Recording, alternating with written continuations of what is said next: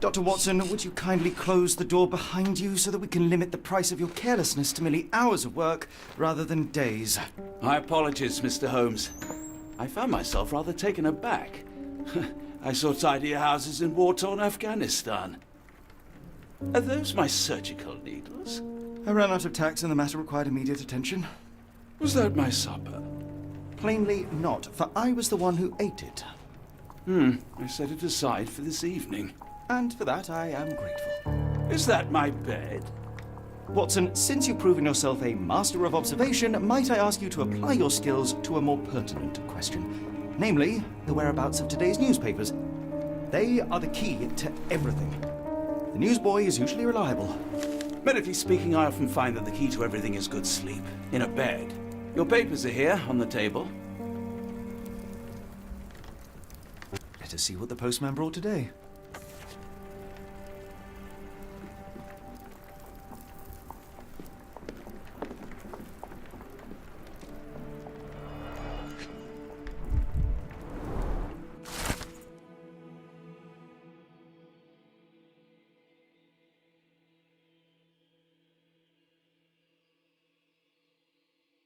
Local gossip, all of it uninteresting. Your order from Barnes' bookshop has arrived, Doctor. Barnes insists on delivering the books to our door, even though we could easily walk to his shop. That's good service. Another letter from Werner. I never reply, but they keep coming.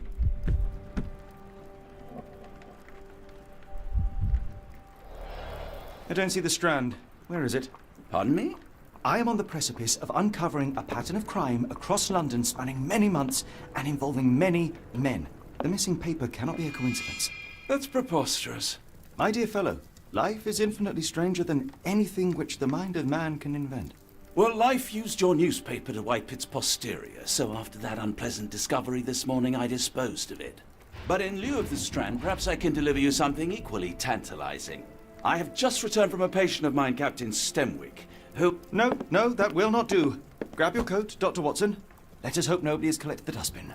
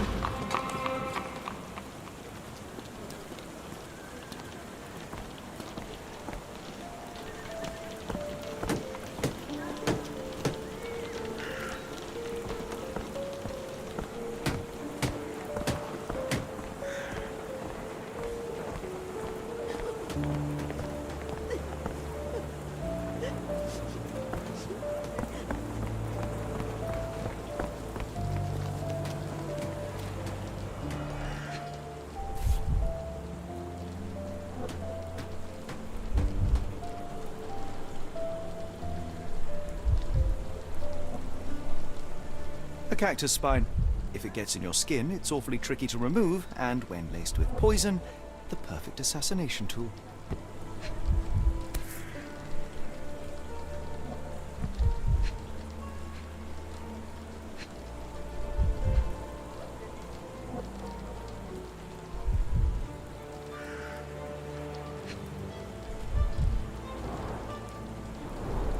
You were mistaken, Dr. Watson.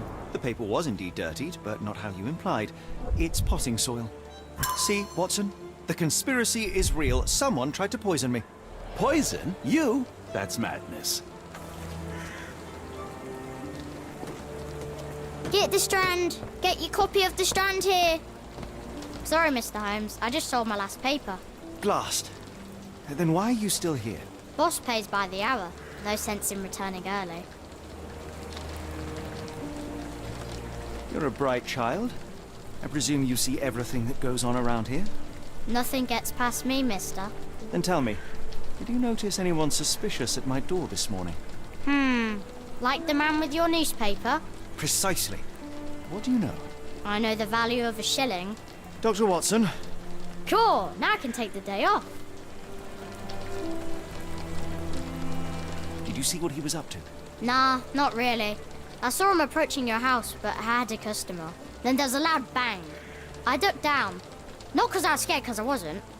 I had to protect the merchandise, and all I could see was him kneeling at your door. Which way did he go? Not sure. I was distracted by customers. Sorry. Can you describe the man you saw? He was carrying a lot of books. Up to his chin they were. Never heard of a well-read assassin. Looks can deceive. Hence the appeal of disguises. All right. You earned your shilling. That'll be all. Thanks, Mr. Holmes. Maybe I could be your eyes and ears, if you have more shillings.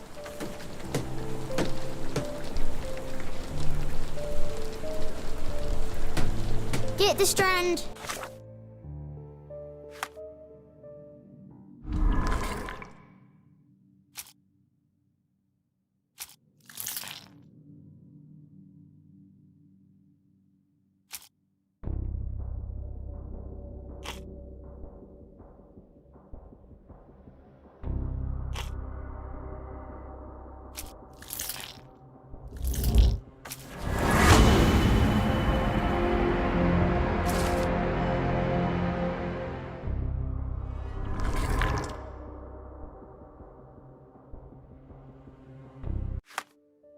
Come now, Copy Mr. of the Holmes. Strand Murder? here. Yes, Barnes has his quirks, but he also has his scruples. Not every pawn knows it's part of a game. Get the Strand! Get your copy of the Strand here!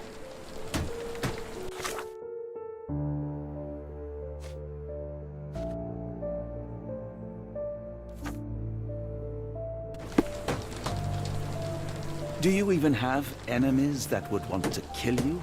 Get Okay, the Strand! perhaps Get your from copy of the Cordona. Strand here! I'll stand watch, just in case the strange man comes back.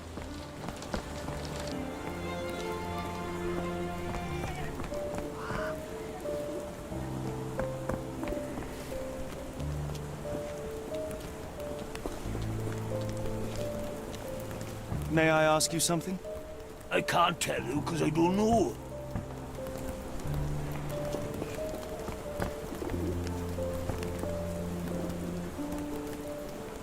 Are you able to help me? Excuse me, what? I'm not sure I know.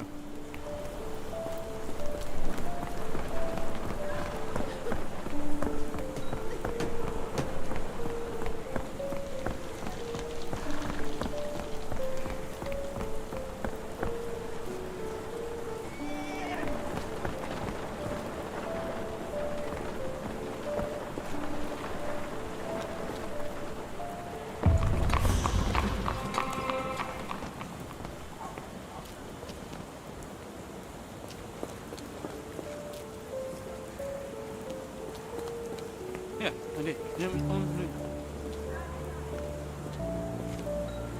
Impressive stature, strong gaze.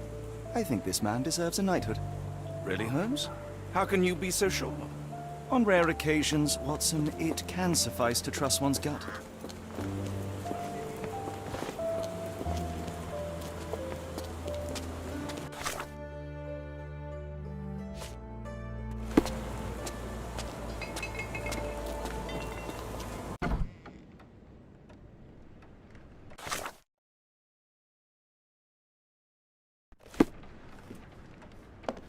Why go through all this scheming to murder you? A spine stuck to the newspaper is hardly lethal.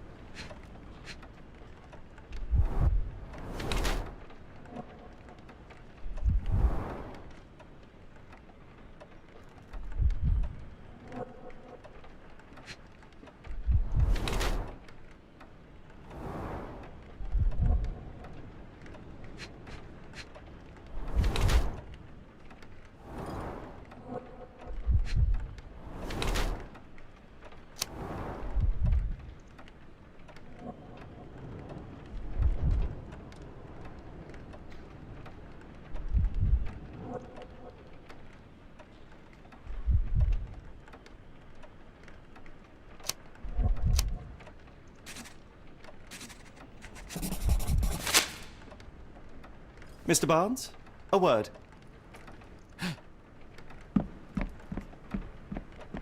Oh, for goodness sake.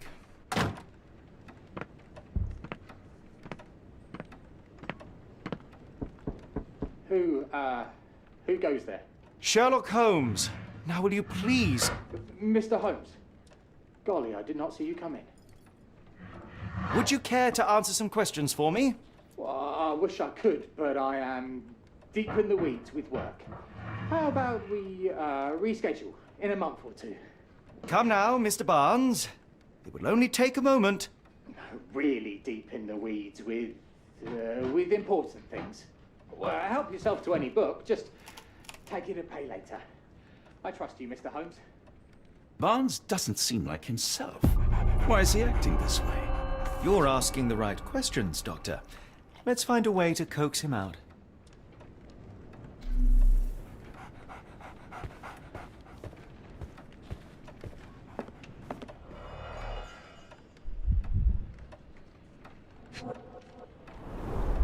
Basics of cryptoanalysis, cryptography in Egypt. It appears Barnes has an interesting hobby.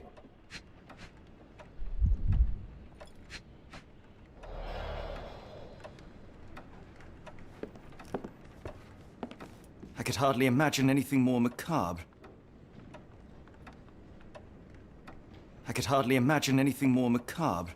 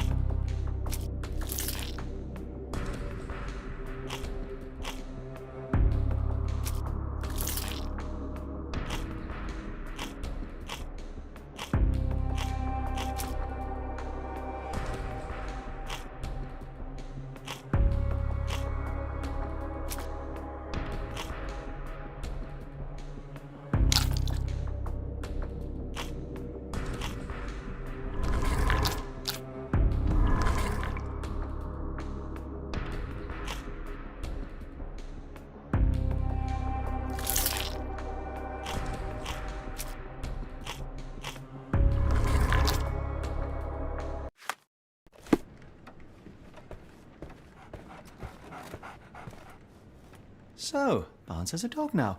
Who's a good boy? Apologies, but I can't hear you. Please come back later. Barnes has always been a little odd, but this is uncharacteristic even for him.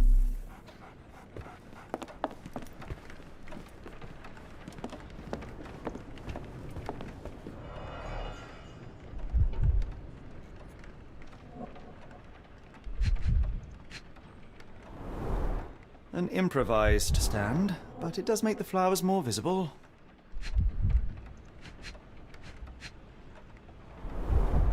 In the language of Mycroft's secret agents, it's a sign. Dried flowers are replaced when the job is done. I wonder who the recipient is.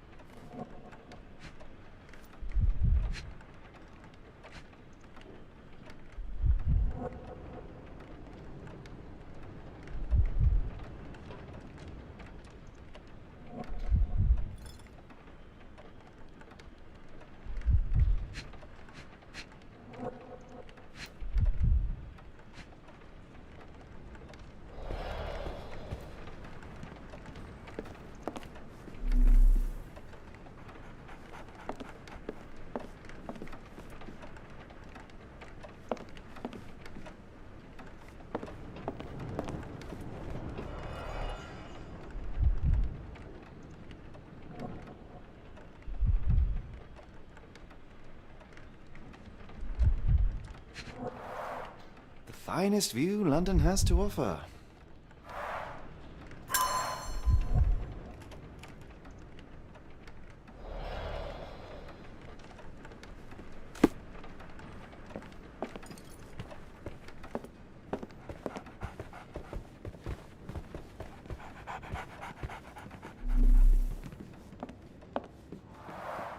The ladder is broken, recently, judging by the freshness of the wood.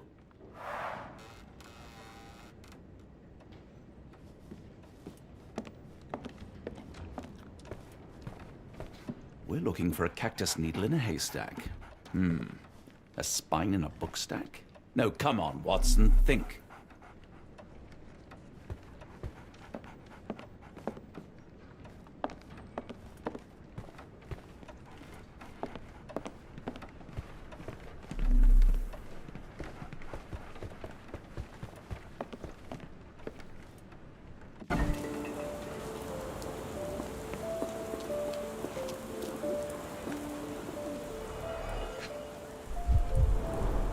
Encouraging people to stop and smell the roses? Our national emblem. God save the Queen.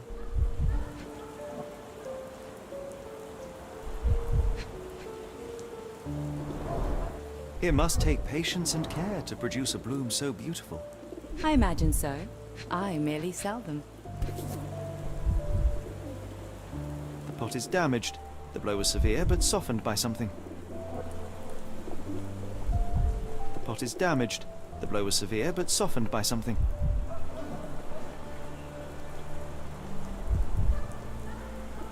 Familiar spine. Is this what I found in my dustbin?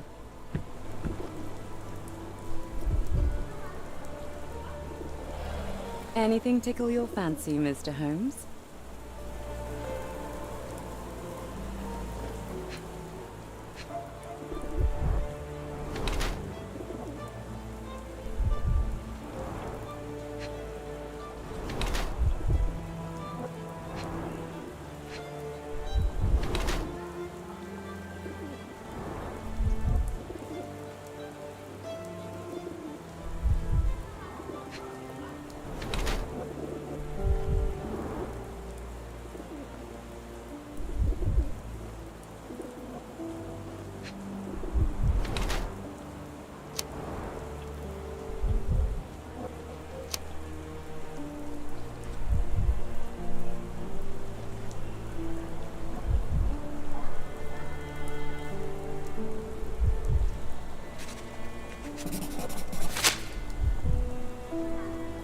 Mrs. Fleming, you look particularly lovely today.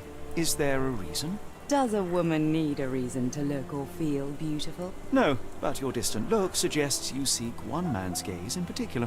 Who told you that? Nobody. Merely a keen eye and some simple deduction. Well, I'll kindly ask you to keep your keen eye to yourself, Mr. Holmes.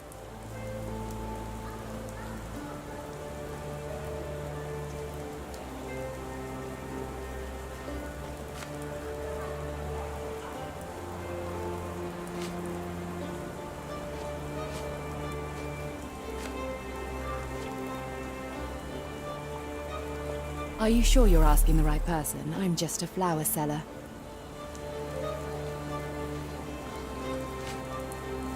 Are you sure you're asking the right person? I'm just a flower seller. Are you sure you're asking the right person? I'm just a flower seller. One of these things is not like the other. Come again? The cactus. Those fearsome spines can prove a devil to remove. And the sap is often toxic.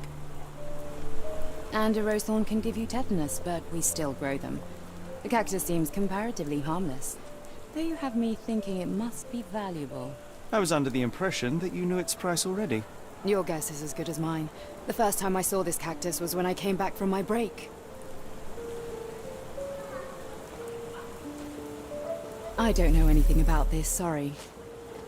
Are you sure you're asking the right person? I'm just a flower seller. What do you make of the flowers in Barnes' shop window? Well, they could use a bit of water. Do they mean anything to you? Mean anything how? I'm not sure I follow, Mr. Holmes. Why do you think they're there? Are you suggesting the flowers are for me? It seems likely, does it not? Oh, I hope you're right. I'm afraid I can't help with that, Mr. Holmes. I'm afraid I can't help with that, Mr. Holmes. Are you familiar with Mr. Barnes? Yes. No, not really. Well, in a way. What on earth does that mean? I know who he is, of course, but we haven't shared much more than a look. A look? Yes. Each morning I go for a walk in the park with my dog, and most days I spot Mr. Barnes there with his new puppy. So we see each other. Actually, we once met briefly while our dogs played. He was quiet and seemed unsteady as he approached. But since then, we've never spoken. I often see him staring through the shop window. Sometimes I wonder what he thinks about that would etch such longing onto his face.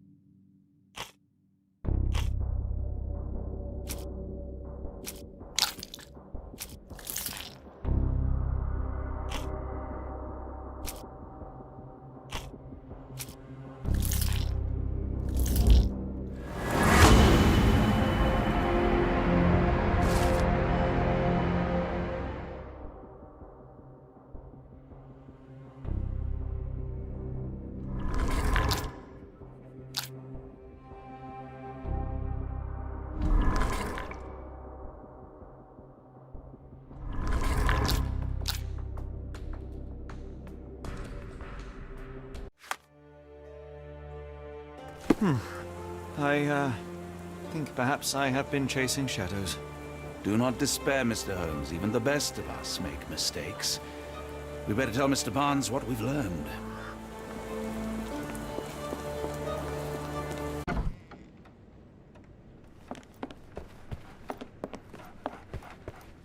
Mr. Barnes, I know what you did, and I know why you did it.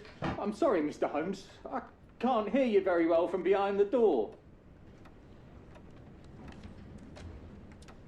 You ordered a cactus from the plant catalogue and then left it for Mrs. Fleming as a gift. You place flowers in the window to get her attention and wear high heels to appear taller and more desirable. You are her secret admirer.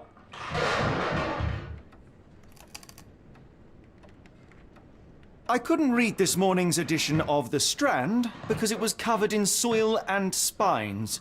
I know you dropped a cactus on it and then fled. Barnes, it's Dr. Watson. Rest assured we are not interested in disclosing your personal affairs to anyone, including Mrs. Fleming. Please come out. All right, then.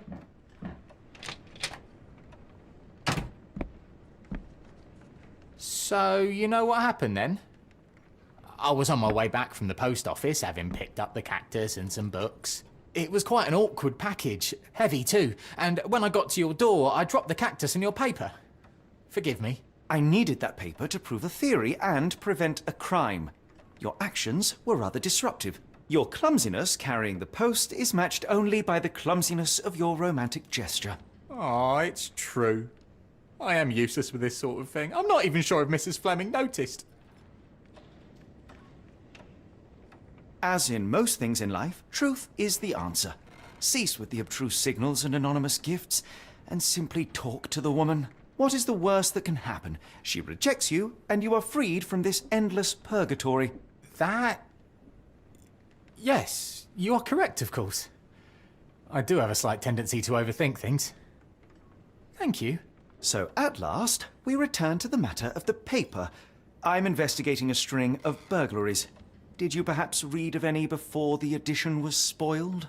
I don't recall, but you're welcome to read our copy for yourself. You had an issue of The Strand here all along? Well, naturally. I am a bookseller. I have a subscription to every magazine and newspaper in London. So you ought to be familiar with the concept of burying the lead. Oh no, my apologies, Mr. Holmes. I'll make it up to you however I can. I am an expert on obscure languages and translation and. Yes, okay. Just give me the paper.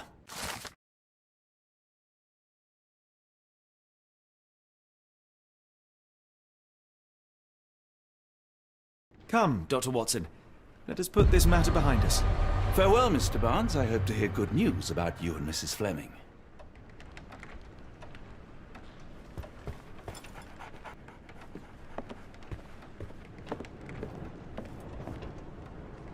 Well, that was an utter waste of time. An assassination did seem rather unlikely.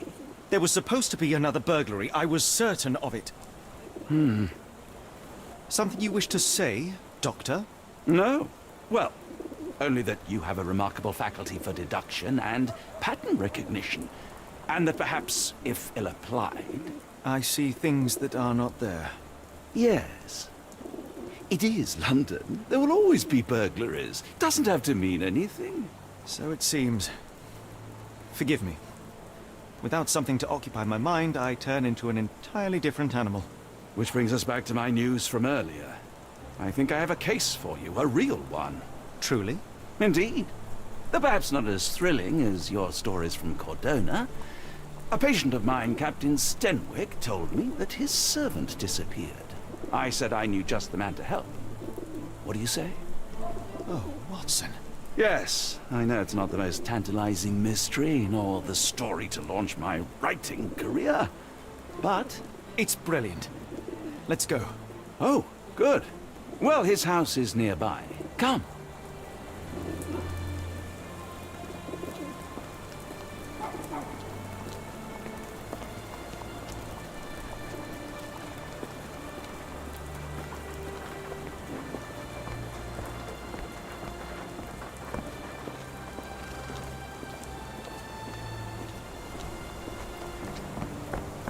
Not much further now.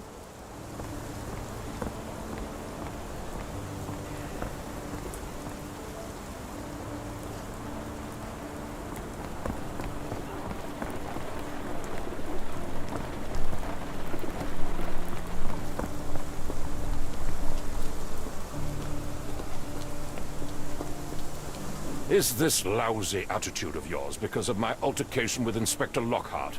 Did he put you up to this? Sir, the Inspector has nothing to do with it. I'm telling you the same thing I tell anyone seeking a missing person. Good day, gentlemen. Forgive the intrusion. Captain Stenwick, this is my colleague Sherlock Holmes, the consulting detective I told you about. At last, a professional. This useless officer refuses to do anything about Kimmy here, my missing servant. What was your name again? I shall be certain to inform your superiors. Sergeant Ruffles. And it's my superiors who made this decision, sir. Have there been other disappearances lately? Of course, here and there. But when life is tough and opportunity comes knocking, you can't blame those who answer. Why has the police department decided not to help?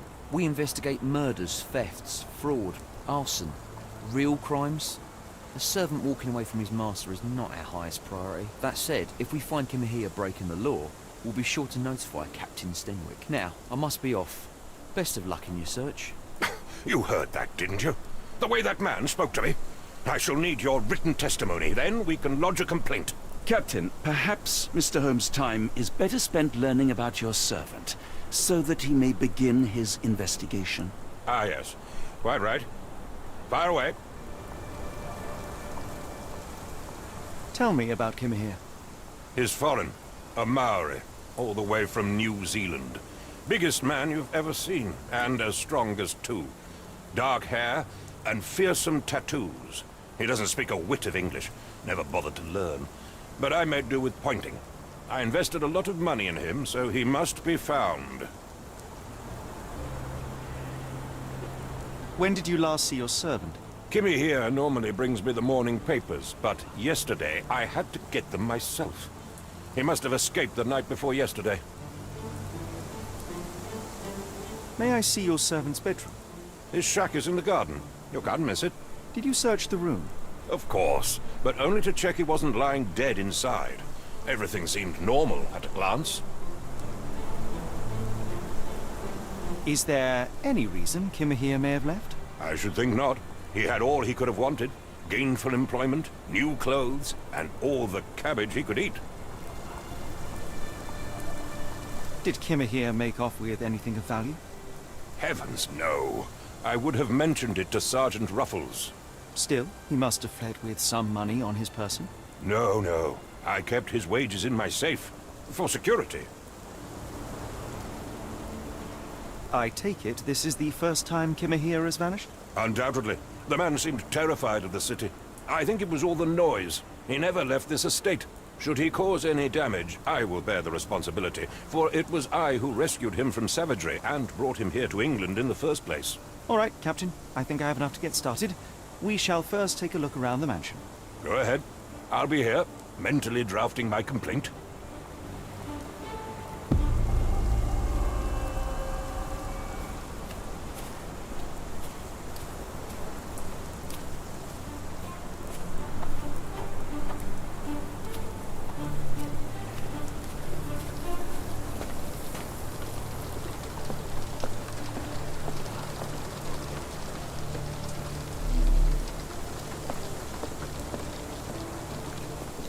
Stenwick makes his servant live in a tool shed. You think you know someone.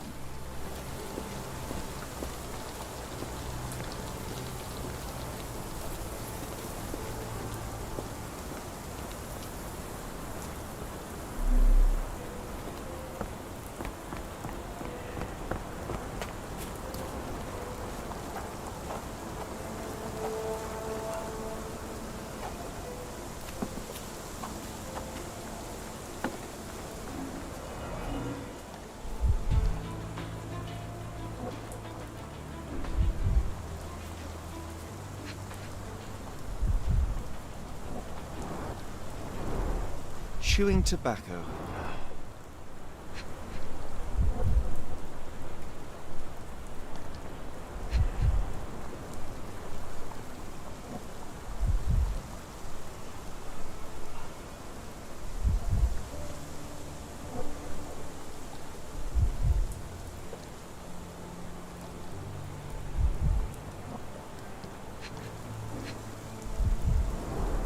A shoe print, roughly size 11. With a worn-out sole. These are a workman's boots.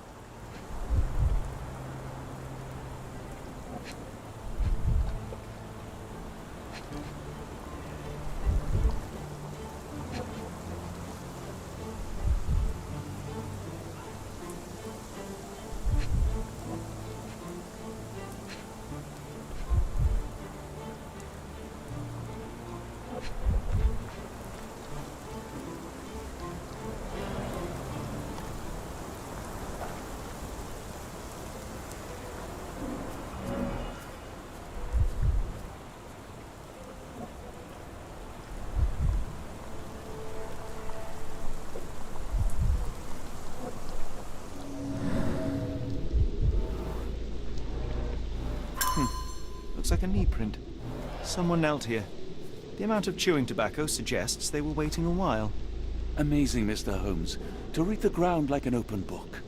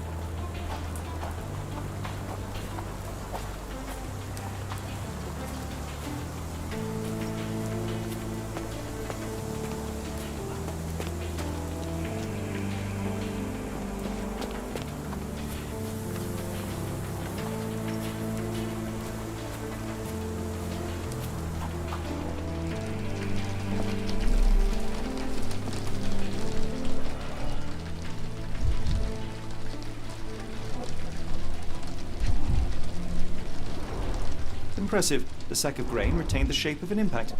Someone hit their head here.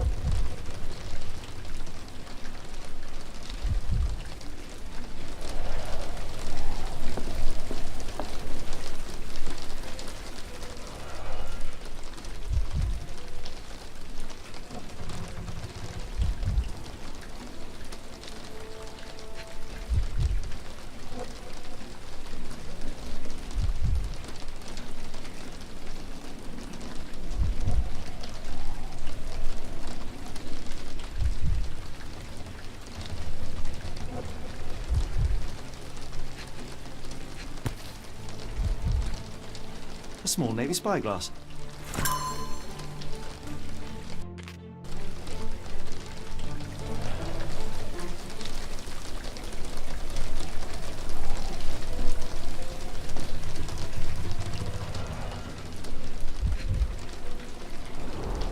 A scrap of Hessian.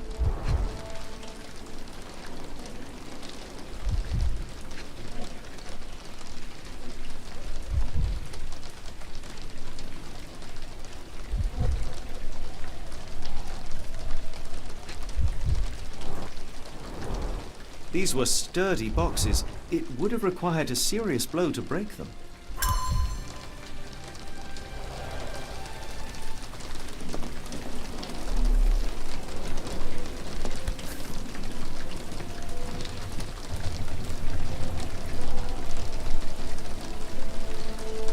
A Maori nose flute. Ngurus, they're called. Clothes made of Hessian. Is Sten really so miserly?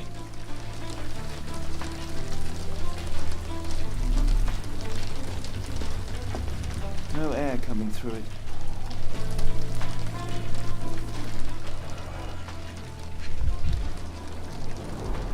Button chops. The remains of a meal.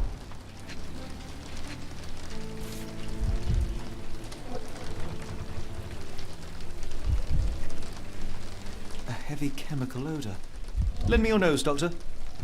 Ah, I'll never forget that smell after my time in Afghanistan. That's an opioid, Mr. Holmes, a narcotic.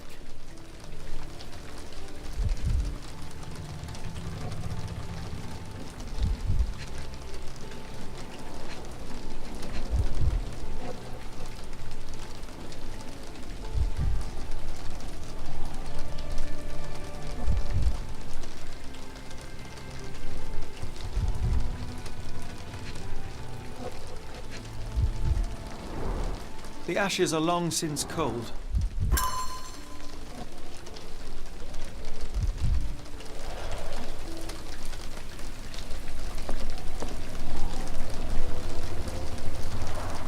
Is this a taniwha, a Maori water spirit, or something else? Either way, it's giving me chills.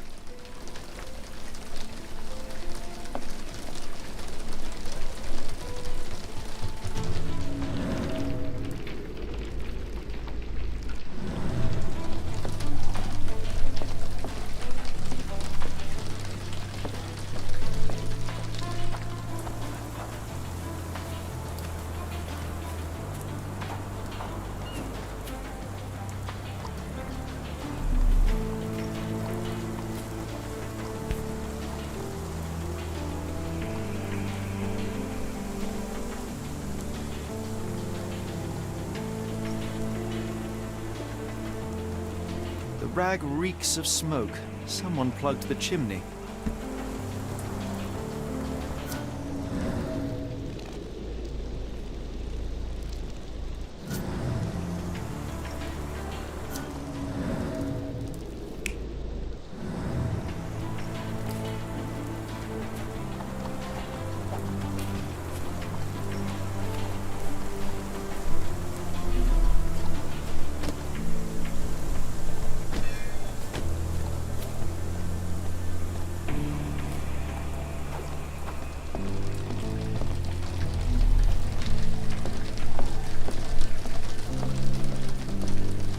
No air coming through it.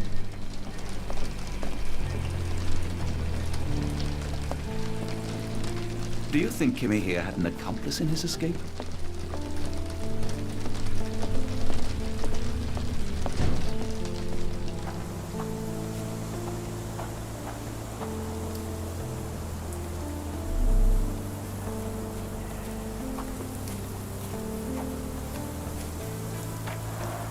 This lock is quite unusual.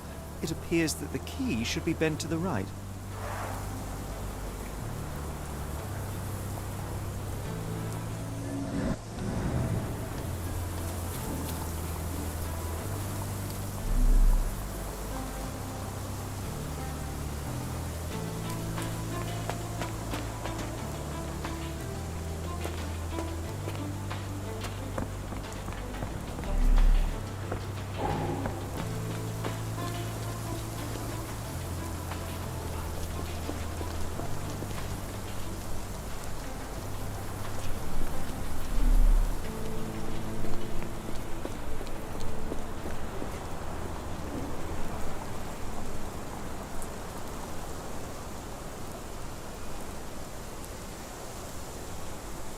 The door to your garden has an interesting lock. Yes, I have uncommon locks on every door of my mansion. It makes them harder to pick. Kimmy here and I both had a set of keys. I'll need to borrow them. No, you'll need to do what I tell you to do. Examine the garden.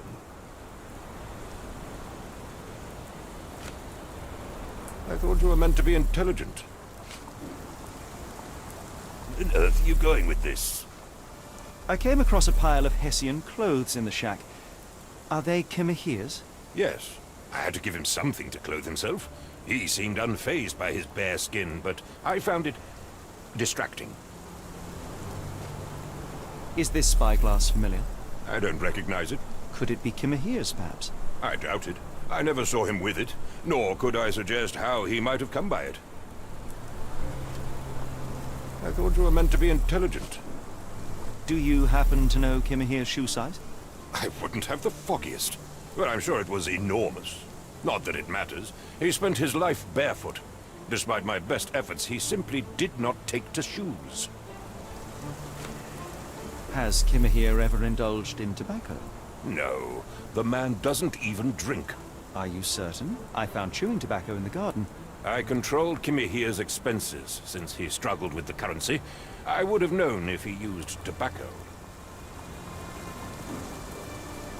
Why are you still here?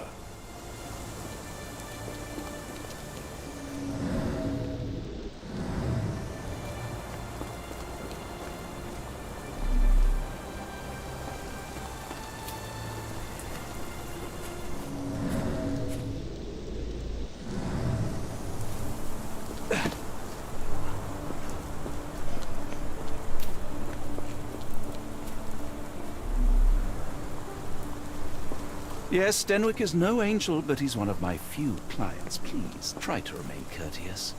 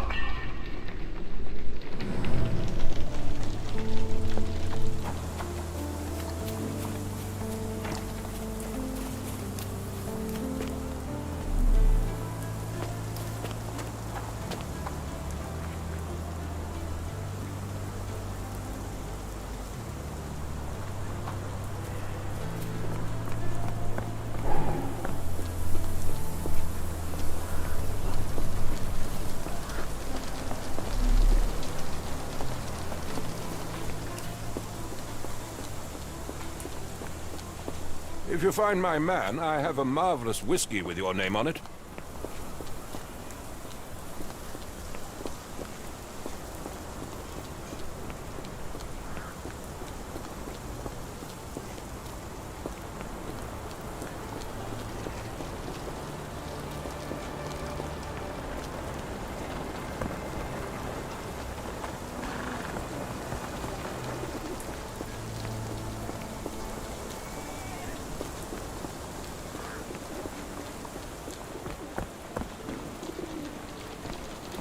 Can I ask you a question?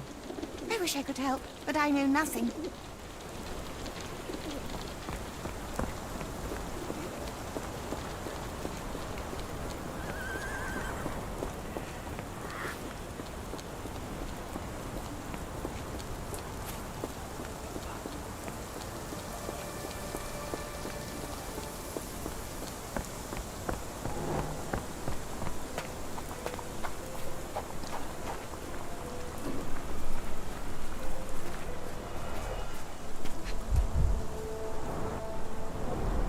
Chewing tobacco.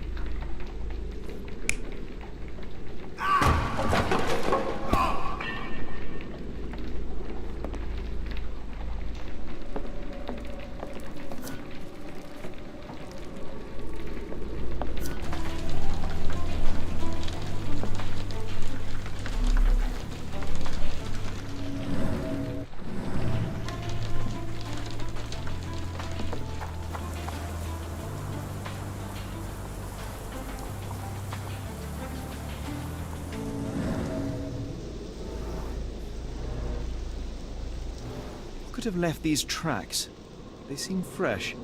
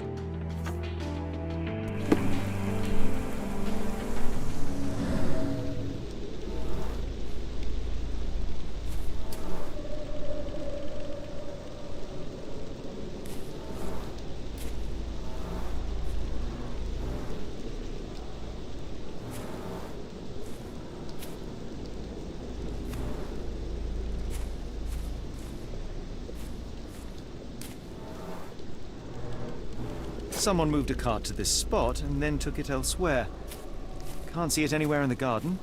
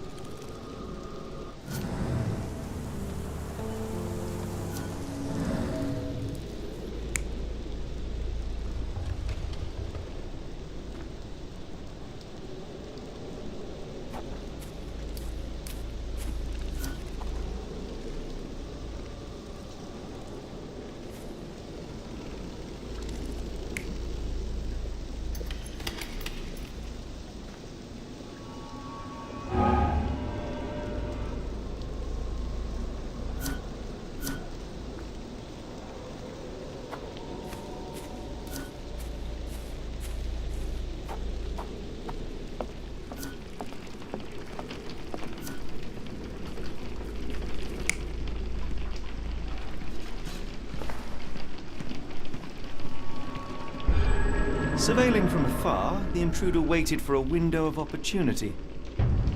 When Kimahir went to sleep, the man crept up to the shack and slipped narcotics down the chimney pipe, then blocked it with a cloth.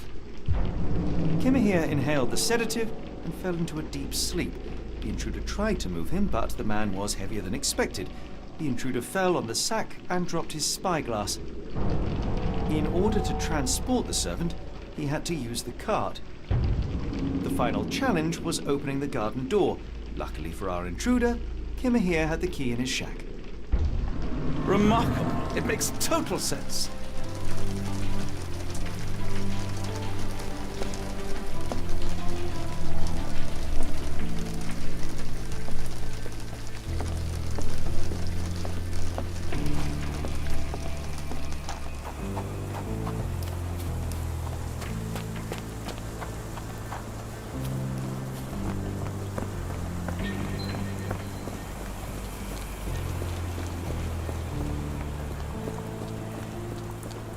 You'd best have found something by now, gentlemen.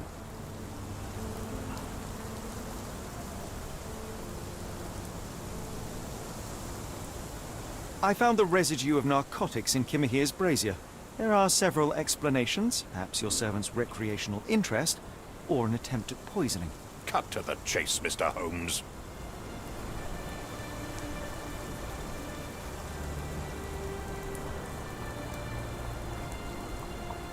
I fear that someone may have spied upon Kimahir. Likely the owner of the spyglass I found earlier. It appears they were watching for some time, as there was an impressive amount of chewing tobacco on the ground. And your point? You said that you checked the shack earlier. Did you notice the cart tracks near it? Now, one ought to expect a servant to make regular use of such a thing. Indeed, I would have overlooked the detail were it not for the cart's absence. If, as you say, Kimahir never leaves your estate, then where did it go? I expect answers from you, Mr. Holmes, not questions. I won't keep you in suspense any longer, Captain. Kimahir was abducted by the owner of the spyglass. When your servant fell asleep, he slipped a narcotic into Kimahir's brazier to make him sleep even more soundly. In order to carry a man as large as Kimahir, the intruder stole the cart and rolled him right out of your garden. Now, hold on. All this simply to tell me what I already know? Why haven't you found him yet? I only arrived a moment ago. It is, frankly, incredible that I have already deduced so much. Every second you dawdle here, waiting for me to stroke your ego, is another second wasted. I'm not interested in the how, the why, or the who. I am only interested in recovering my investment. Spare me the claptrap, boy, and go and fetch my servant.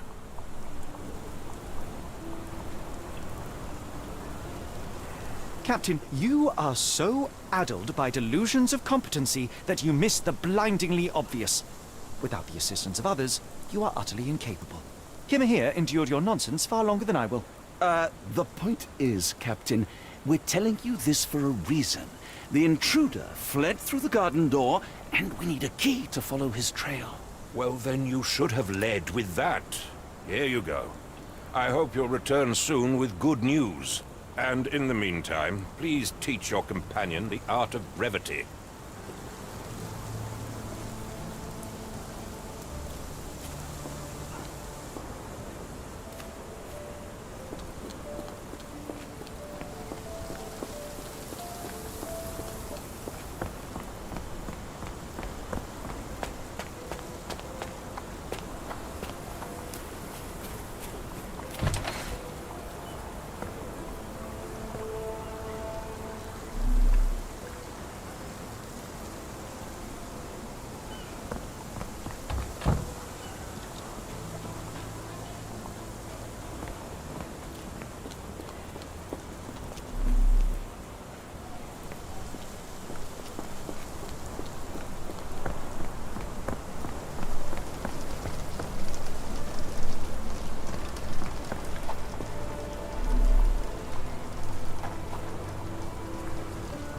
Stenwick makes his servant live in a tool shed. You think you know someone.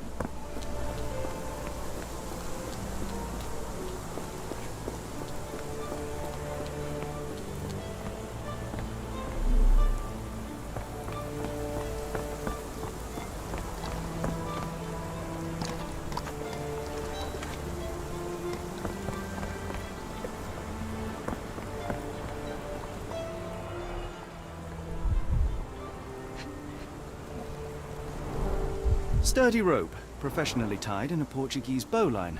This knot is often used by sailors to create a bosun's chair.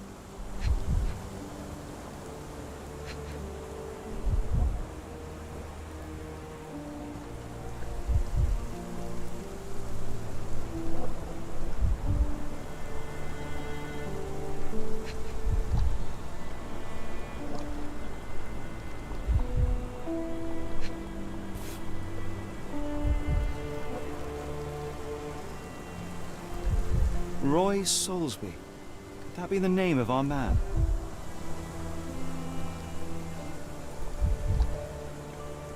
A strange substance. I have my suspicions based on the color and consistency, but would you care to hazard a guess, Doctor? Well, it's odorless, but from the way it absorbs water, I'd say saltpeter. Then we're in agreement. Well done.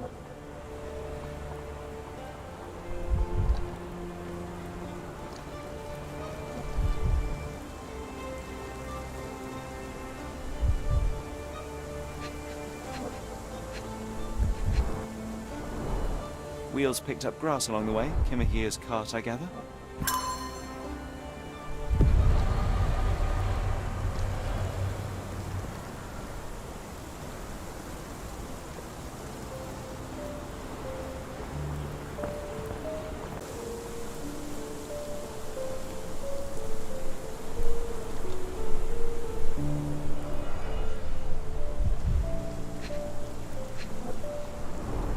A large pile of horse droppings.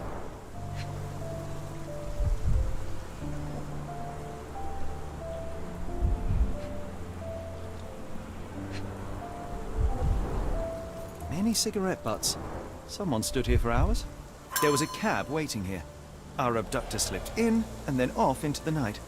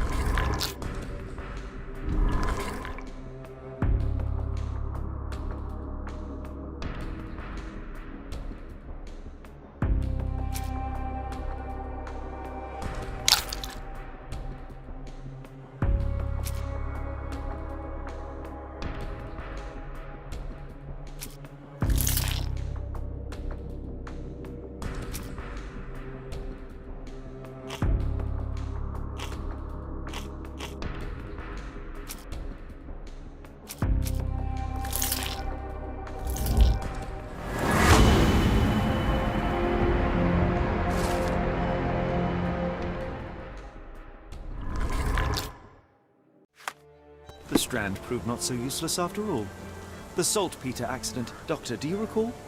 The Port of London, of course. The footwear, the spyglass. Indeed. We shall need to take a cab there.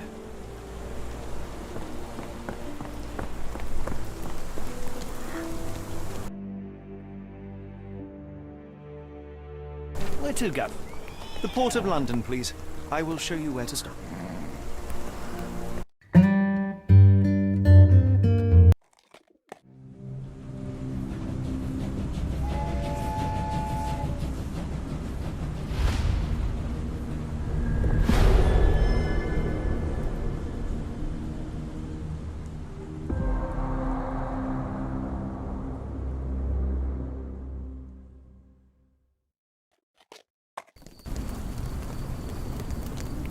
Mr. Holmes, what a compelling mystery we have stumbled upon. Perhaps I have the premise of my next novel.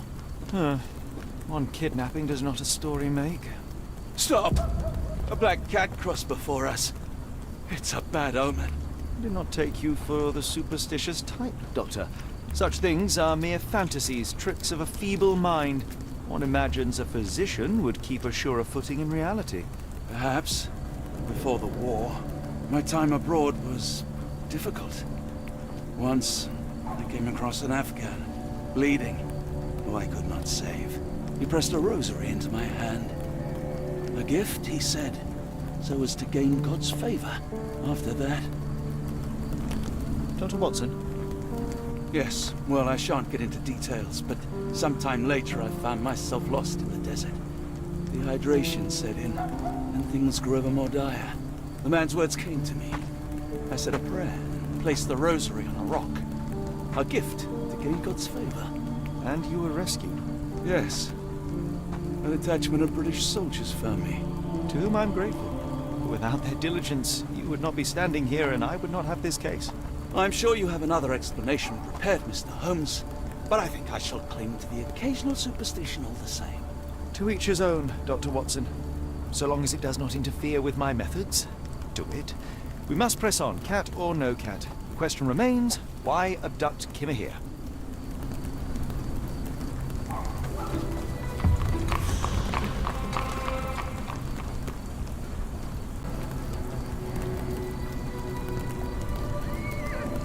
It appears that the saltpeter explosion rattled the locals. Can't blame them for staying at home.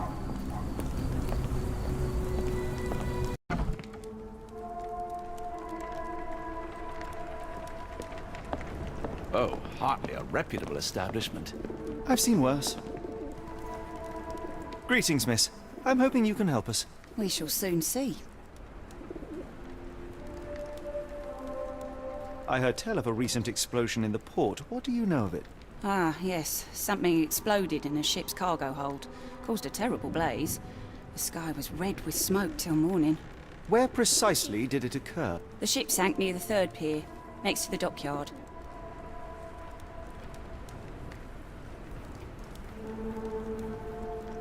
My colleague and I are seeking a burly man, above average height, with workman's boots.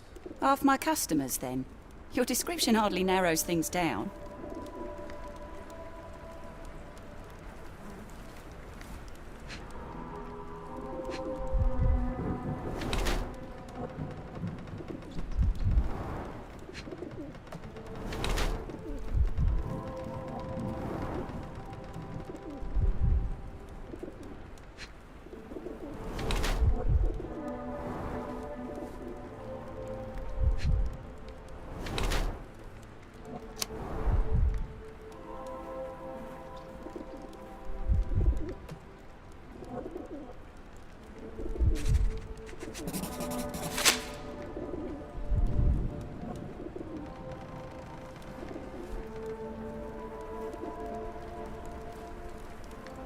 Your clothes are already tight and soon they won't fit at all. How far along are you? I thought I'd hidden it better. How did you know? Are you a doctor? In a manner of speaking. He's not. He merely has the ego of one. I apologize, miss. Mr. Holmes is fond of his observations, but I am the doctor here, not him. Do you need any help? I'm fine, thank you. Would rather not discuss my condition, nor let word of it spread.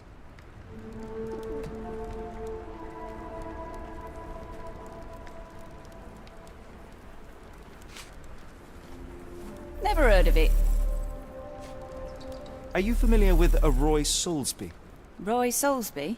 I know the name, but he's not one of my regulars. My guess is that he works somewhere around here. What can I get you?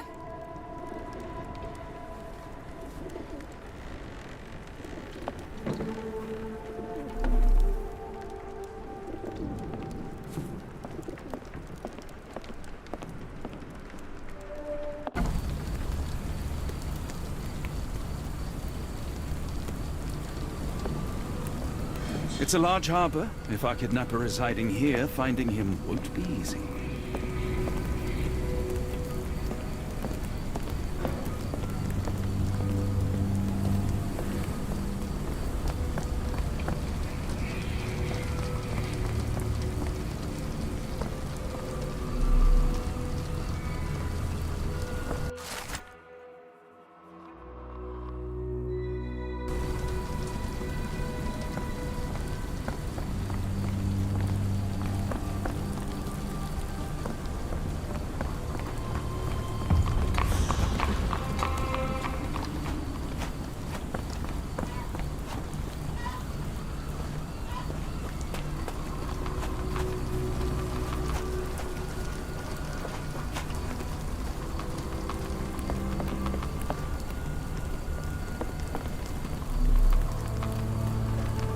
How can I help? I could try and flag someone down.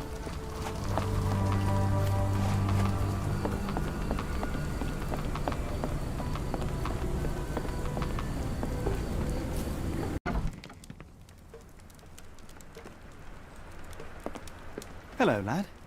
Is this where I may find Dea? You read the poster? Yes? You know where my brother Girves is? Sadly, no. Well, not yet. Where did you last see Girves? He worked at a, warehouse. This man, Roy Soulsby, gave him the job. He paid him a necklace.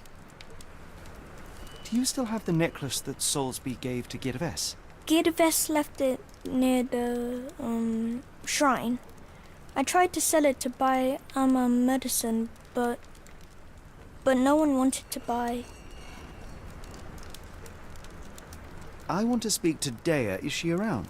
Amma, my mother, she got sick after the fire. Big red smoke. She couldn't breathe, so I took her to the doctor. Now I am in charge. How would you describe this Soulsby? He was big and strong. He had a big scary eye. Scary, you say? Yes, like it was made of metal.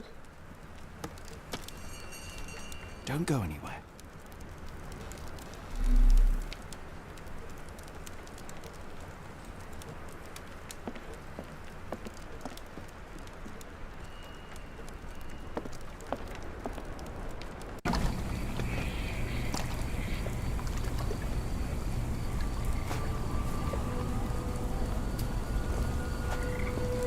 If we stay out much longer, I'm going to need some supper. Do you feel like a meat pie?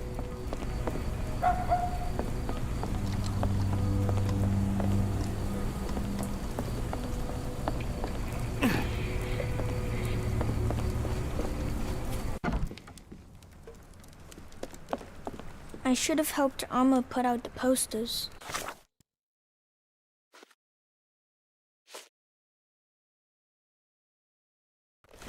If she hadn't been in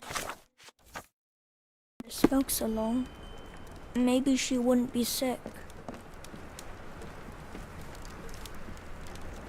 I'm sorry about my English. I try hard.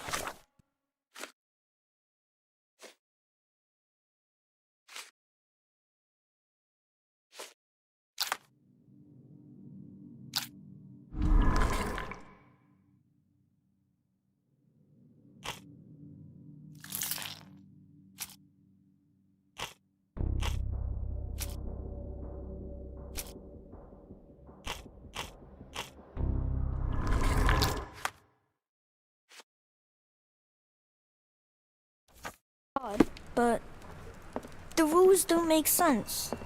It's stupid.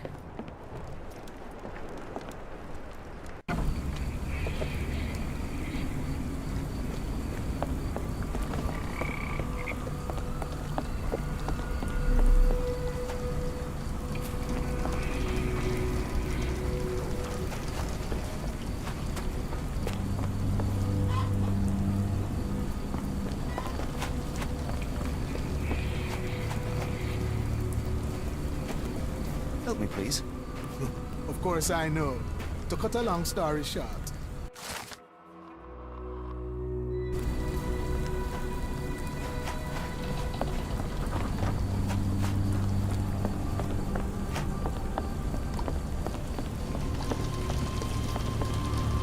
Can I ask you a question? I don't think anyone here knows the answer. You should ask someone else.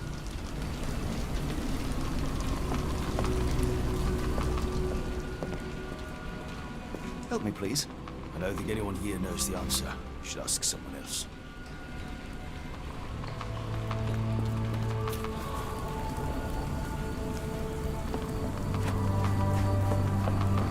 Can you satisfy my curiosity? I don't think anyone here knows the answer. You should ask someone else.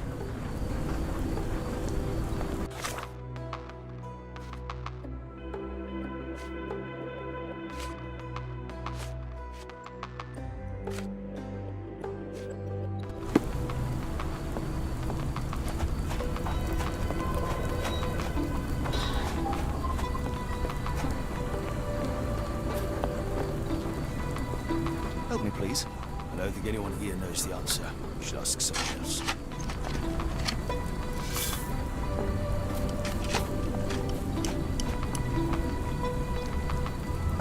Is this familiar to you? I don't think anyone here knows the answer. You should ask someone else.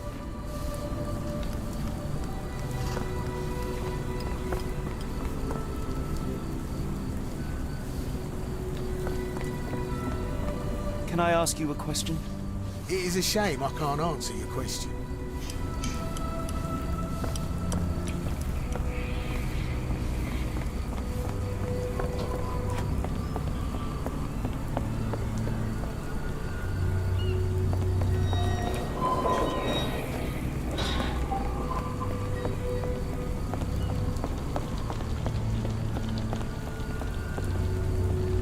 Is this familiar to you? Of course I know. To cut a long story short.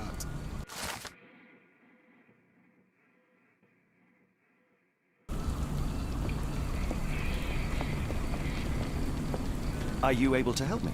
I can't help you with this.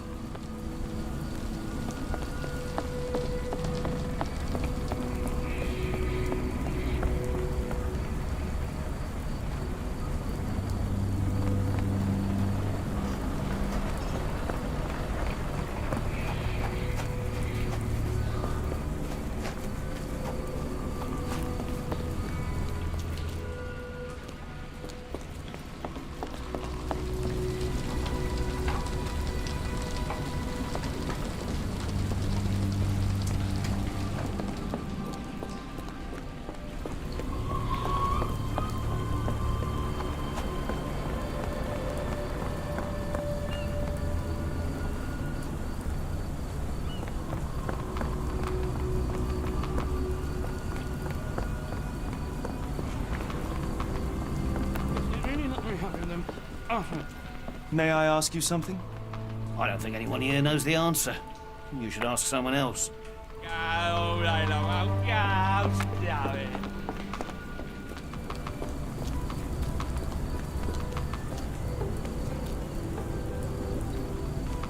Excuse me, just one question.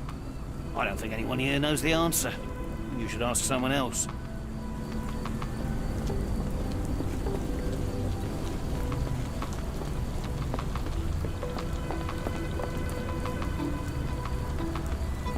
May I ask you something?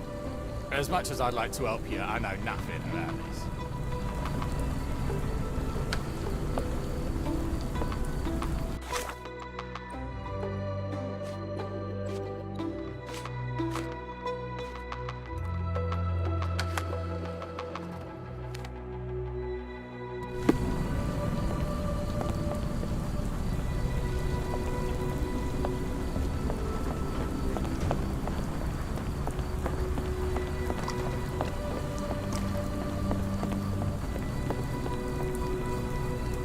not in the mood, mate. Shoo!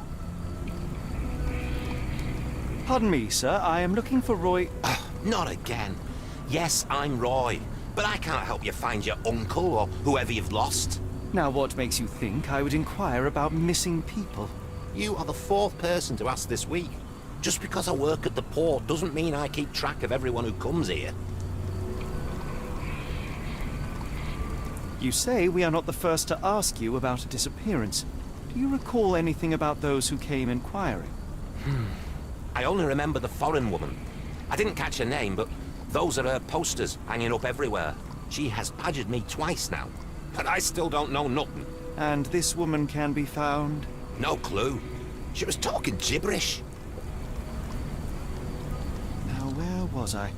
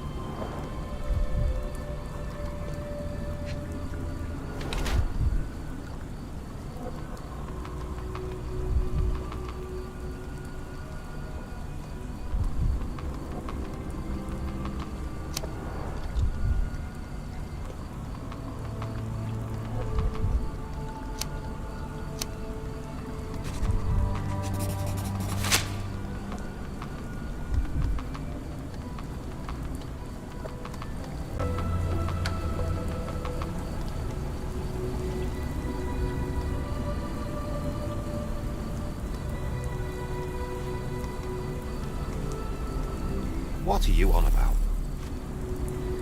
What are you on about? Can't help you there, mate. Have you seen this before? My card? Where did you dig that up? At a crime scene near Baker Street involving a young servant's kidnapping, I might add. No. Someone used it without my consent. How else would it end up there? What are you on about? I have been told that you hired Dea's son, Girves, right before he vanished. His brother also said you had a metal eye. What do you make of this? Tell that him to stop making things up. That boat explosion stopped most traffic coming into the port. Guess I'll be without work for a while.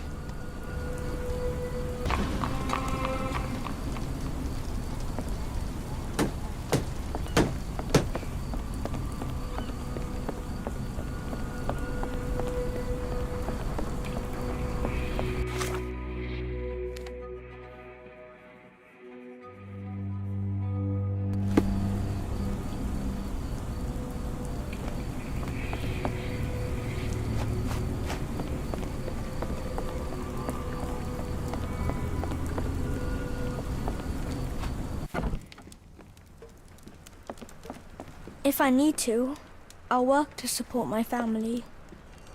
Just like my brother.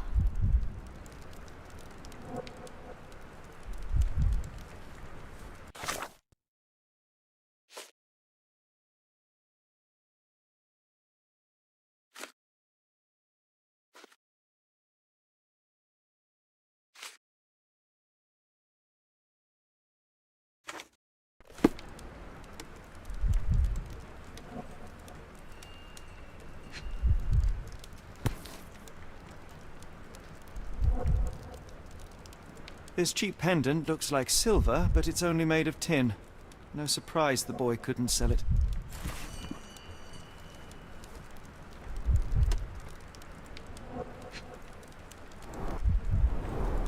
I miss Girves. Do you think he's okay?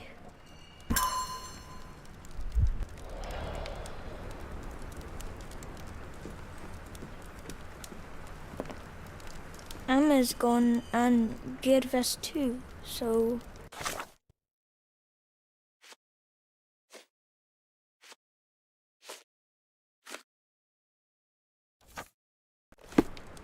I will be staying here. Emma's gone and Girves too, so I will be staying here.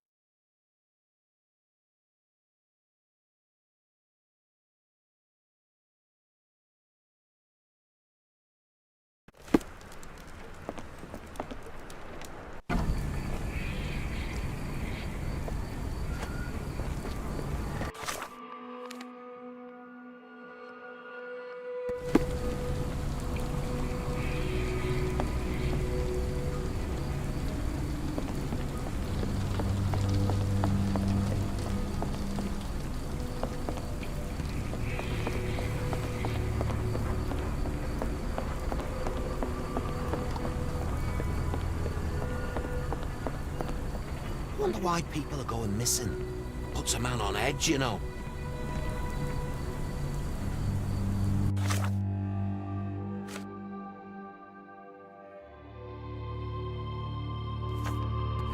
I could do with a pint of the cursed mermaid. With the thought of walking in this fog.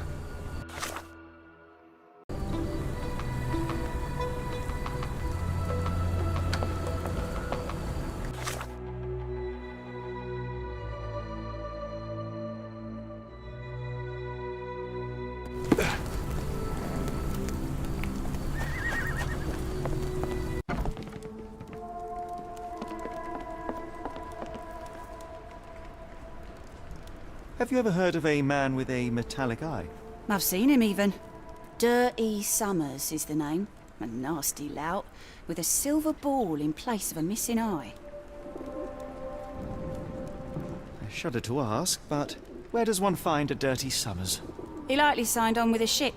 I am not one to spy on others, let alone him. I see. My advice, keep away from him.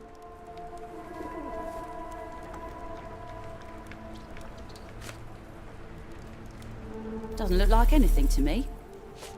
Have you been drinking? Never heard of it. Doesn't look like anything to me. Doesn't look like anything to me. What do you know about this poster? A foreign woman asked to put it up. She's plastered them all over the port. Any clues as to her whereabouts? None. It was hard to understand what she was saying.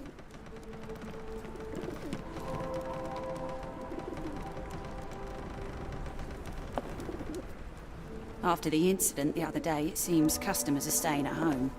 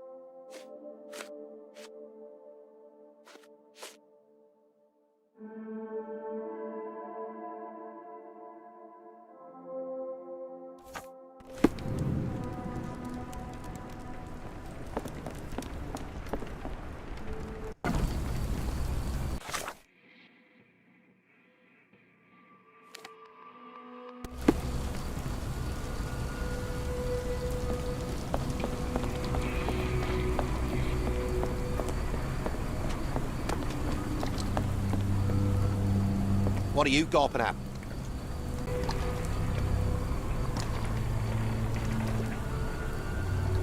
Mr. Soulsby, you know more than you're letting on. What makes you say that?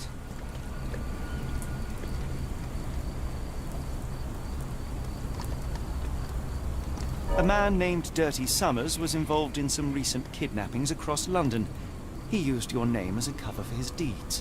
What? Really? That doesn't mean I'm involved, though. Boulder Dash. Sorry, you lost me there. I shall take my leave.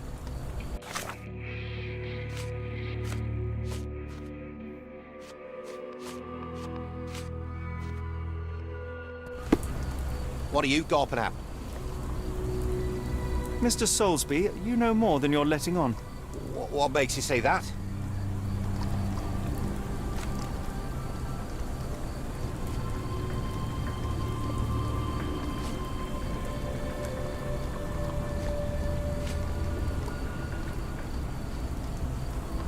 A man named Dirty Summers was involved in some recent kidnappings across London. He used your name as a cover for his deeds. What? Really? That doesn't mean I'm involved, though.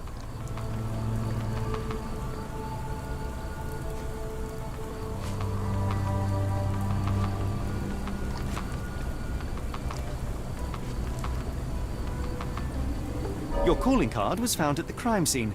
That's enough to make you a suspect. You cannot be serious.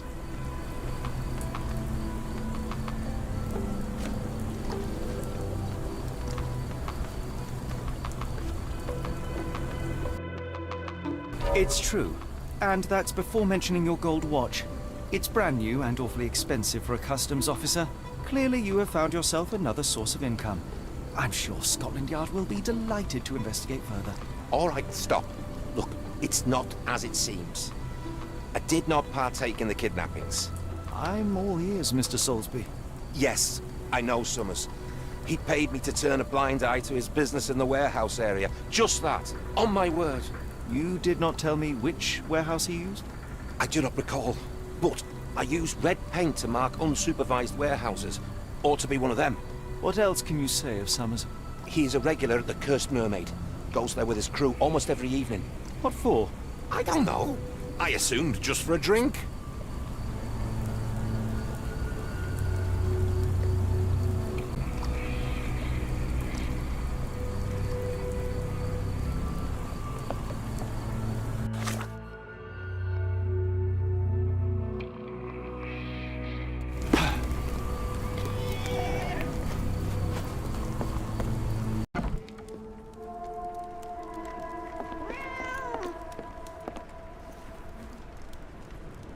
Why do I have the feeling that you know more about Dirty Summers than you're letting on?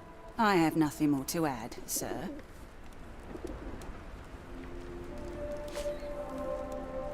Enough. I have hard evidence that Summers was involved in recent kidnappings across London. I'm not surprised. So what?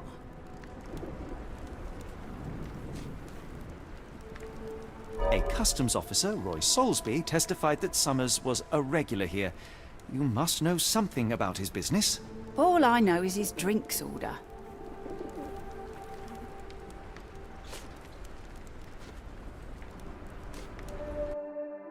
If the lives of the missing do not concern you, then I would urge you to think about your unborn child. Are you threatening me? Nothing of the sort, but that doesn't mean that there won't be consequences for your silence. Everyone knows you happily served Summers and his crew. Should the police come knocking, you'll be the one going away. And none of us wish to see you raise a child behind bars. Now, spare yourself the trouble and tell me all you know. Okay. Summers hired my private room. I think he used it to recruit people, but I haven't seen him in a few days. He paid me cash, so I paid him no attention. Nor did I touch anything inside. Here's the key, go and do what you will. Just leave me out of it.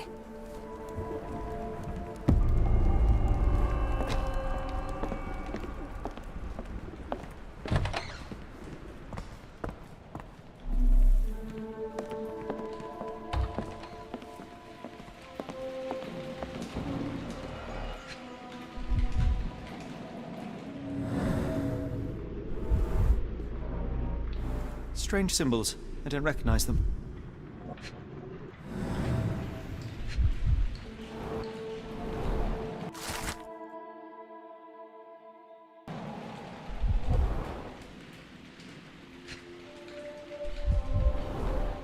5 shillings. That won't go far.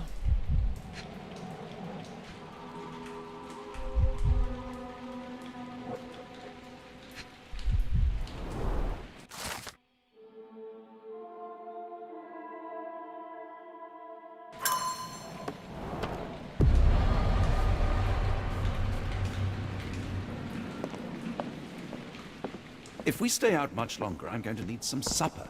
Do you feel like a meat pie?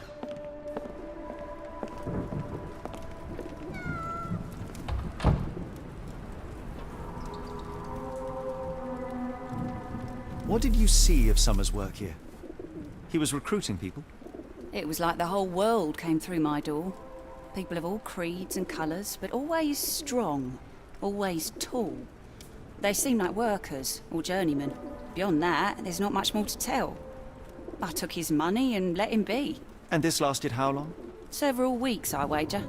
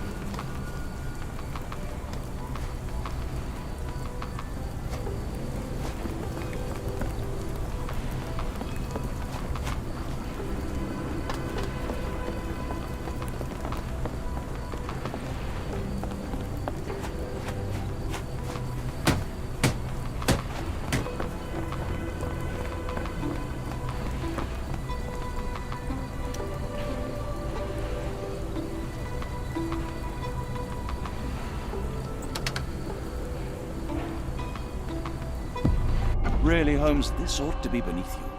As my brother would say, it is for the greater good.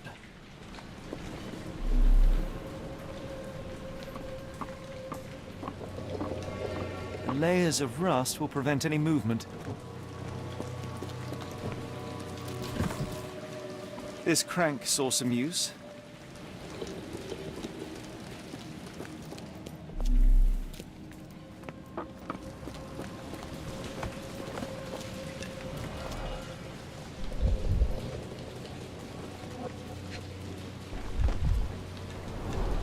Good quality, but torn in many spots.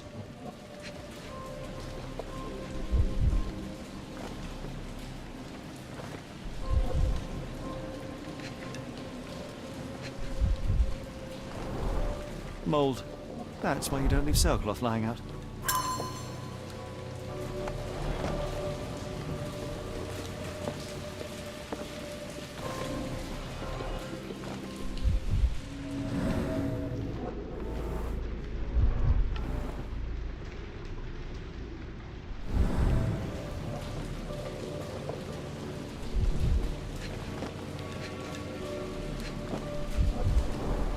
There are a couple of marks on this end.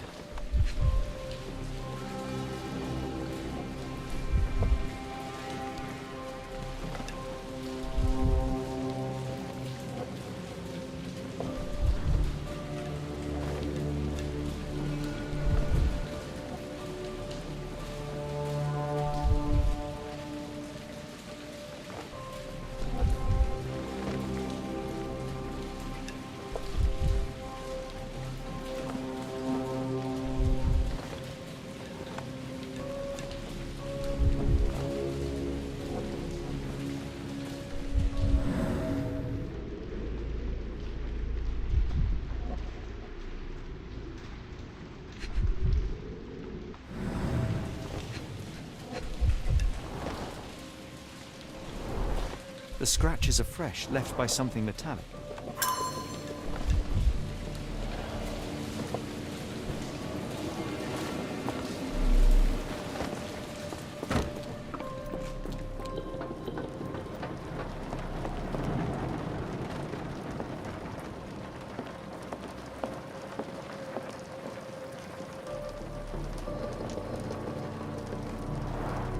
It's stuck. No one's used it in a very long time.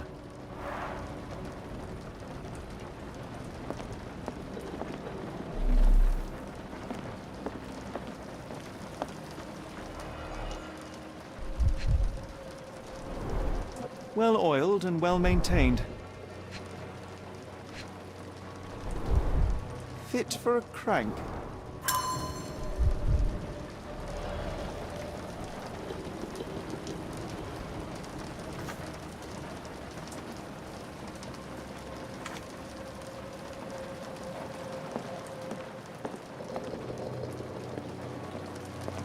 I can't do it with my bare hands.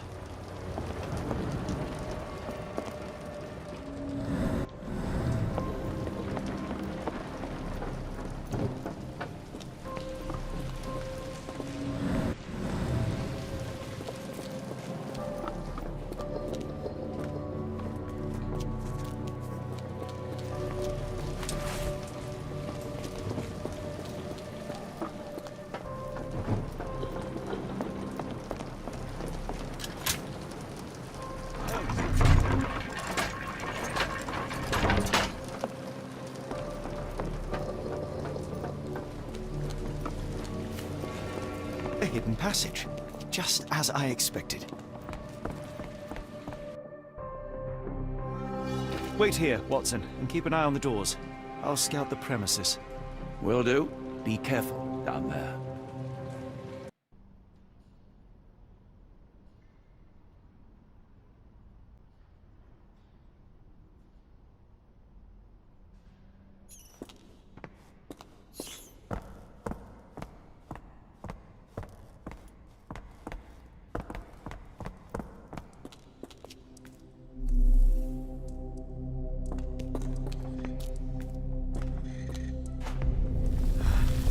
Wait, what's happening?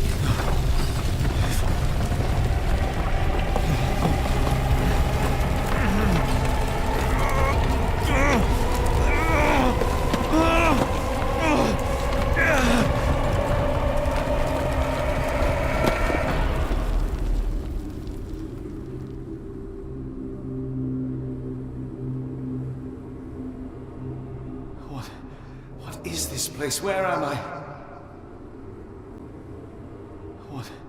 What is this place? Where am I?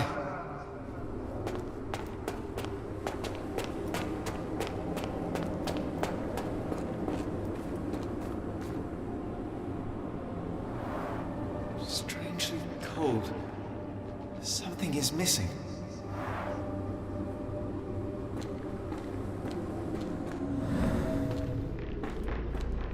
This cannot have been under the port of London all along. Is it an illusion?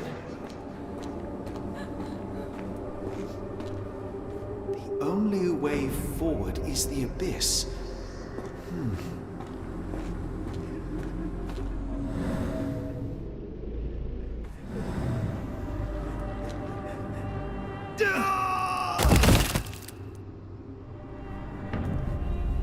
Phew, I didn't die. It is icy cold and pulsating.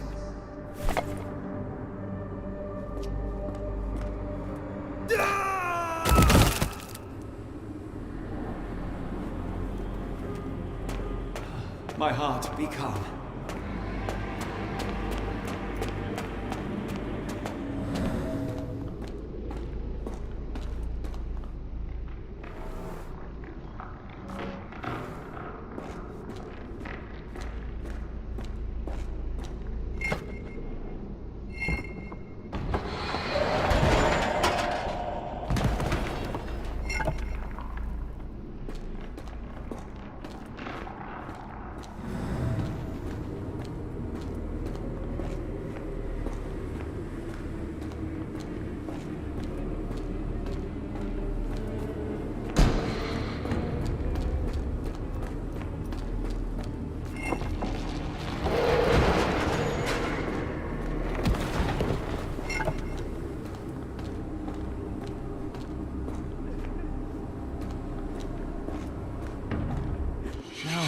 somewhere else.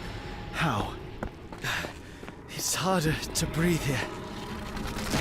What is that?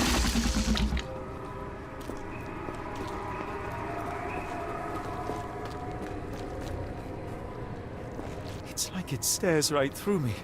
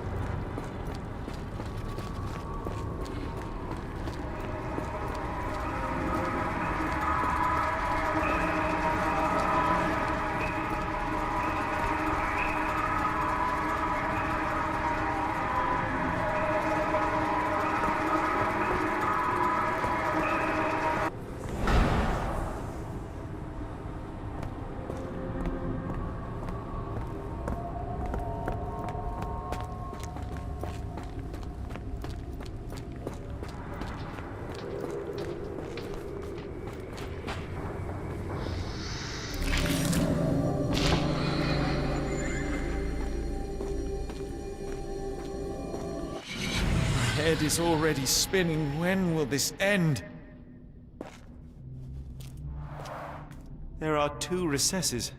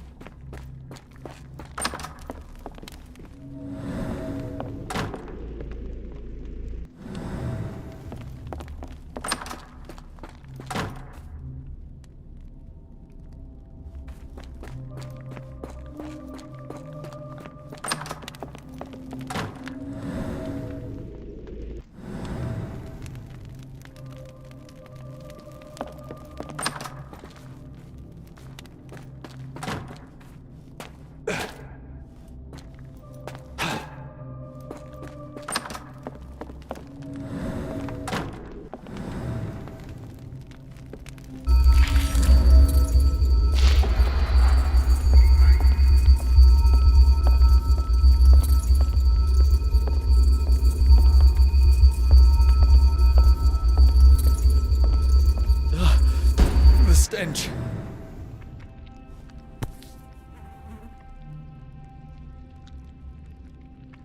A strange stone.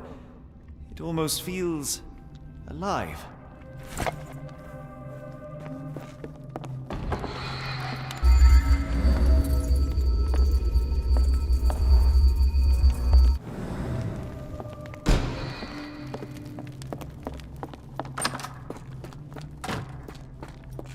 One down, one to go.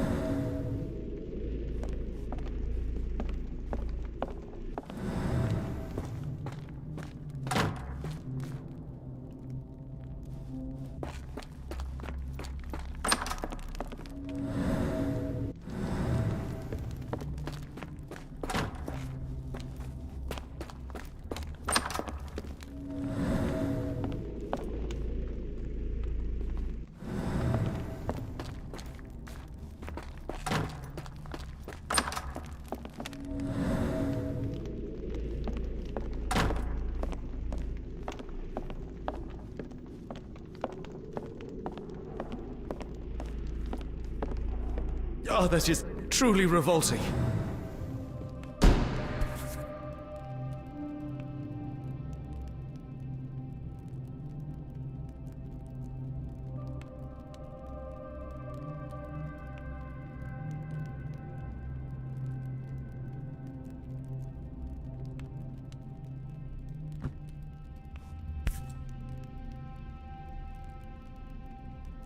Frozen and pulsing, almost like it has a heart.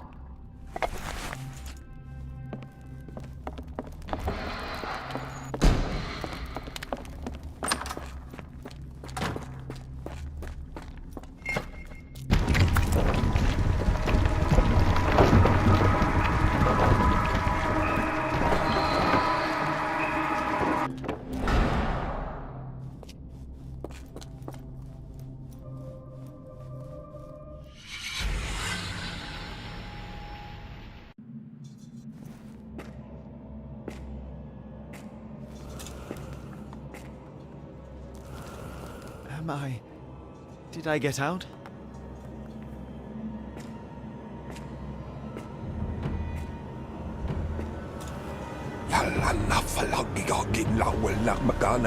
John? What is it, Holmes?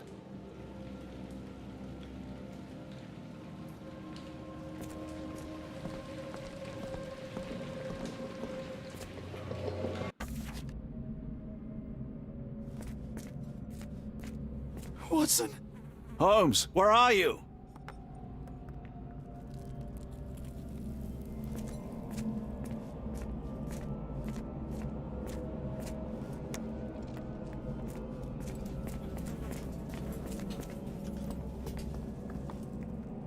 Holmes? Holmes? Are you all right? Fine. Watson, I'm fine, thank you for asking. Fine? By Jove, you should have heard the way you called out my name. It was just a game of shadows.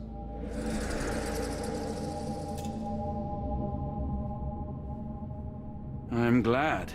This place gives me the chills. What are we dealing with? Something that's finally interesting.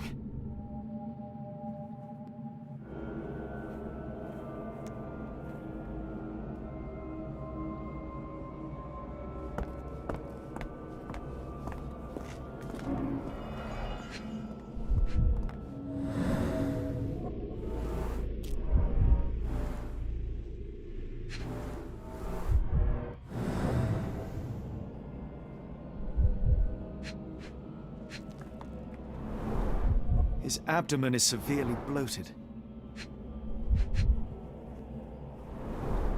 Cyanosis of the lips, marks on the neck. This man was strangled.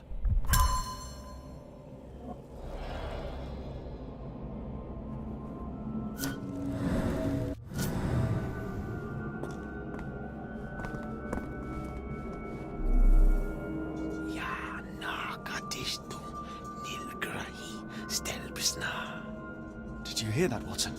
I hear you.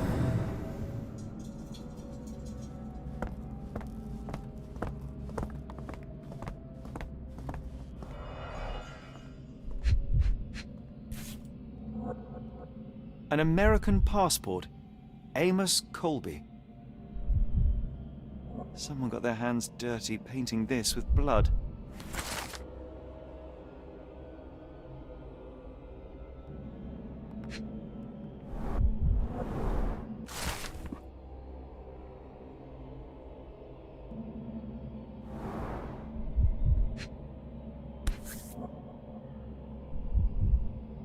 I've never seen a pattern like this before. Old blood stains. At least 24 pendants, all identical and made of tin.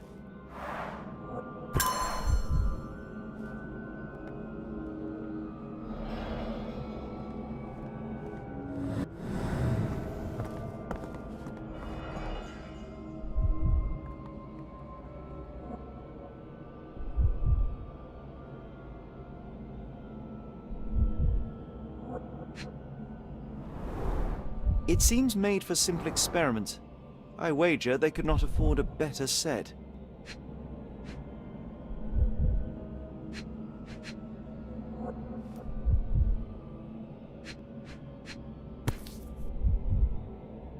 Black Edelweiss Institute, established 17-something. This box contained a narcotic substance, much like the one in Kimihira's brazier.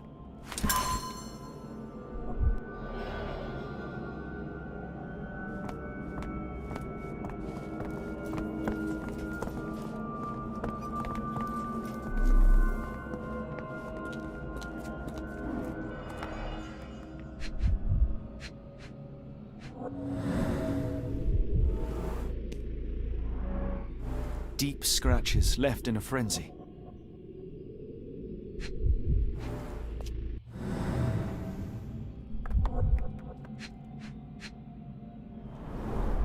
The strength it would take to carry this crate, let alone break it.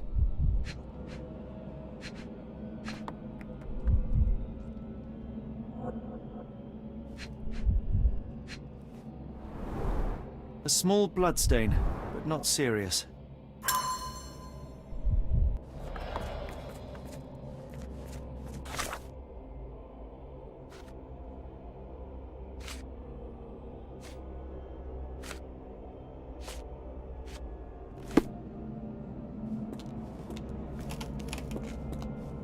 Oh, potent. This sensor has more narcotic residues.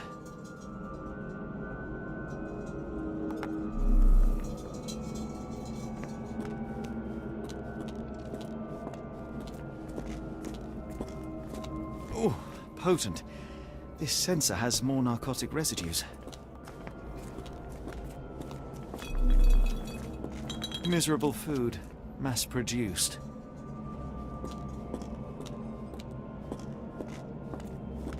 Holmes, are you sure you've left no stone unturned?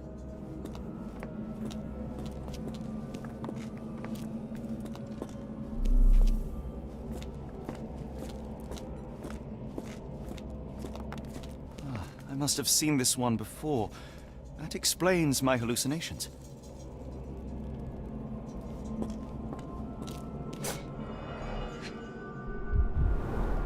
These clothes are missing buttons.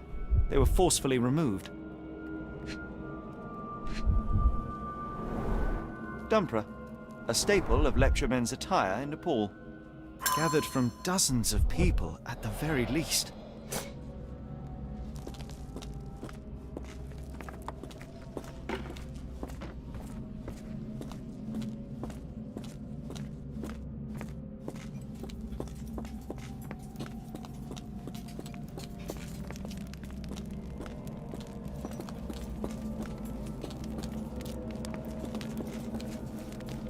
Who are these people?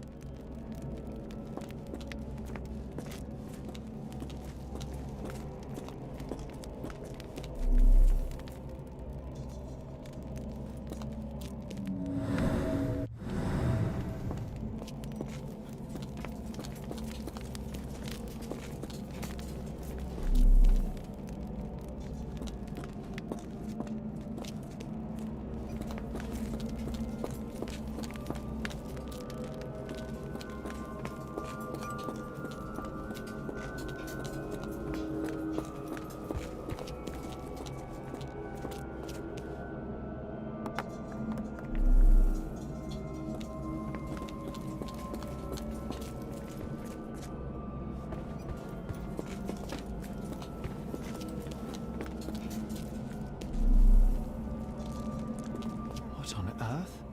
It looks like the scribbling of madmen.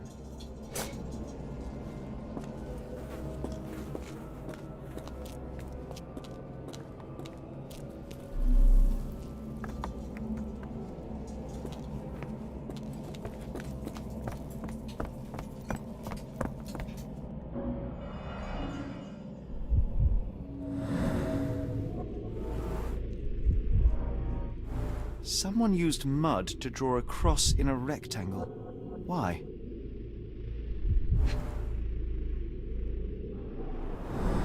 These clothes were crudely cut off someone. An American, judging by the style.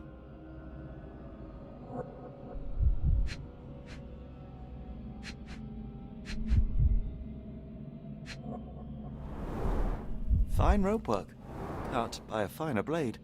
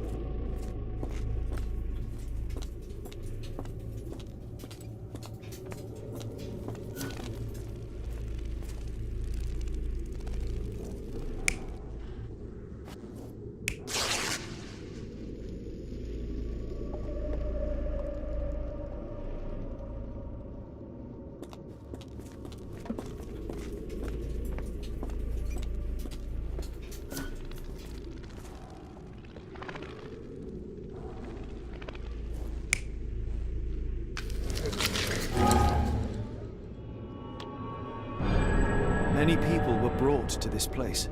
Their abductors stripped off their clothes and discarded them in a pile.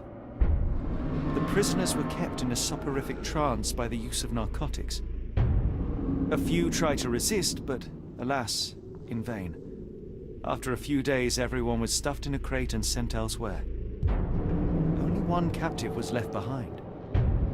He was strangled to death on this altar.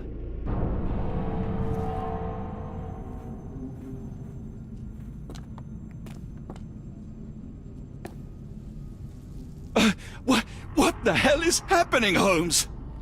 Calm yourself.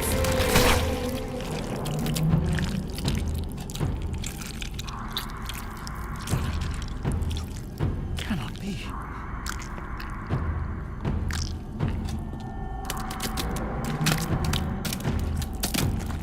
What is it? Oh my God.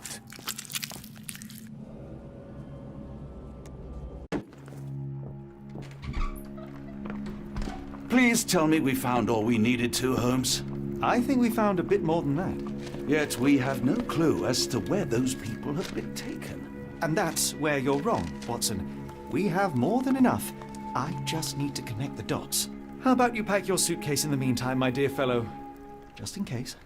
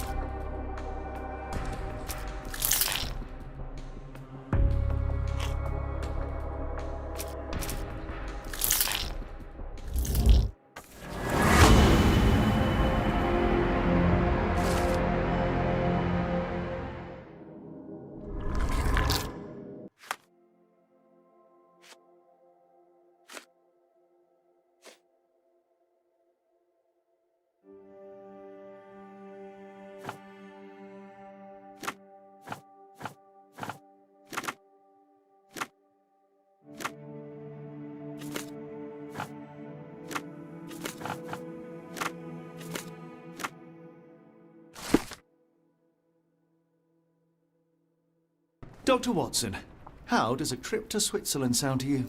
It sounds unexpected. What makes you think we should head there? It's all about the box with narcotics and Mr. Colby's clue, the cross inside a rectangle. Put two and two together, add a dash of research, and what do you get? The Black Edelweiss Institute in Interlaken, Switzerland. If we hurry, we can still catch tonight's train.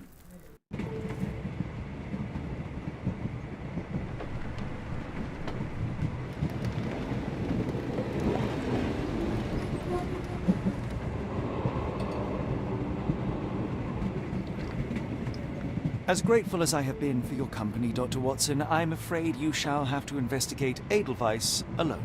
Hello? Mr. Holmes, I fear you overestimate my abilities. Nonsense. You are a military man, a bastion of British courage. I'm no such thing. As a doctor, I avoided most combat, save for one dreadful day. My troop was ambushed in a village with innocents caught in the crossfire. Too many to help. The man with the rosary. He was one of them? A translator, yes. We were trapped. 6 soldiers and myself. I thought it was the end. But Lieutenant Paget refused to go quietly. The men prepared for a final stand. I rose to follow, but Paget shook his head. He told me to run. That I had other men to save. They charged, and I fled through the rear. So you see, Mr. Holmes, I am a coward. The logic seems inescapable. Yes. You, a surgeon by trade, would have been perfectly useless in that conflict. What? No. And how many men have you helped since? Ailments eased, troubles tended? No more than a handful. Truth be told, I have become somewhat of a recluse. How many people could you help with 30 years ahead of you? Dozens? Hundreds? Paget was correct. You can cease your self-recrimination. Holmes, I don't know what to say. I would start with, I am Dr. John Watson, may I look around?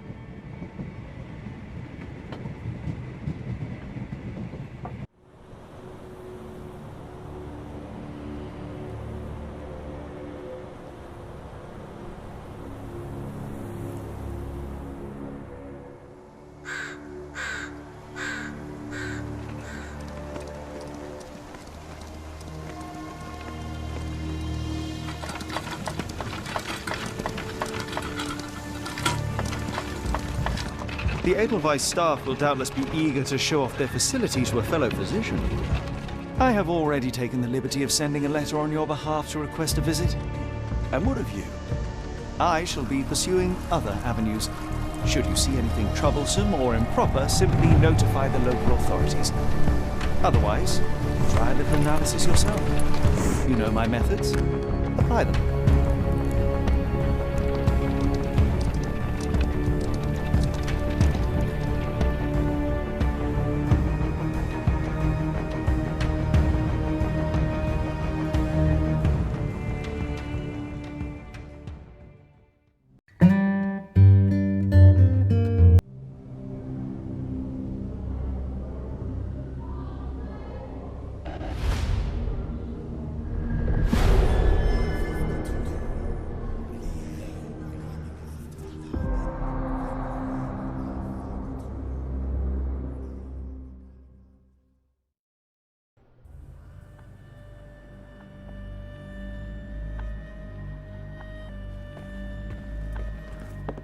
Salutations, madam. I am Dr. John Watson. I was wondering if you've got word of my visit. Yeah, Dr. Watson. We received your letter on the matter. Would it be to see Professor Gygax? At their earliest convenience, yes. I shall try not to take up too much of their valuable time. Wait here, bitte. Mr. and Mrs. Bronson, your girl has made remarkable progress. See? Take a look for yourself. My apologies for keeping you waiting, Dr. Watson. Surely you understand how medical work can make one lose track of time. Do not be sorry, Professor. I too know the importance of closely attending to patients. The work hardly stops here, yet the satisfaction of perfecting the mind compels us to persevere. I take it you welcome many a soul into your establishment? Admissions, yes. Visitors, though?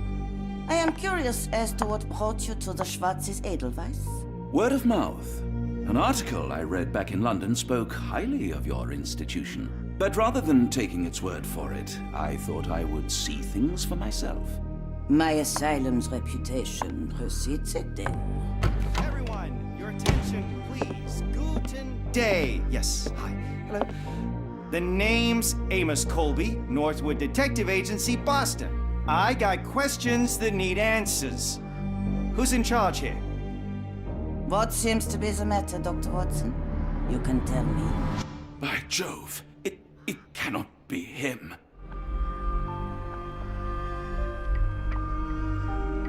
That man, well, the real Amos Colby lies 6 feet under in London. No. In my line of work, it can't wait. The longer it takes If me you to wish get to the truth, recuperate, the Dr. more Watson, lives you are may placed avail in yourself harm's of the way. guest room. But I have so much more to discuss. Nurse, if you'd be so kind as to escort Dr. Watson to the guest room. Herr Colby, from Northwood Agency. How unexpected. I am Professor Gygax. I would be happy to answer your questions in the examination room. Look, Professor, unless you got any clues as to the whereabouts of...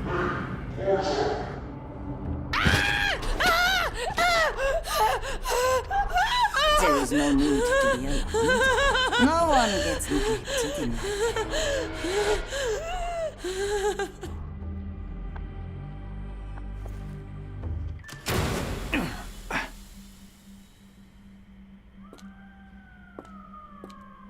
Now, let's not resort to brute force. Do not worry, Herr Colby.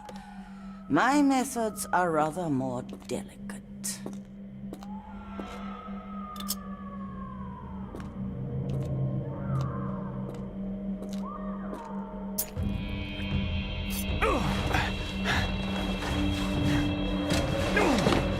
Search him thoroughly. Then take him to the holding chamber. I need to decide precisely what to do with our guest.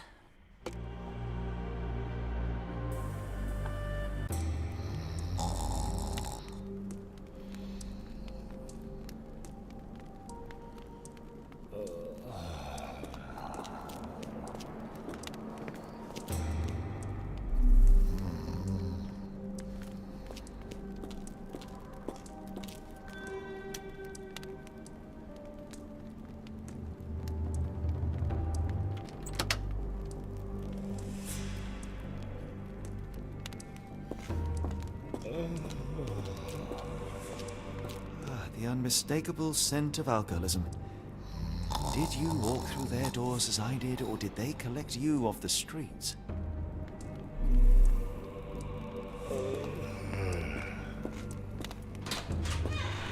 A truncheon, not the typical tool for a nurse.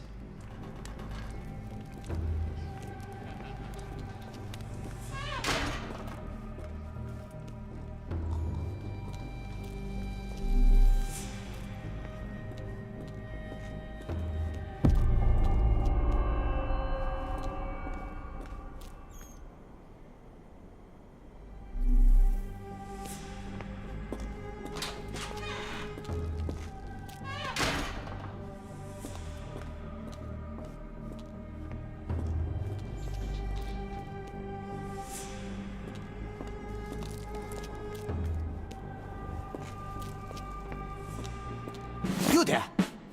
I command you to free me at once! I'm not sure that's a great idea at the moment. How dare you deny me? I must have my revenge against the lickspittles upstairs! Fortunately for you, I'm here to stop the very same people. You are? Indeed. But first, I must discover all I can about this institution. Tell me, have you witnessed the arrival of any foreign patients? Tell me? The gall! The impertinence to bark such orders! Please, we don't have time for this. Do you know with whom you speak? I am the great Napoleon!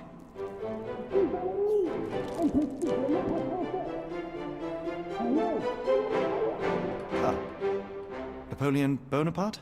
The one and only. Emperor of the French, First Consul of the Republic, leader of La Grande Armée. Once I am free and have exacted my revenge against the guards who ridicule me, I shall rest happy in the arms of my beloved Josephine. Right.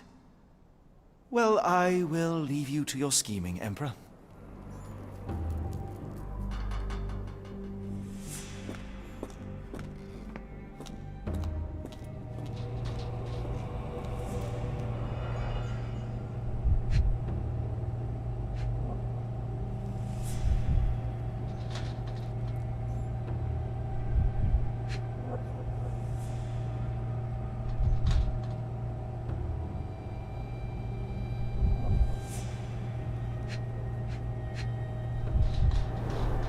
Any chemist would envy the quality of this equipment.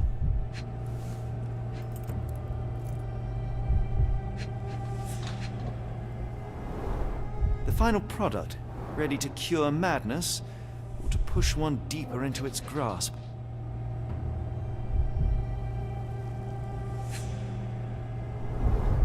Raw materials used to formulate medicine. With this equipment, they can create any type of medication.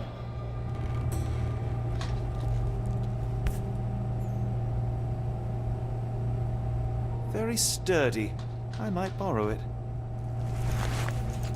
What was that? Is someone there?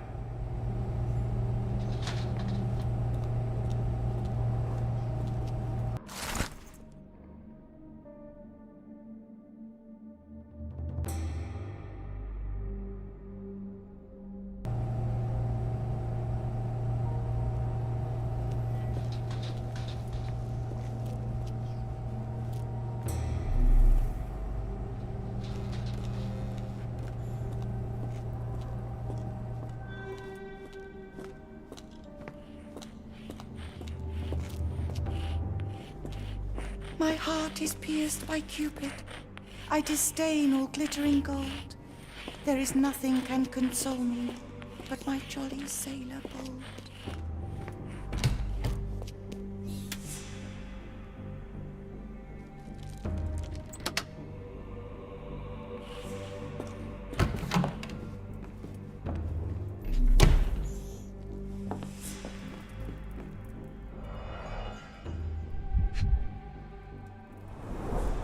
A simple toolbox, yet capable of repairing anything.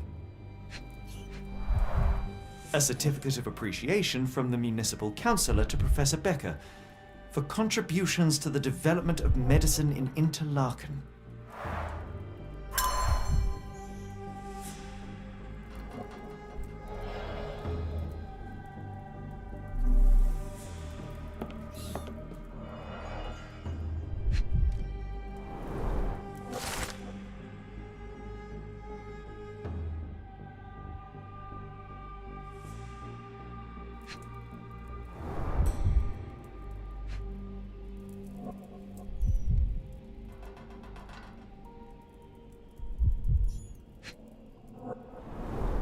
Tubes of varying diameters. Interesting.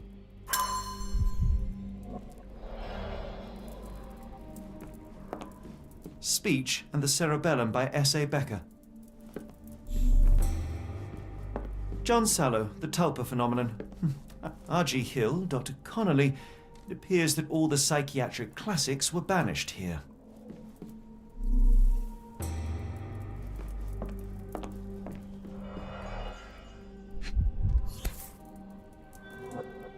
This photo was damaged, seemingly by oil. This photo was damaged, seemingly by oil. I can make out the names listed here.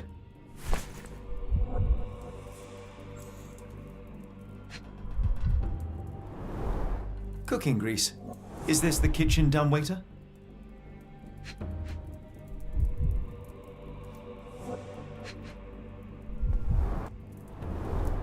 Looks like it's still operational.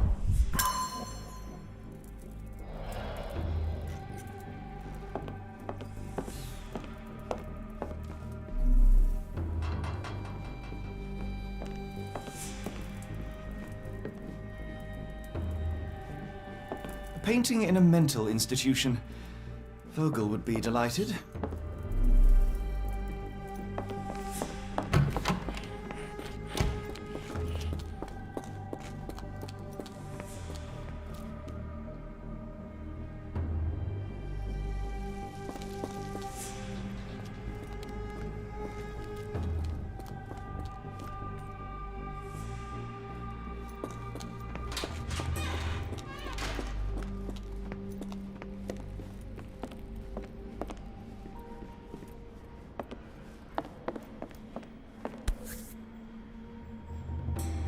This sedative worked faster than I expected. Perhaps I ought to train myself. Build up a tolerance.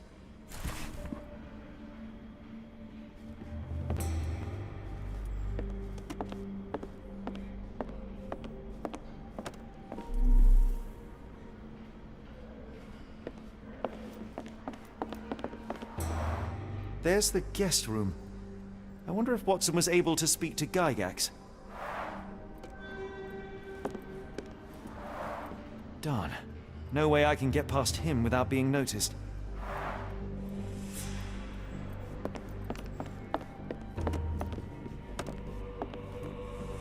I'd rather not sit in this chair ever again.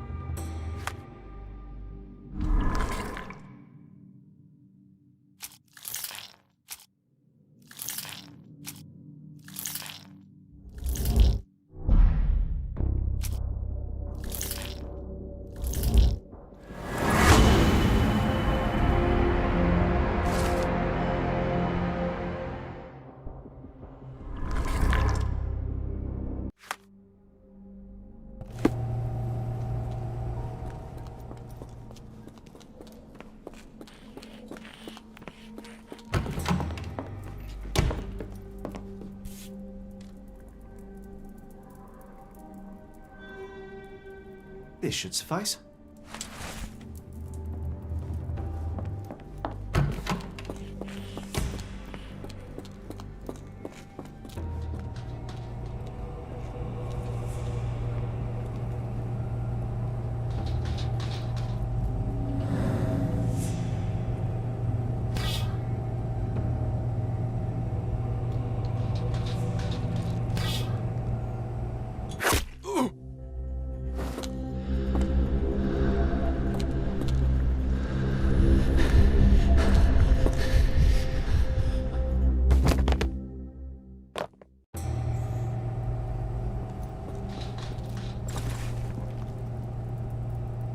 This should be enough to avoid unwanted attention, at least from a distance.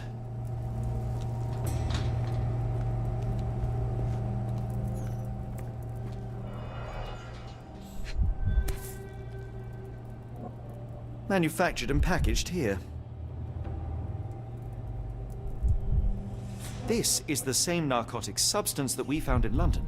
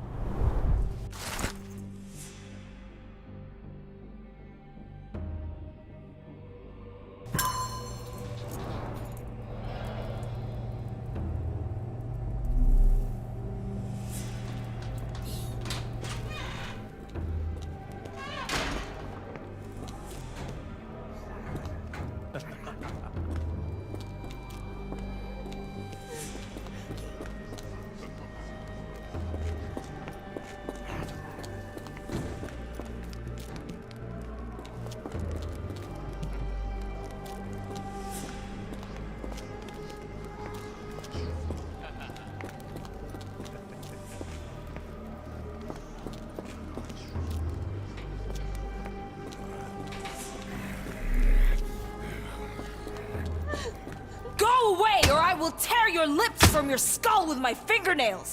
Miss, I'll gouge your eyes out and cut off your hands, just like you did to Heidi. I am quite certain you would, but I'm afraid you have me mistaken for someone else. So, I take it your name is Gerda? Who is Heidi? You talk strange. You're going to Hell's Door, aren't you? To where those other funny talkers finally shut up? Hell's Door? To what do you refer? Only Heidi had answers. Go away, pig! I merely... I said go, or you will spend your last moments on Earth screaming. This door won't stop me.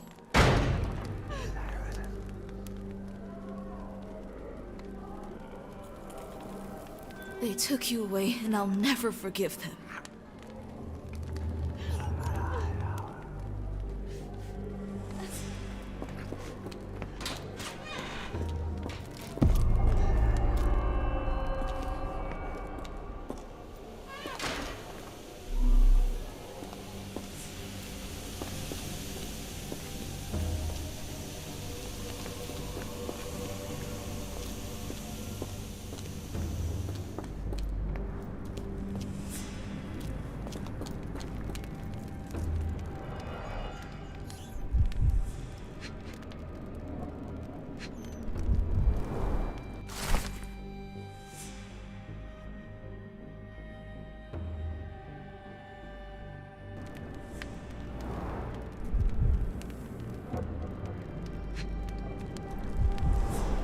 So this is how they kept the prisoners docile and harmless.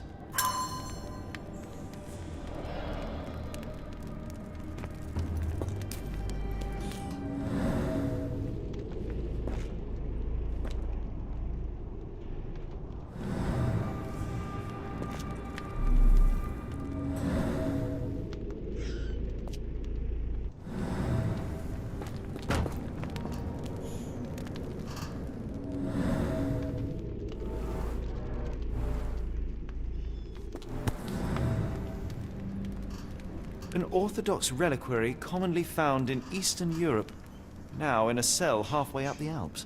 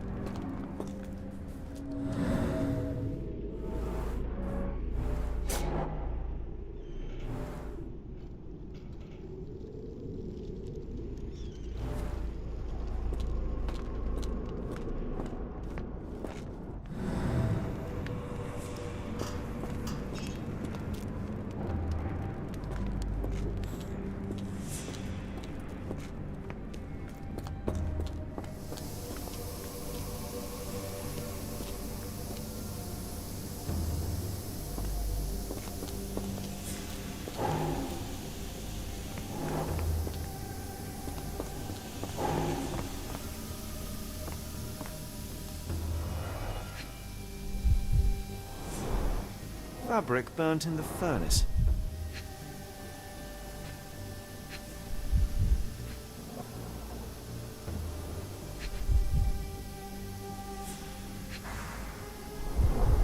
A jalabia, a traditional garment from northern Africa.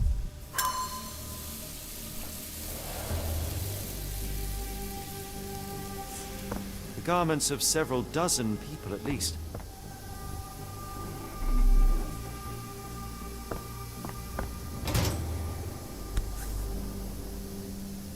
Good Lord, how unsettling. The damage seems intentional. So you're Heidi. I didn't realize I was on haunted doll watch.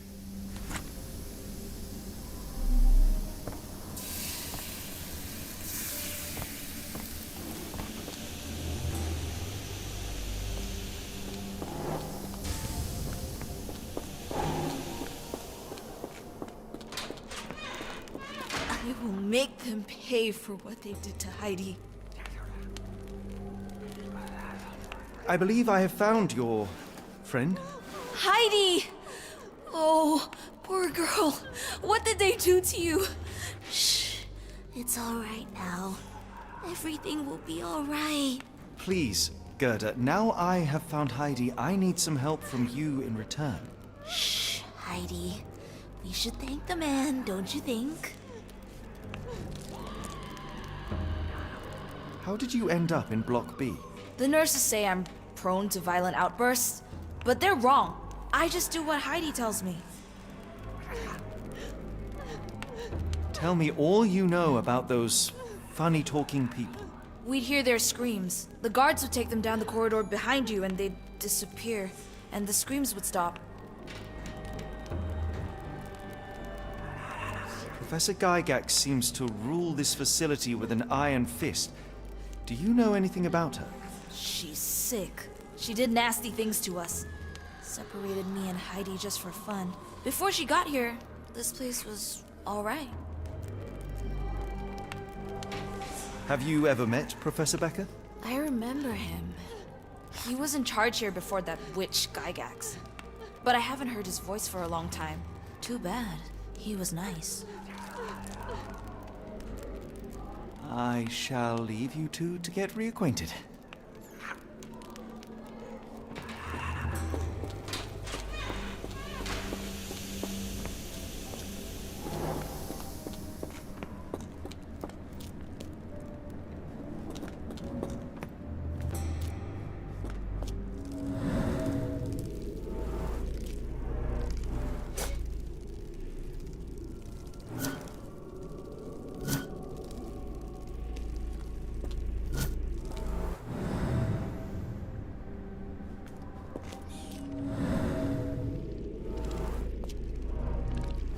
This stretcher was disinfected frequently.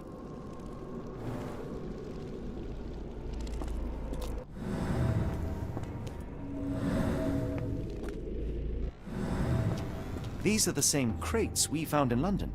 I should take a closer look.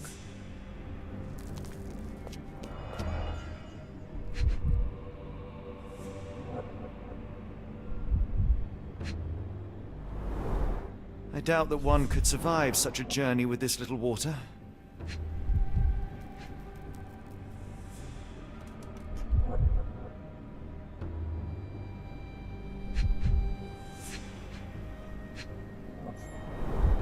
Dirt and sweat. They were locked in here for days, judging by the smell.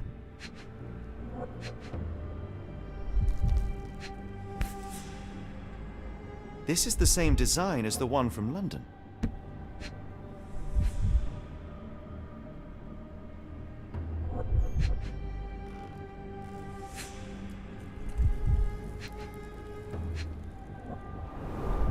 The kidnappers even provided airflow. How generous. This trip was prolonged and perilous.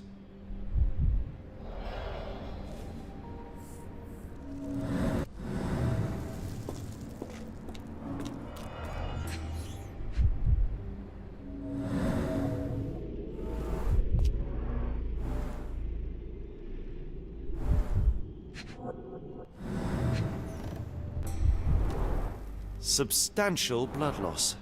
One poor soul found another way out.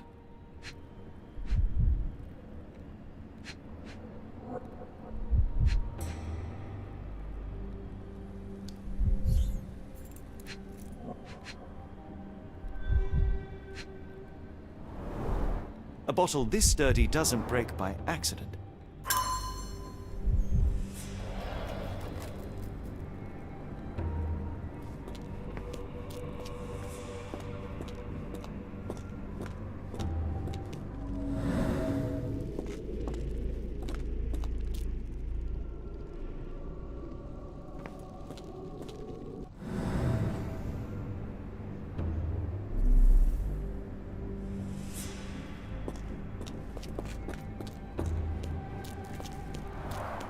The stamp on this crate confirms it came from America. That's quite a distance to travel.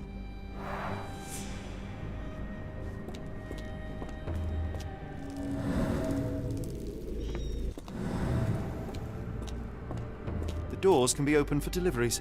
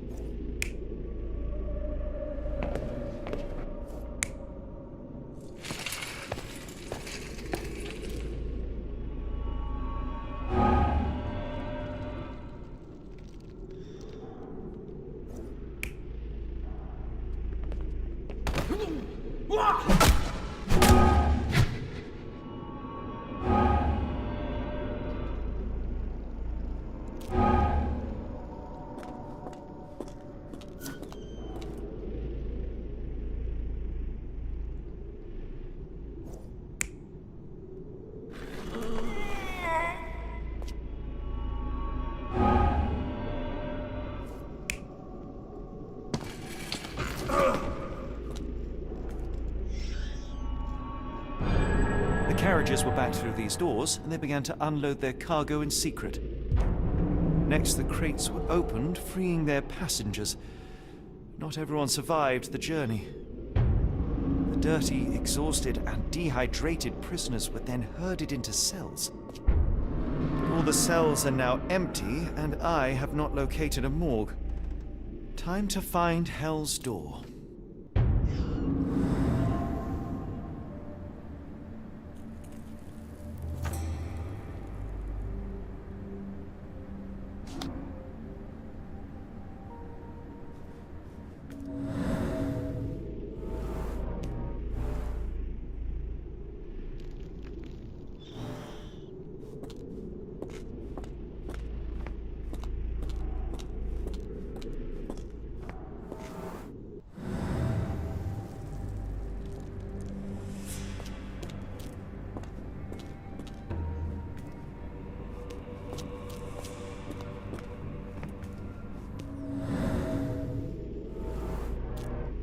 Scratches.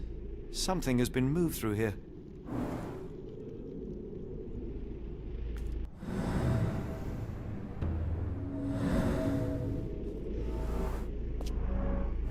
This seems to be a locking mechanism. The whole thing must be a door.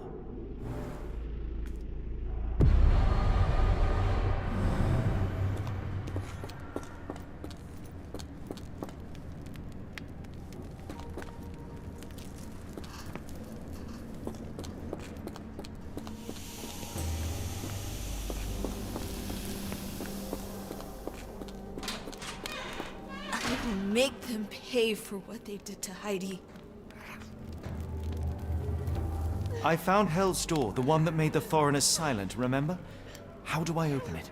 Gerda, please, I cannot get inside. You have to tell me how to open it. How can you speak to me like nothing's wrong? Can't you hear Heidi crying? Look at her! Look! She's suffering. I can't even hear my thoughts over her screams. Poor Heidi. We will fix you. I promise. We will fix you. Leave it with me, Gerda.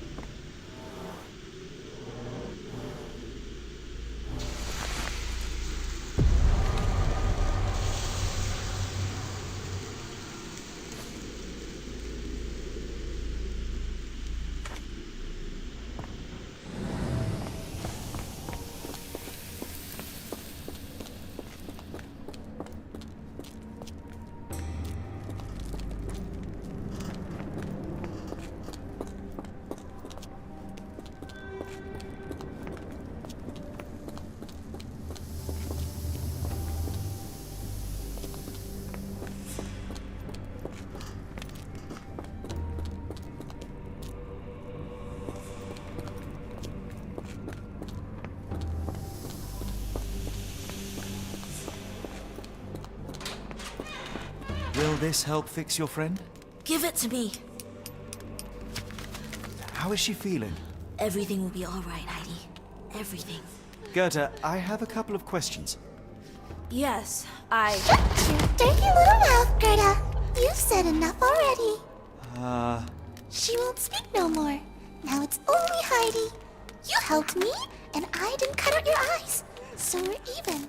Now go!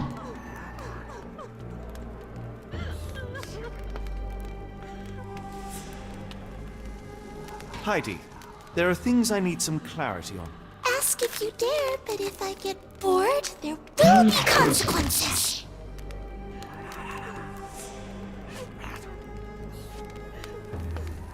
I found Hell's Door, but it's locked. Is there a way to get in? Hell's Door? Never heard of it. That's not true. You, Gerda, told me that Hell's Door makes people silent forever. And you believe that snotty little girl? I'll personally ensure that she never dares to speak again!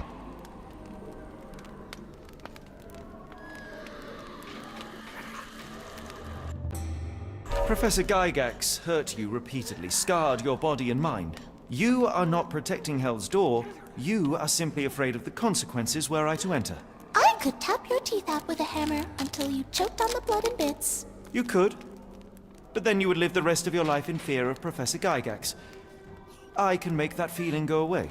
How?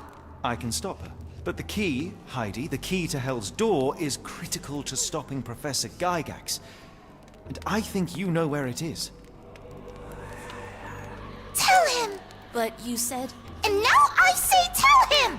The professor... She has a special key. Keeps it close and only brings it down when you people go through. Behind those closed doors, those people start to sing. Oh, they sing in so much pain. Gygax. Of course. Thank you, Gerda. Heidi. I must leave. Leave? You joke. Nobody leaves the Edelweiss. Now you will be with us forever!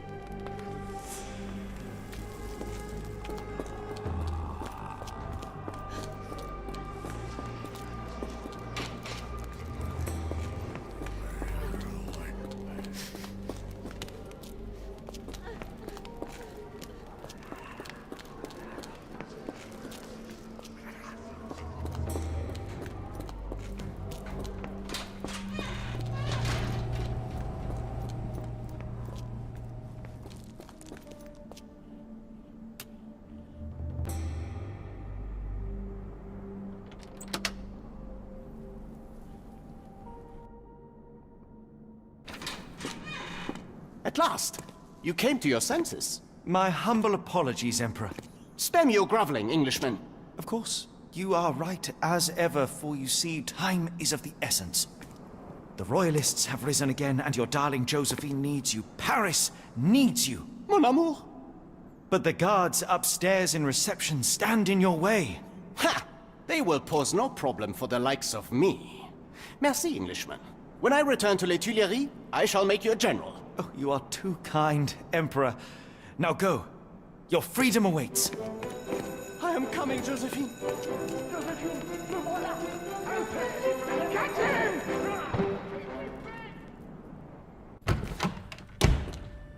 Psst. Watson. Over here. Holmes? What are you doing here, and where did you get that outfit? It is unimportant. I require your assistance. What is happening, Holmes? I need an explanation. It's quite simple. I created a distraction so that I could tell you something important, and in turn, I need you to acquire something important for me. How can you call any of this charade simple? Watson, we can discuss this later. Time is of the utmost importance. The kidnapped people may still be here. This is what I know so far. What? You really found all this on your own? Focus, Watson. I need you to find a key. It will be most unique. All the details are in my notes. Logic dictates that Gygax will keep it near her. Once acquired, you must get it to me. Perhaps the kitchen dumbwaiter could be of use. Holmes, I can't do this. I'm no spy. Yes, you can, Watson. You are unfailingly dependable.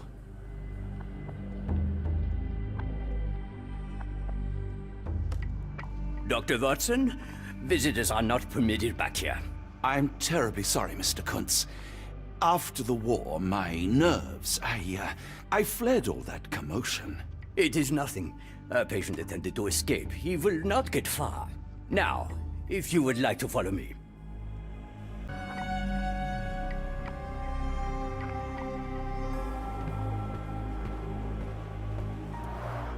Blood in the water. Someone must have washed their hands here recently. What have we got ourselves into, Holmes?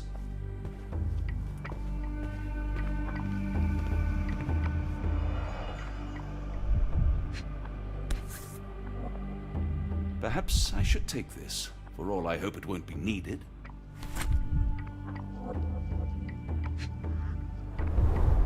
Did a child make these?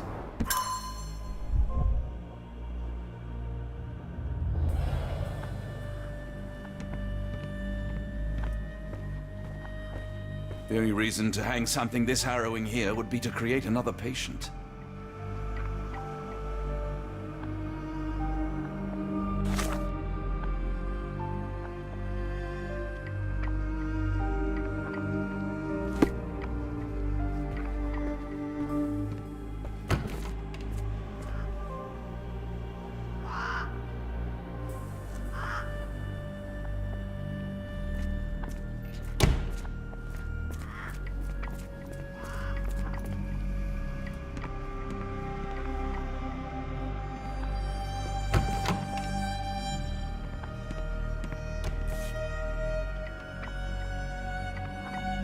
Photograph seems recent. A commemorative photo album. Been a while since I've been in one of these.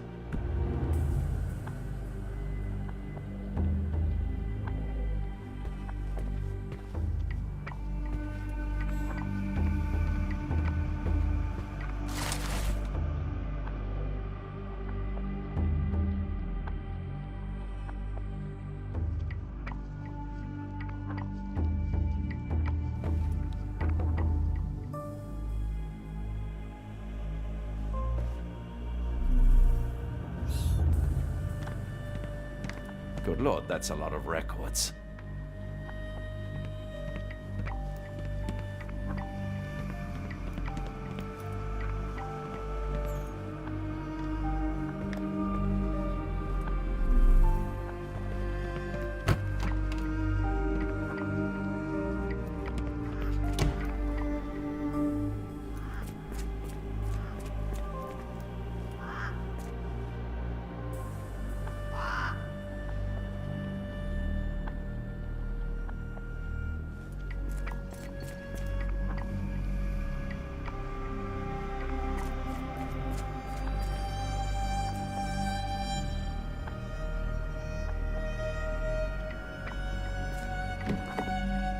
Dr. Watson.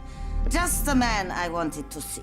Professor, I'm surprised you're not trying to catch that escapee. Please, my time is far too valuable. I hope Nurse Kuntz has been taking good care of you. He has certainly kept me out of trouble. Professor, it is time for your appointment with your next patient, Mr. Wolf. Herr Wolf can wait until tomorrow. I wish to speak with Dr. Watson. As you wish. You still see patients yourself, even as the director of this entire facility? Only the important ones. And yet I rarely get to pick the brain of a man like yourself. I think it is time we got to know each other, no? I'm afraid there's not much to know. I'm just an average chap living a rather prosaic life these days. Dr. Watson, those of us who pursue knowledge are anything but average. Now, who are you? I'm a physician in search of a stimulating career. I have patients, yes, but admittedly, I'm more interested in the cutting edge of medical research. So when I read about the Black Edelweiss and your work on the healing of minds, I simply had to learn more. I suppose my Edelweiss was always destined to attract other curious minds. But before we continue, I want you to understand one thing. A broken mind can never be truly healed. Ah, I see. So, what exactly do you do here? It is simple. If you cannot fix a person's nature, you must force them to forget it. Surely there are other methods of treatment. How naive. You remind me of a man I once knew, Professor Becker. But we do not speak of him anymore. A colleague? The former director here. One day he realized that Edelweiss had outgrown him and had to leave his house.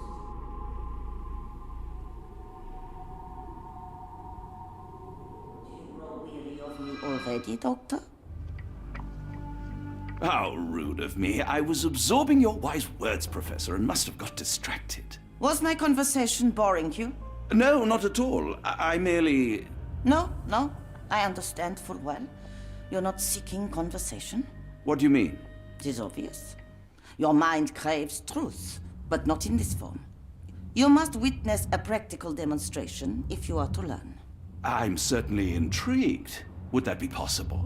Of course. I propose a journey between the jury of the human brain. You will not leave without being truly enlightened. Kuntz, take Dr. Watson back to the courtyard. Then tell the nurses to prepare the operation room and the girl with the doll. Yes, Professor. Our preparations will take a little time. I will come for you soon, Doctor.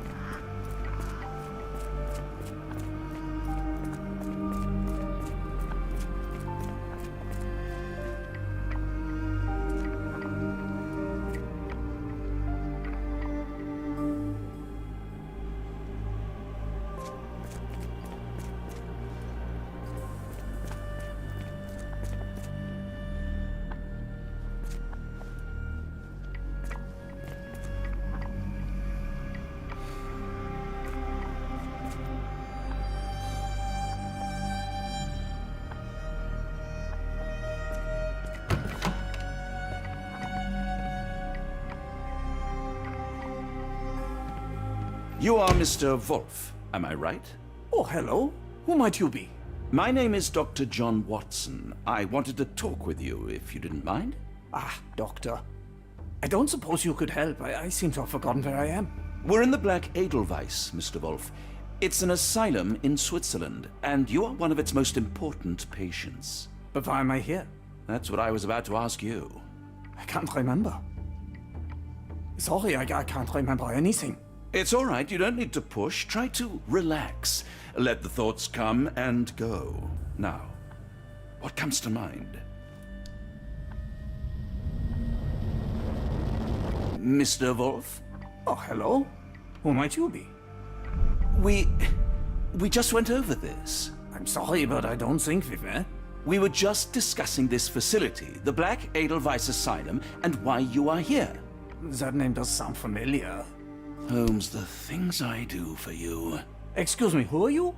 And who's this Holmes fellow? I am Dr. Watson, and Holmes is, well, you could call him my imaginary friend. That's just a little joke, don't mind me. But why am I here, Doctor? Am I sick? I'm sure I can take a look.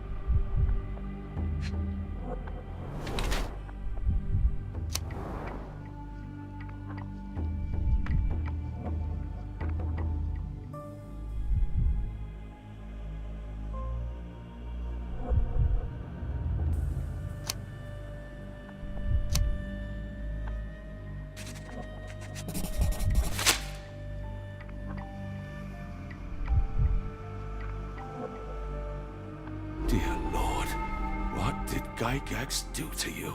Excuse me? Who are you? Oh, never mind.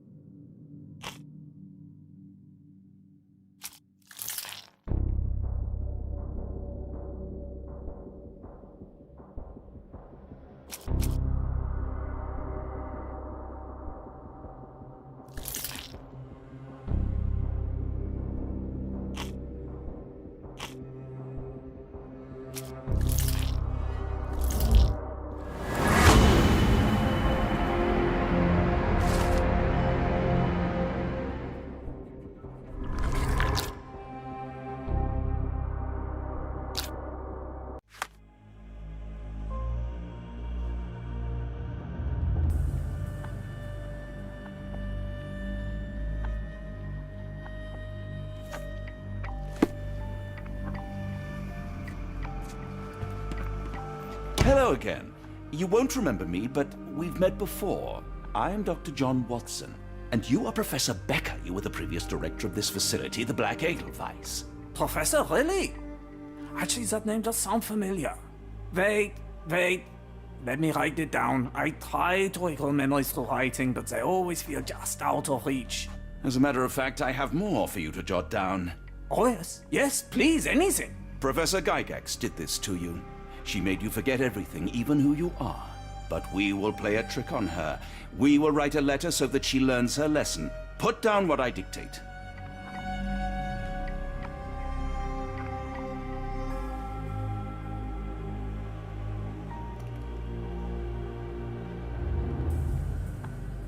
Dear Professor Gygax, your vile work has ruined countless lives through needless suffering.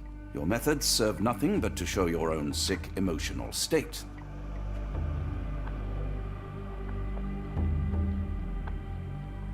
You will be brought to justice, and the world will know your cruelty.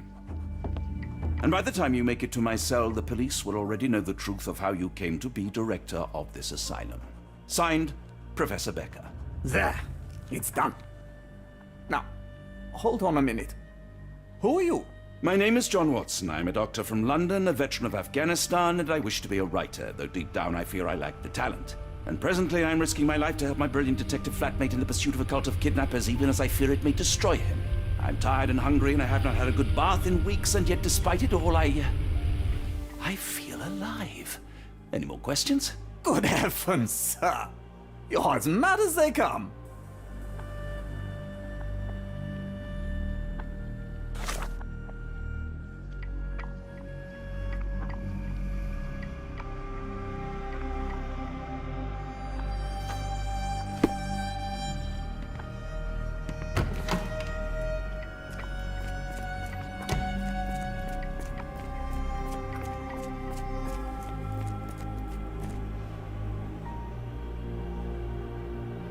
One of the patients asked me to deliver this note. It's for Professor Gygax.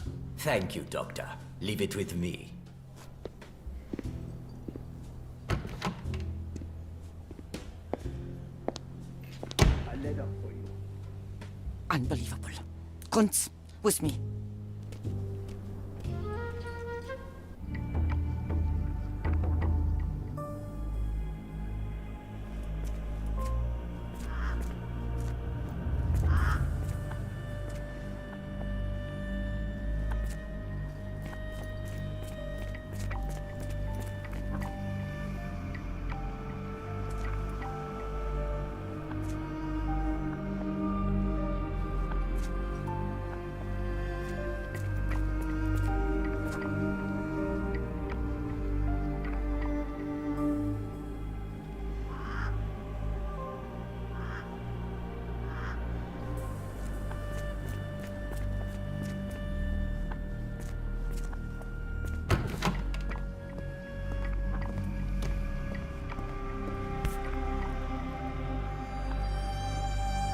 Nothing special about this.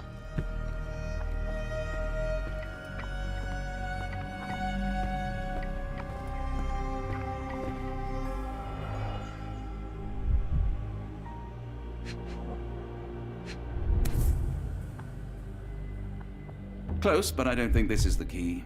This is too small to be what Holmes asked for.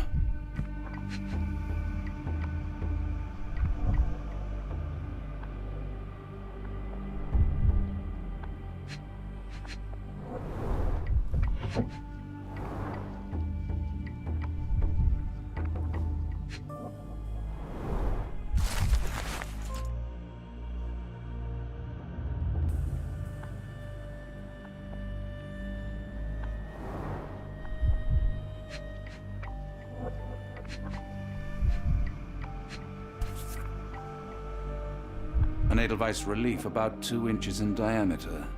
This must be what Holmes was after.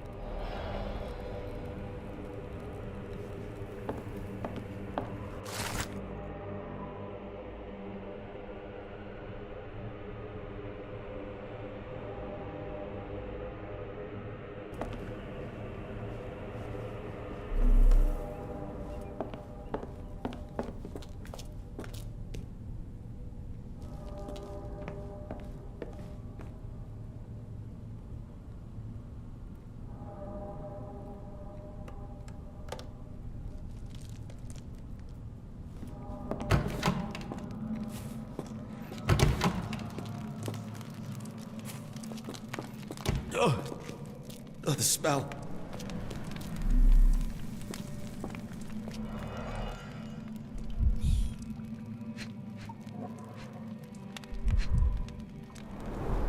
Judging by the remnants of blood and flesh, these instruments were used for dismemberment.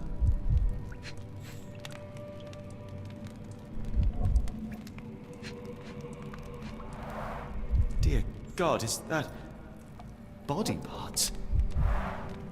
Utterly inhuman.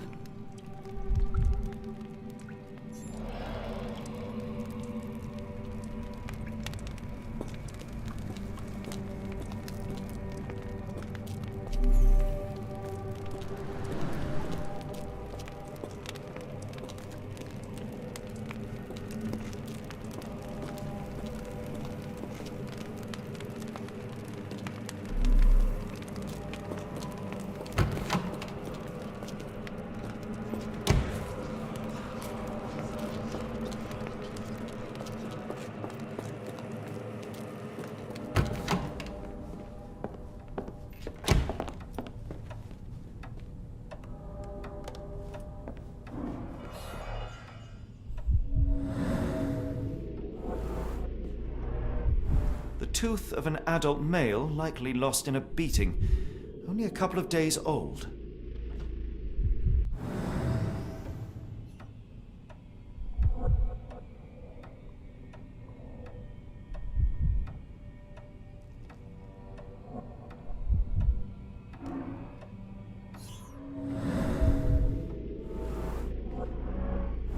The inside of the cuff is worn. It's been used often.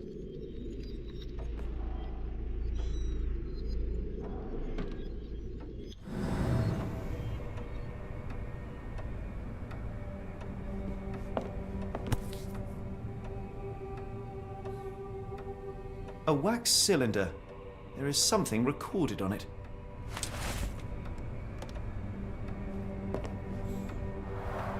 The writing is mostly gone. Phonetic symbols, perhaps.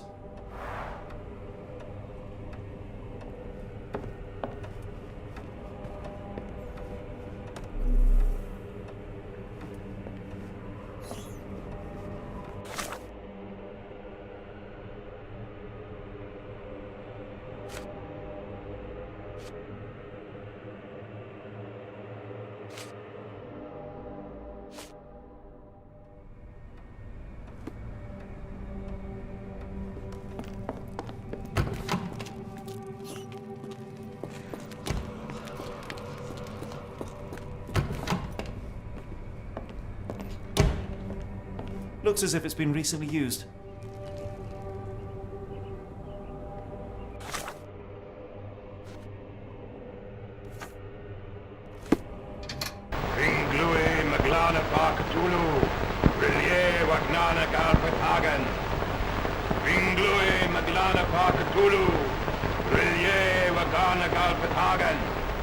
Inglui Maglana Pakatulu, Rie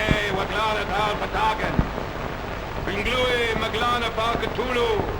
Rie Wagana Gal Pagagan.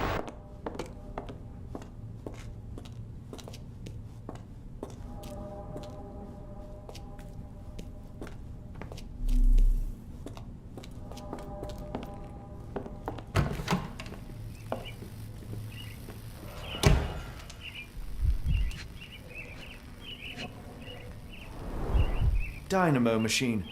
Provides electrical stimulation for the person in the chair.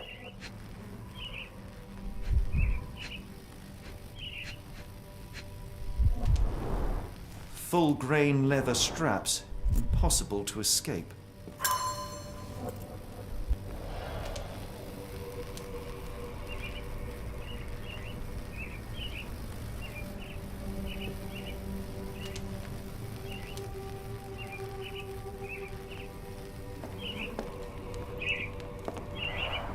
A very professional brain dissection.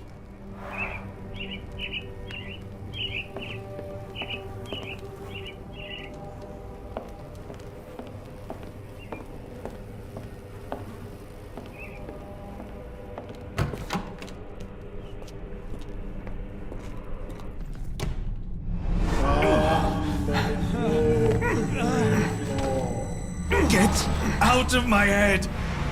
Your mind festers devoid of soul. Find reverence for the one that trembled. Great Lord! Left your body. Surrender your soul and become a servant of madness. Please! No more! Stop it! Watson! John! Somebody!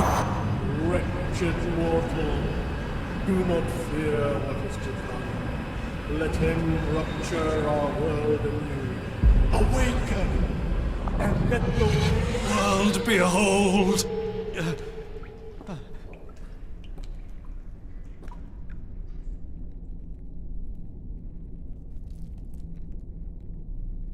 The light of the abyss is the light from the abyss. Get out of my head.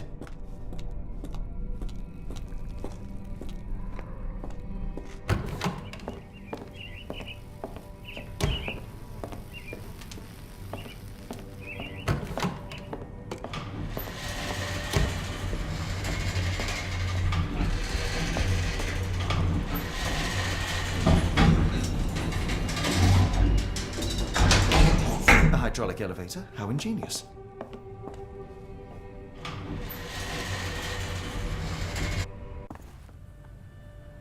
Watson? Holmes? What are you still doing here? Still? I was trying to find more information. Did you think I was just going to sit in my room twiddling my thumbs? I only asked you to find the key. I had everything else under control.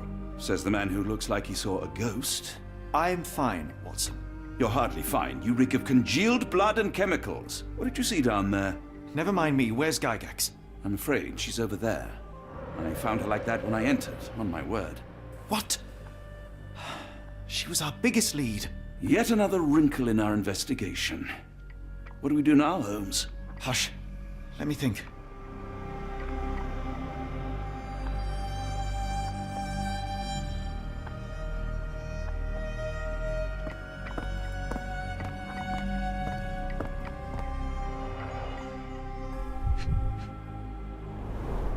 The pencil is buried deep all the way to the brain. Instant death. No traces of blood on her clothes. Must have got on her white overcoat.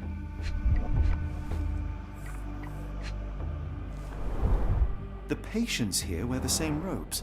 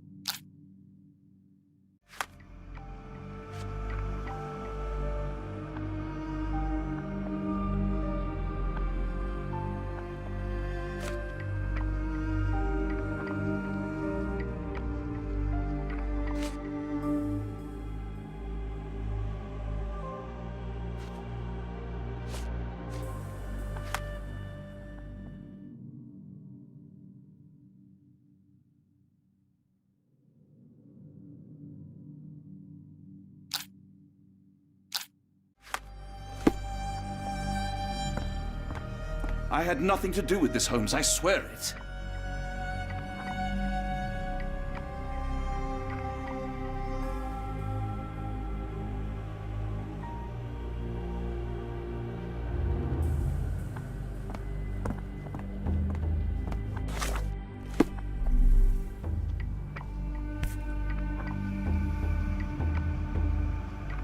Heidi, how did it end up here? We'd better inform the local police about this. You're right, Watson. But first, we need to determine where our case goes next.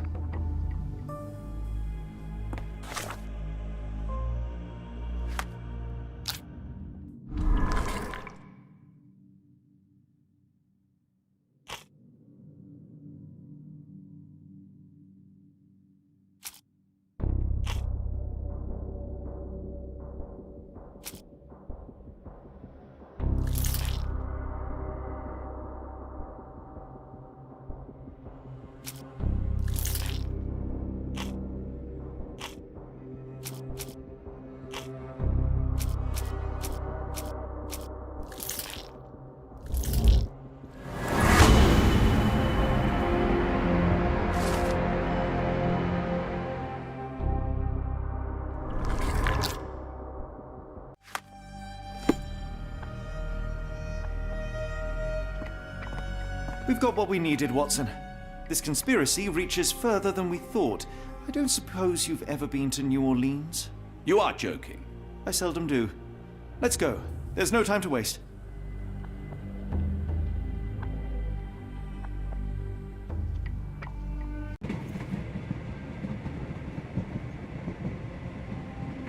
There's nothing in this world that cannot be explained with logic and reason.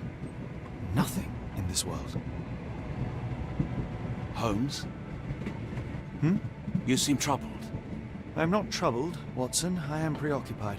That place was awful. Inhumane. It would be natural to experience some feelings of shock or fear. Men reduced to gibbering imbeciles, numb beyond recognition, powerless to help themselves. When a doctor does go wrong, they are the first of criminals. They have the nerve and they have the knowledge. That woman did not deserve the title. Such casual cruelty for such selfish aims. I knew another man like that once. He treated my mother, perhaps even killed her, depending on who you ask. My sincere condolences. In the end, she was just a shadow of herself. The outline of the person I recognized, but lacking all else. She was pushed until she cracked. Should you see me cracking, John, I must ask you to intervene. Nothing compels us to pursue this matter further, Sherlock. We can return to London, report what we have discovered. Let more capable hands take over. Alas, there are no such hands. Were we to abandon our quest now, I fear no other would succeed in our stead. We know nothing of what awaits, what dangers lurk in the darkness. Nonsense. We draw nearer to New Orleans with every passing minute, and thus closer to the answers we seek. Those answers, for all their perversity and improbability, will, nevertheless, be the work of men. And that is a work I have studied well. So be it.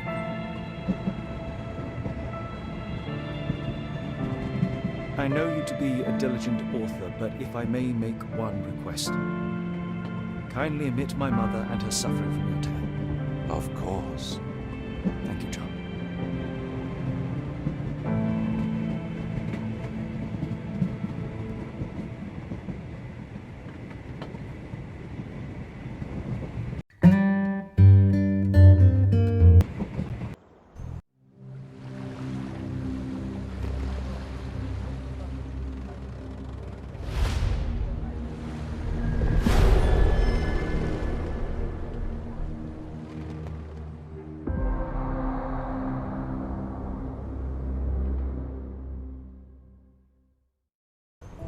Ah, Holmes. After our trip to nippy Switzerland, I can certainly use some of this New World heat. Do not get carried away, Watson. What we could certainly use are answers to my questions. I know, but you look exhausted. Why didn't we find the hotel first? We shall rest when our investigation is over, and not a moment sooner. I shall ask you to handle our bags while I search for the bank. As you wish. Oi! Stop it, you! Our luggage! Good Lord, what have you done? That's my stuff. I'm sorry, it was an accident.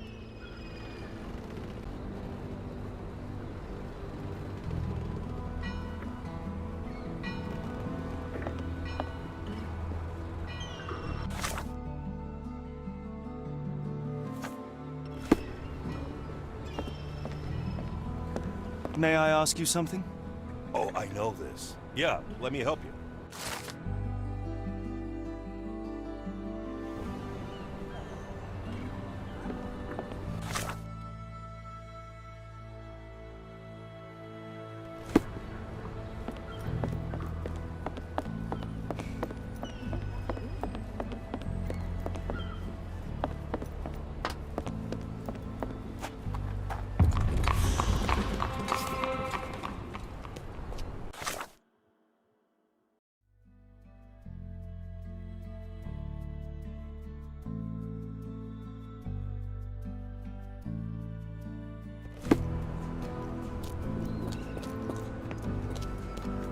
Do you know anything about this?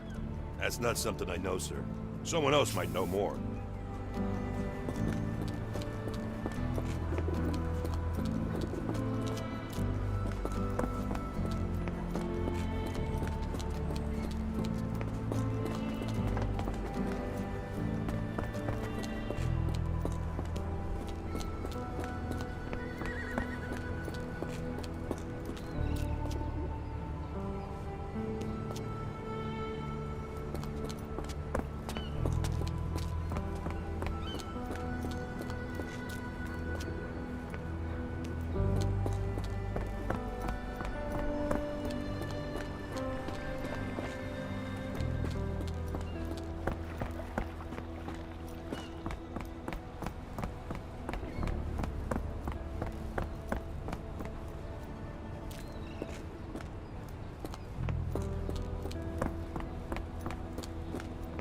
Got a spot in mind?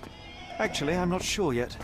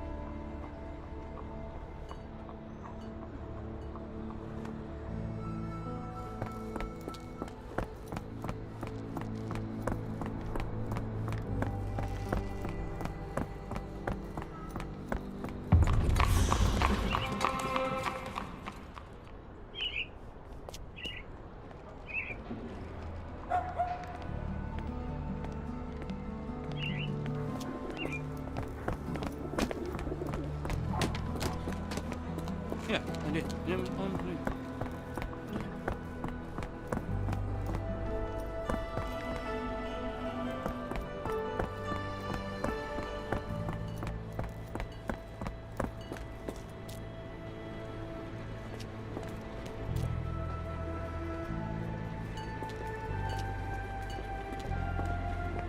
Black opals being auctioned at the banking house of E.W. Can I ask you a question? I'm sorry. You should search for answers somewhere else.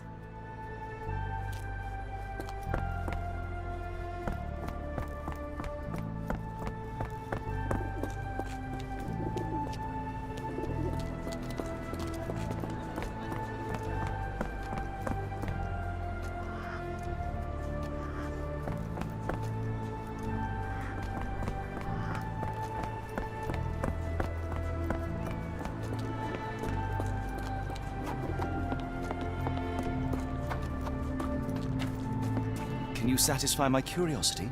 No, I've not heard about that, sorry.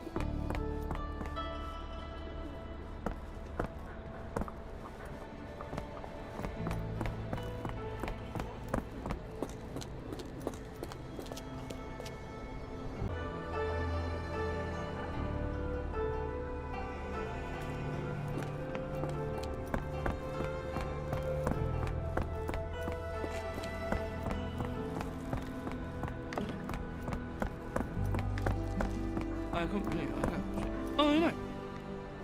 May I ask you something? Doesn't remind me of anything. Someone else might help you better, sir. I know.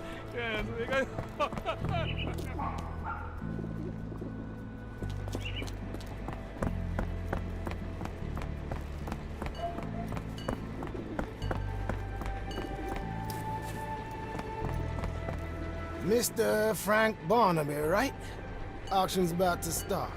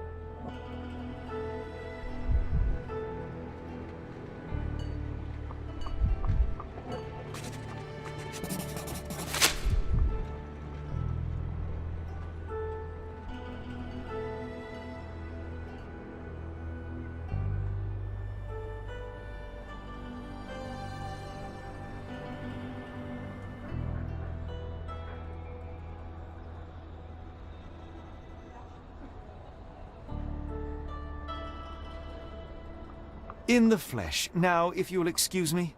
Well, hold up. Written invitation first. Can I present another piece of identification? Nope. That's why we send the invitation.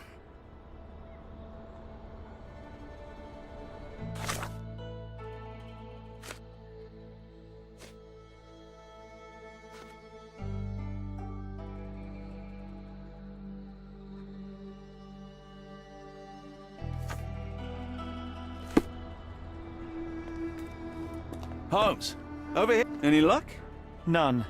They're holding an auction, invitation only. The good news is, I know who might have one. We need to find Mr. Barnaby. Who? Frank Barnaby, most likely a local. And do you think Mr. Barnaby would be happy to share his invitation? Let us first find him, then we can see if he is the generous type.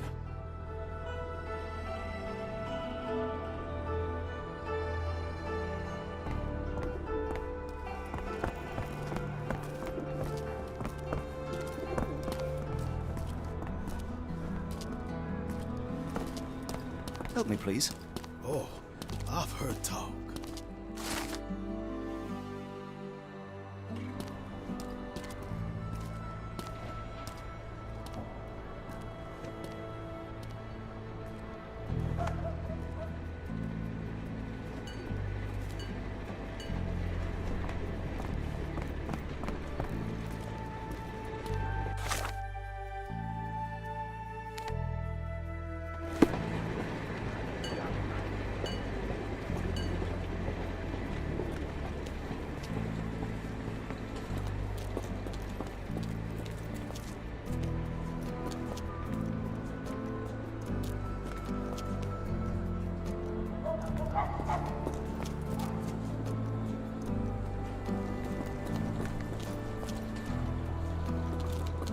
How marvelous, Holmes. A city within a city. Indeed. Those lanterns are delightful. It is as though we have been... Do you know anything about this? Don't be angry with me, sir, but I don't know.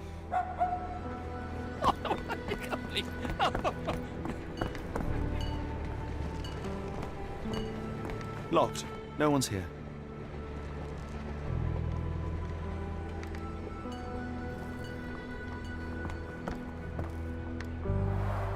Rather unassuming for a jewelry store. Damn, he at it again. Barnaby still owes you. If he can't pay in greenbacks, he'll pay in blood.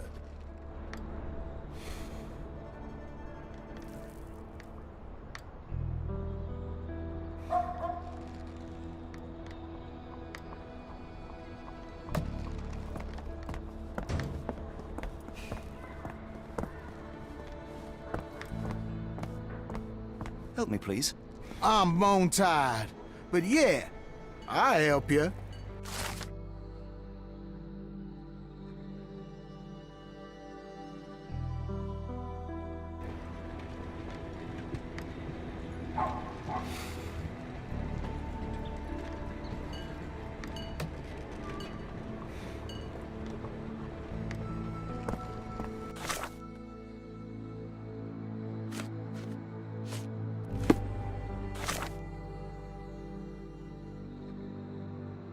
place?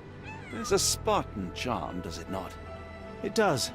My soul will always yearn for London's gloom, but it reminds me of Cordona in a nice way.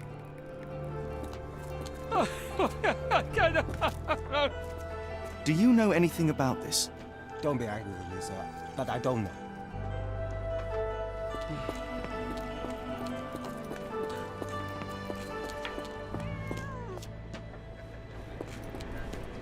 Excuse me, just one question. No, I not heard about that. Sorry.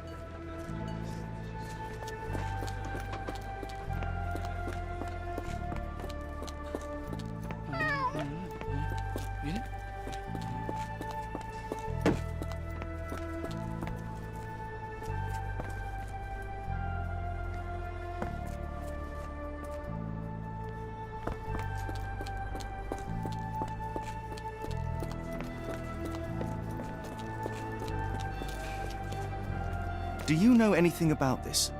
No, first I've heard of it.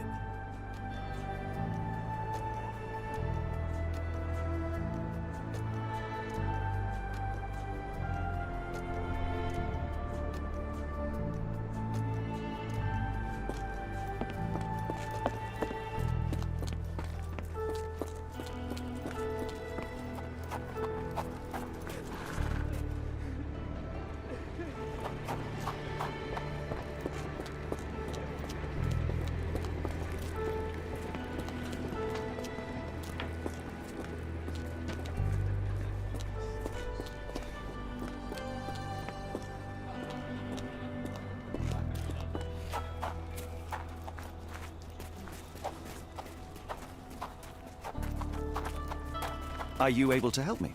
Sorry, mister, can't help you. Ask someone else.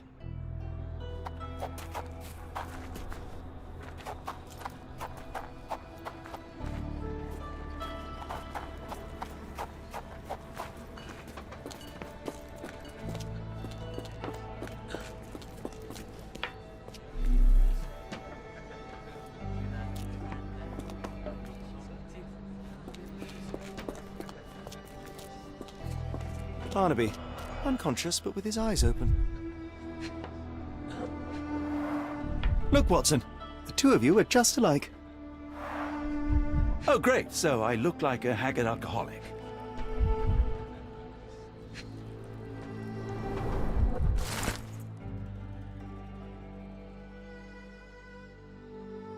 Eureka! What have you got? An idea.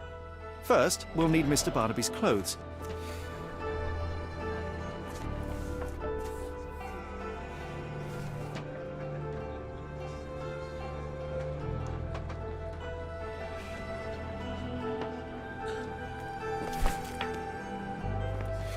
Holmes. Watson, time is of the essence. You will go to the bank, not as yourself, but as Frank Barnaby. Holmes, we look nothing alike. The hat and coat will do the heavy lifting. Just stay cool, play the part, and no one will notice the difference. Trust me. Holmes, must we really indulge in this farce? It worked in Switzerland, didn't it? Sure, if you redefine the word worked.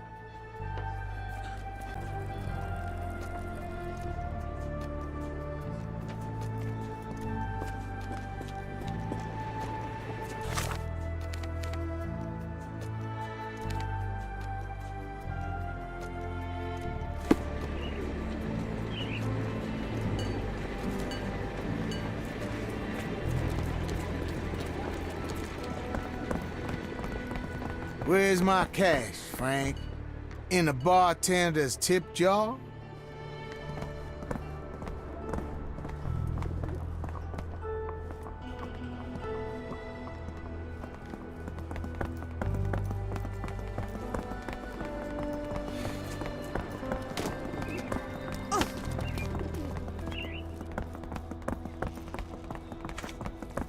Where's the money, Barnaby? I'll wait here so as not to arouse suspicion. Mr. Barnaby. Right you are. Shop owner. Right. Your invitation, sir? Here you go. You okay, sir? Seem to have the jumps. I'm in a rush. Come on in.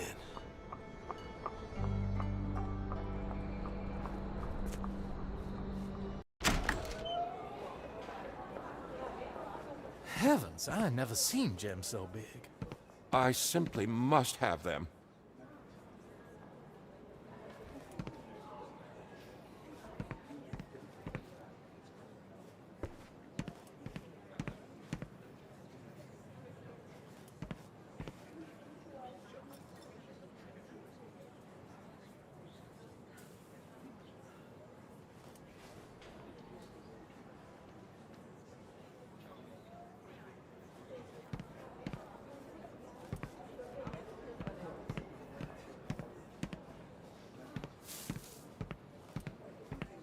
This might be useful. I'll make a note.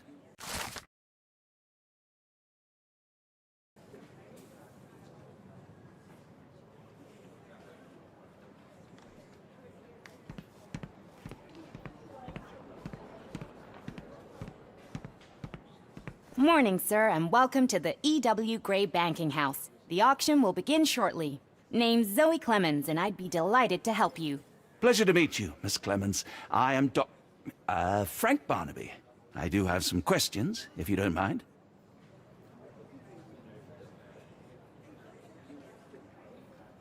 Forgive my curiosity, but who was the previous owner? Sir, I ain't at liberty to disclose them details.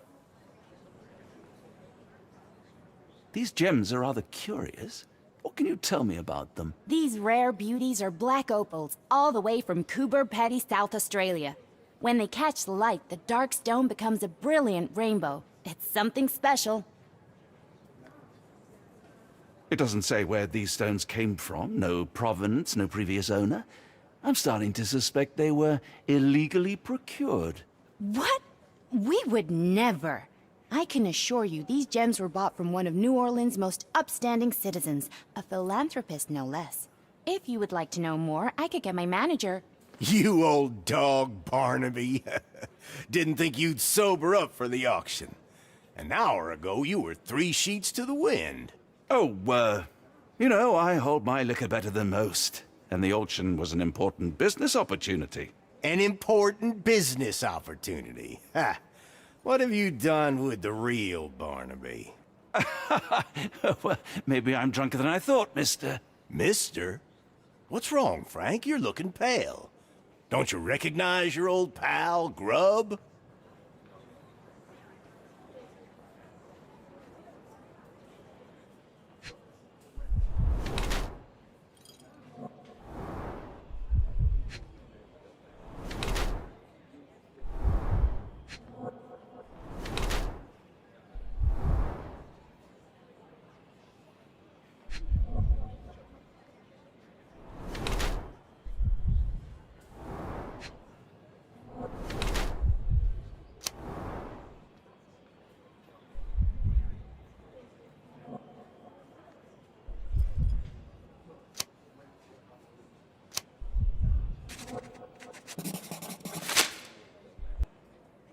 Sorry, Sheriff, but I don't have time for this.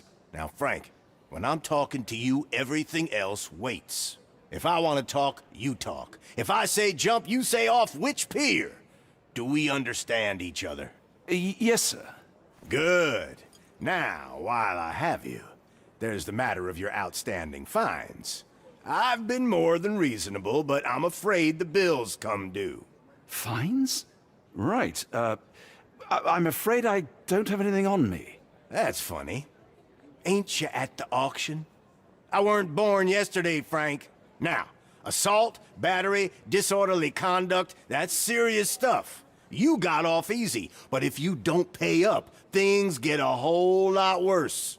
Look, Sheriff, I'm not actually... Whoa, whoa, whoa. Think careful now, 'cause Frank Barnaby only owes us cash.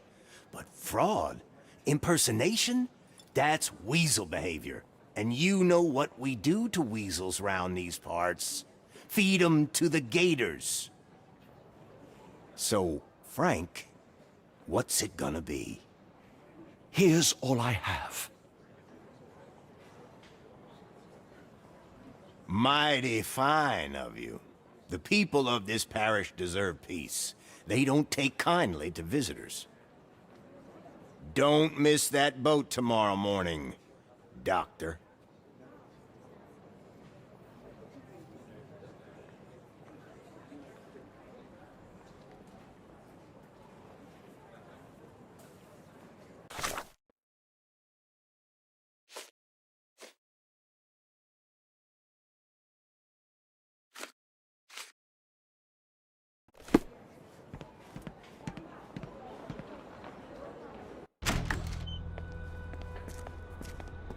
I told you, Holmes. I told you it was a bad plan. Now we're penniless and wanted criminals.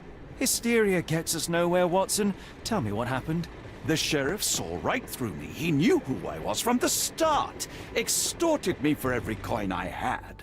Bah, all that matters is what you learned about the gems. I shan't discuss it while still wearing that blighter's clothes. I'm going back to the boat to get changed.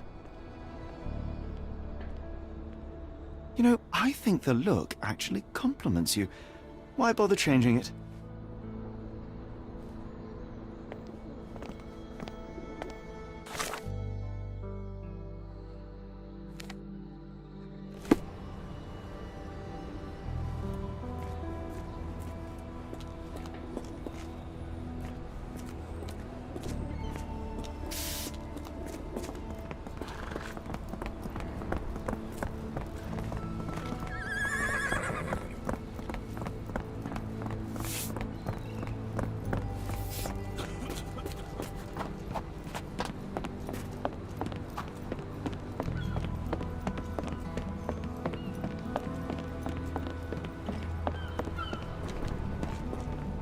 Oh, bollocks, now our clothes are in the bloomin' water.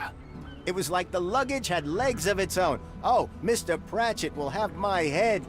I ain't sure what you did to the sheriff, but it must have been something real hairy to have him chuck your luggage off the pier. With respect, miss, have we met before? If you were the real Frank Barnaby, yeah, we would have. But where are my manners? I'm Lucy. And you are? John, I didn't mean to be rude. I've just had a difficult day, miss. Well, it's barely noon. And you've already made an enemy in Sheriff Grubb. The man starves his gators just in case someone crosses him. John who? Watson. Well, Johnny, if you plan on sticking around, you better change that suit, or Frank's reputation will catch up with you. And then you'll be a John Doe. Alas, I think one of those gators is currently devouring my spare clothes. You've got yourself in a fine pickle. All right, come on board the Nymph of Louisiana, and I'll sort you something to wear. The nymph? Is that what it sounds like? Why are you helping me? Well, let's just say you ain't the only one who's had run-ins with the sheriff. Way I see it, this city deserves better. Now quit your stalling and head on over to the Nymph. I'll be in room 6. This Mr. Barnaby is proving rather useful. Perhaps you're not so different after all. One more word, Holmes, and I'll hand you over to the sheriff. Sorry, was that John talking or Frank? Oh, go annoy someone else while I visit the Nymph.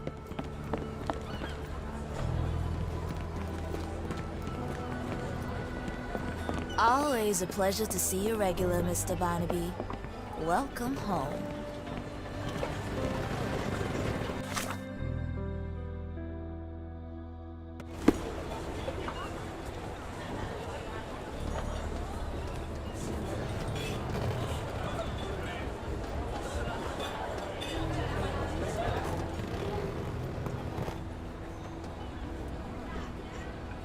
Well, look at you.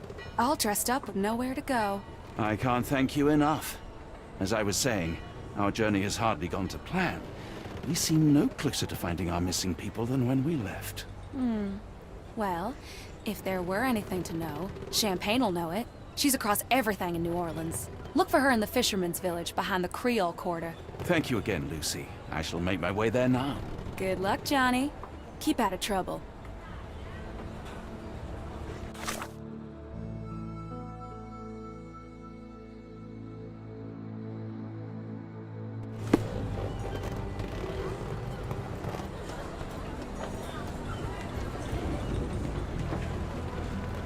Ah, forgive me, Watson.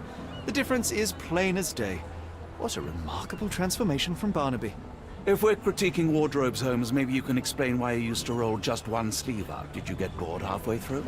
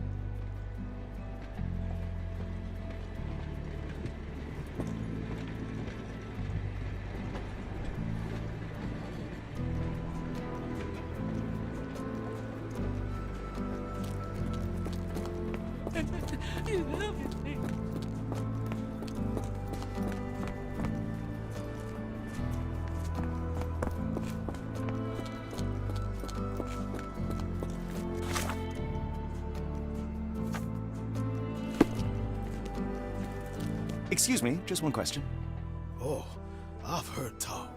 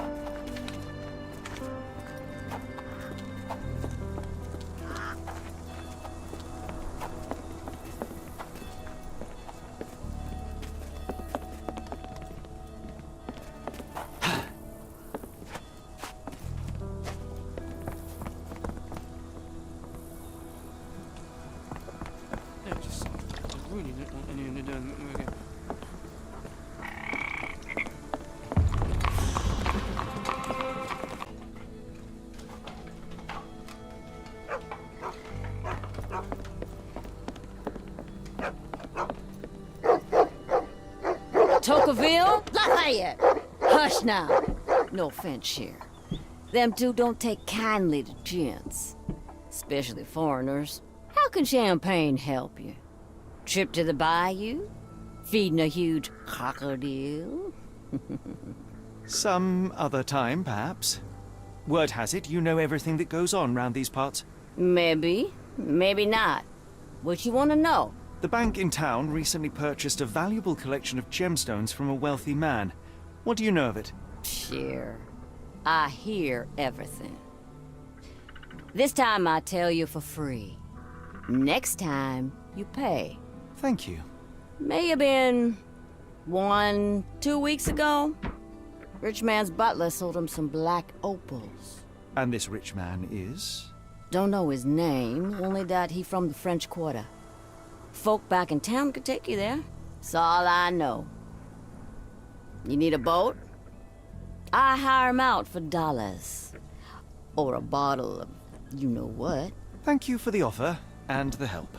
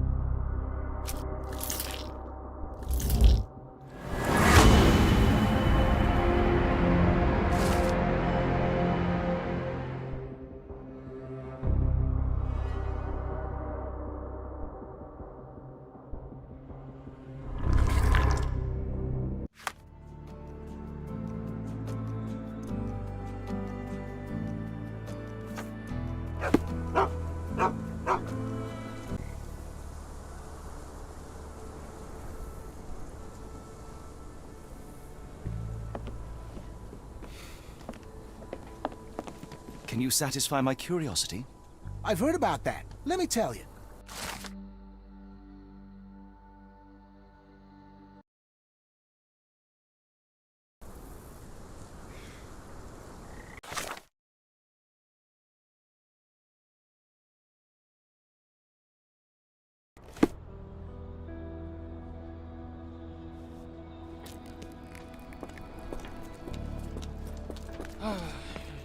Yeah.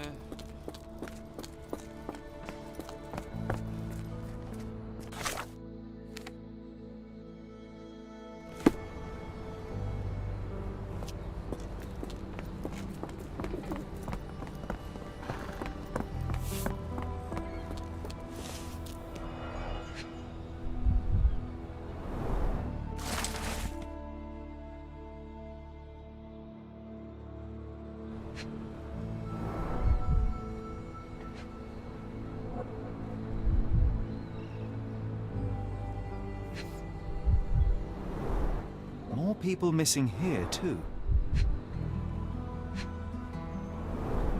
Our ship leaves tomorrow morning. No room for sightseeing then.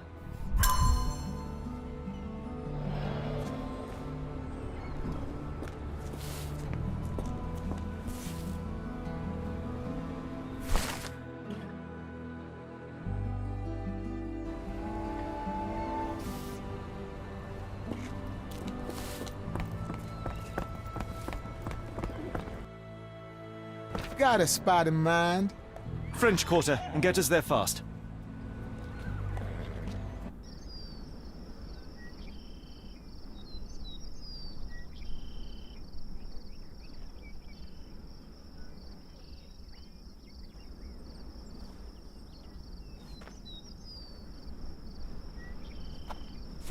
I'm not used to this warmth and humidity. Hopefully our Arneson has a shady garden.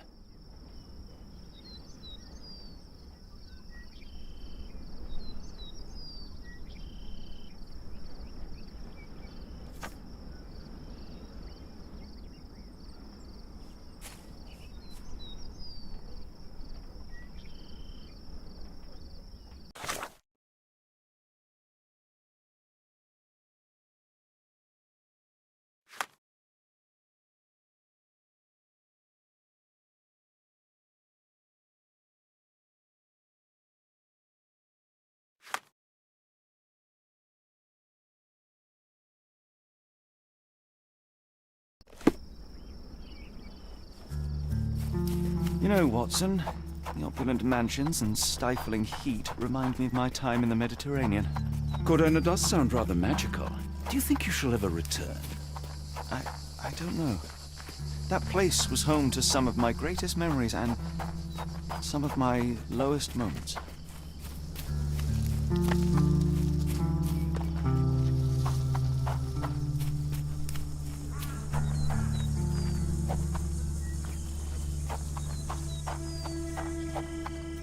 Yes, it really not very happy with them.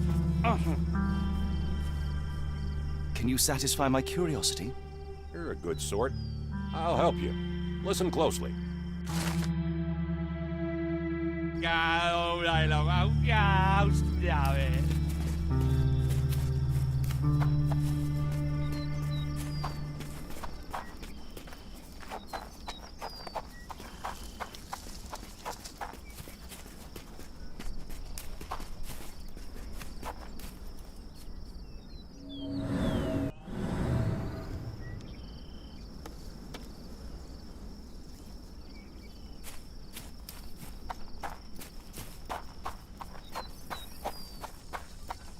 Lord, help me. Excuse me, miss. Are you all right? What is your name? Eula, sir. Waiting for someone, Eula? Yes, sir. My brother Davy. He works for Mr. Arneson in that mansion yonder. Been 5 days now since I last heard from him. Come now, why all the tears? Something happened to Davy. I feel it in my bones. Do you think he may have left the premises? No, sir. Davy, he ain't like you and me. He's smart in some ways, but he can't talk. Not a word. He's pure and kind. Fear not. We will look for your brother. One presumes this gate is locked. Is there any other way inside? There's another entrance through the stables you could try. That's where I meet Davy normally, but I couldn't get in. See, I couldn't find the key. It wasn't in its usual spot. Please hurry, sir. Find him for me.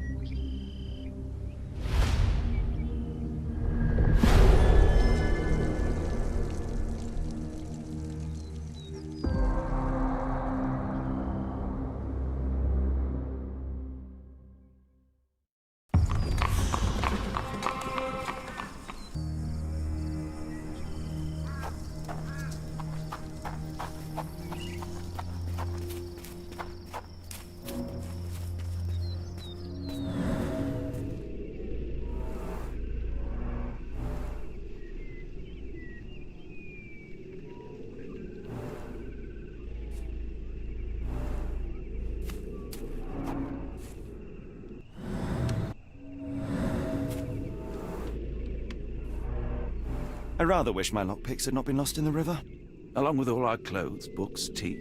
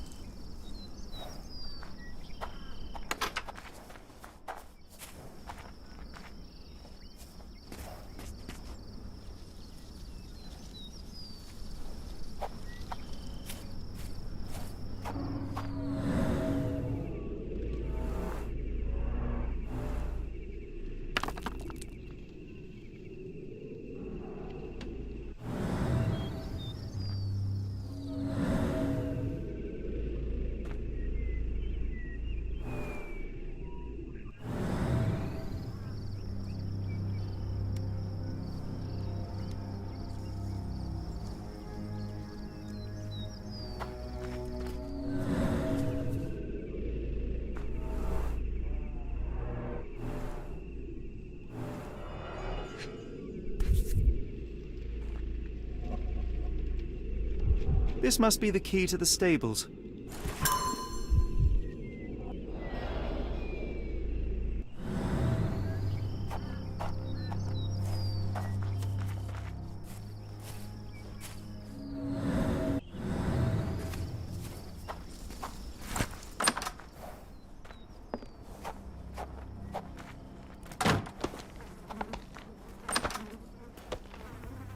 Poor animal has been suffering for days. It's dehydrated, Holmes. Without water, it will die. Mr. Arneson's cab is still here.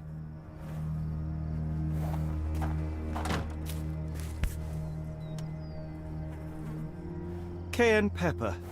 Half empty. Or as Watson would say, half full.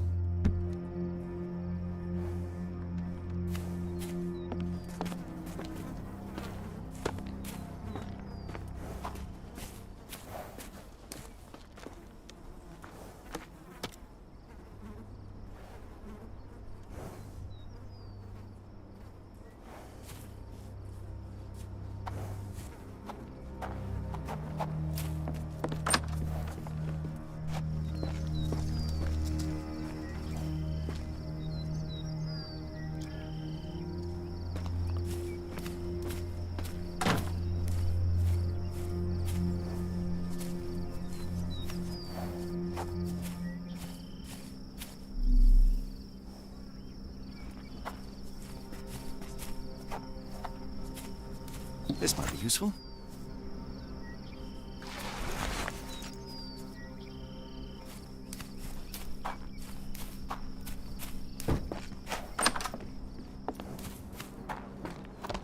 At least that's one life saved.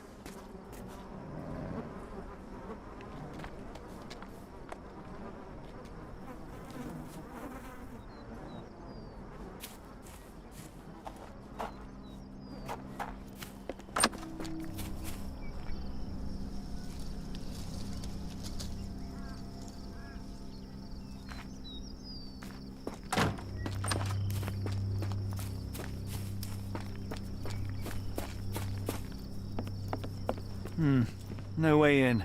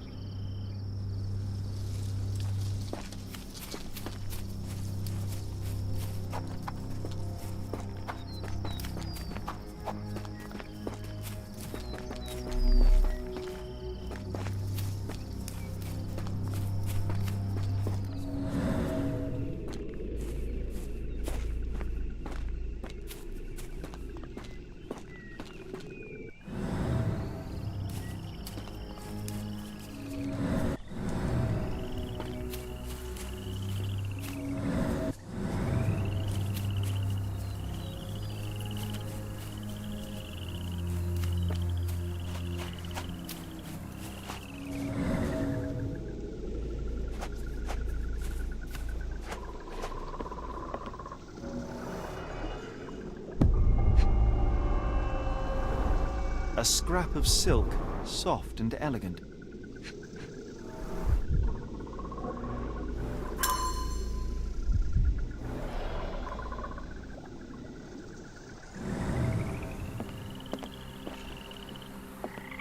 No sign of a boat.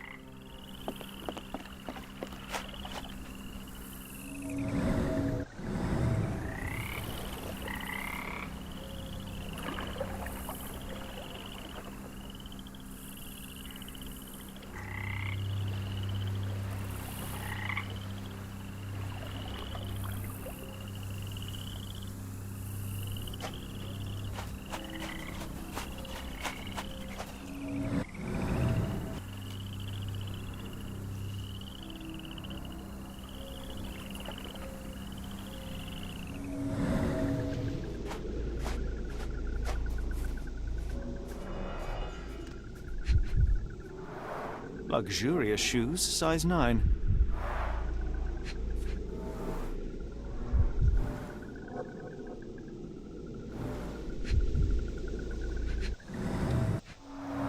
Look, Watson. Animal prints. I wonder what kind.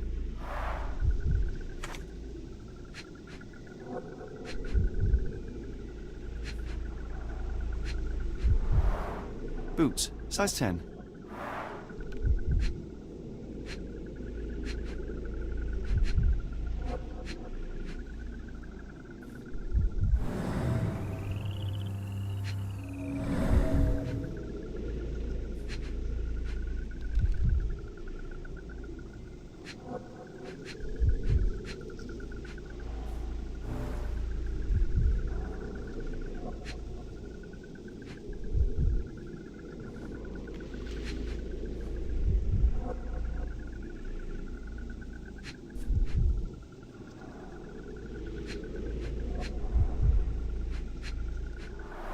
Look, Watson. Animal prints. I wonder what kind.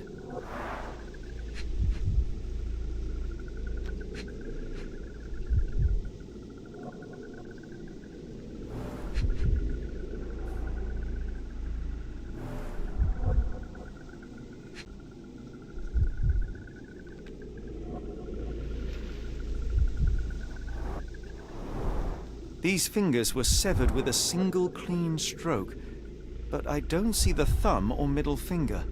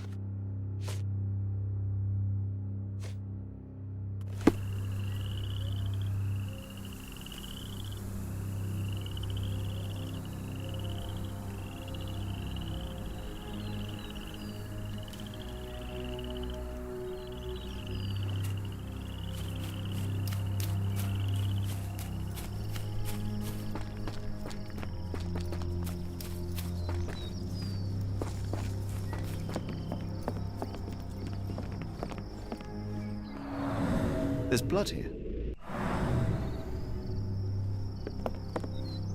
Ah! Do you smell that, Holmes? Something bad happened here. I know. Be prepared for anything.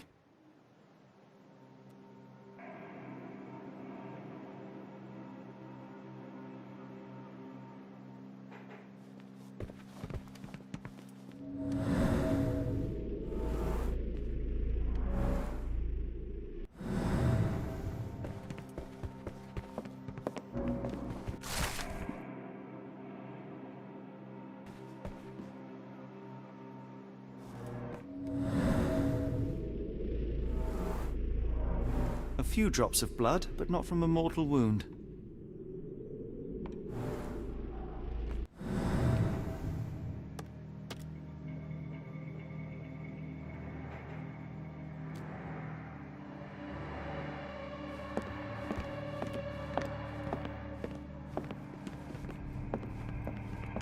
Watson, would you please lend me your medical expertise?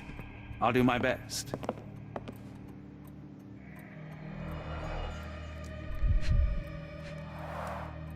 His corneas are already clouded.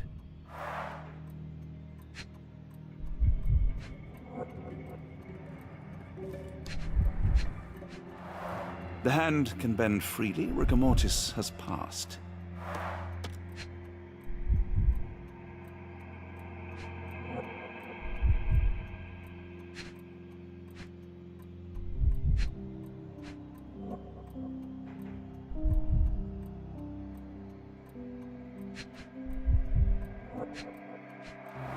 A deep stab reached the man's heart. Clean edges suggest a sharp blade, but the wound is too wide for an ordinary knife.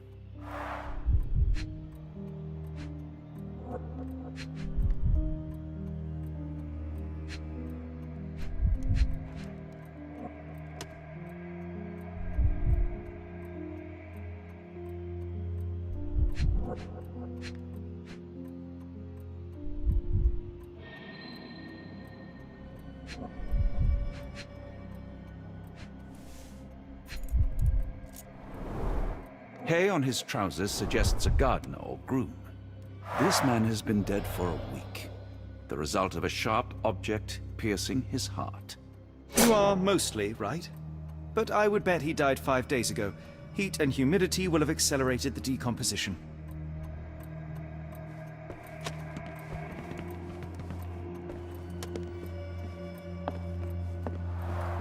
Someone was bleeding, but it doesn't look lethal.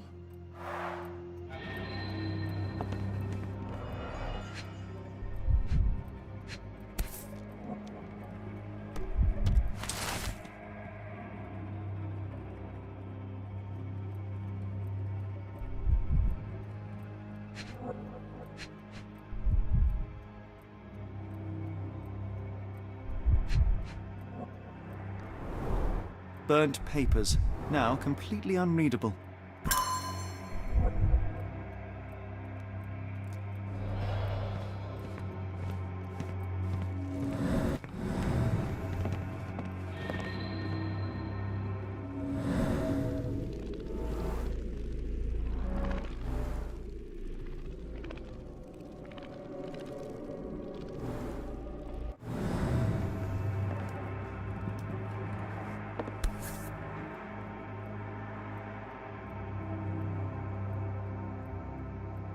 The bent end of this candlestick has blood on it.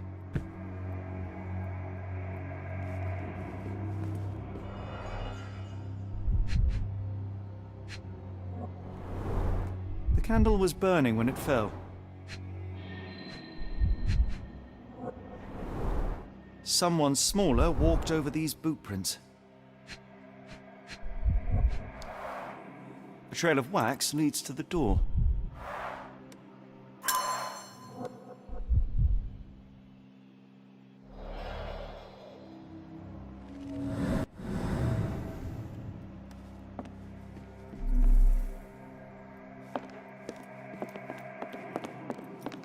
Mr. Arneson with his prey.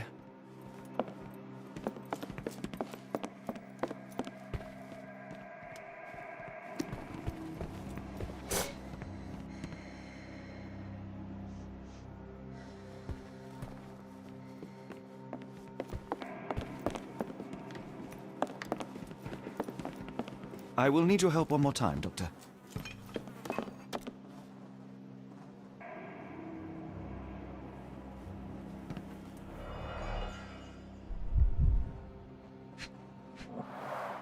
An enormous blow shattered her ribcage.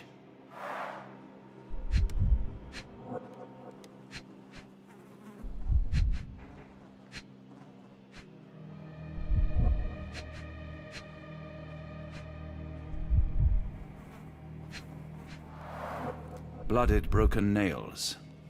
The poor woman tried to put up a fight.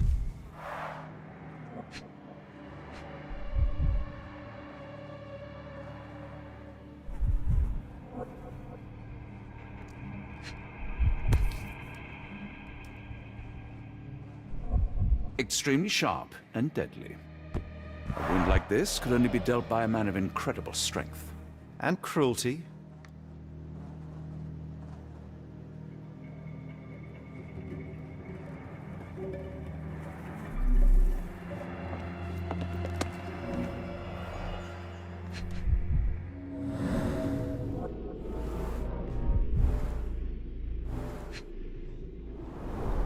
T for 2.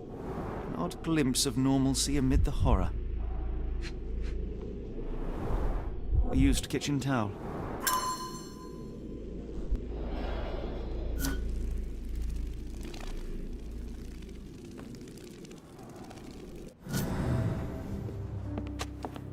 Why does it look so familiar?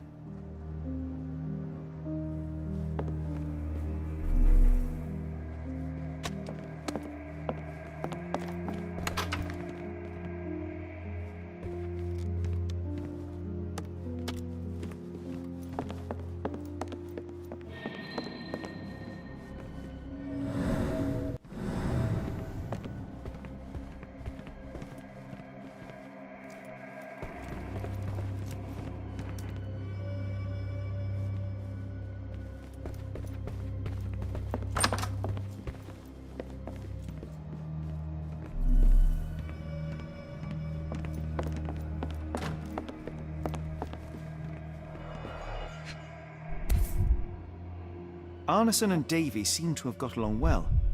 He looks more like a son than a servant. Arneson and Davy, 1881.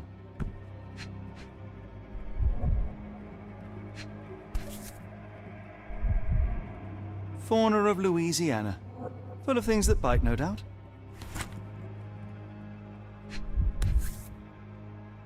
New Pied Piper. Foreigners missing in New Orleans.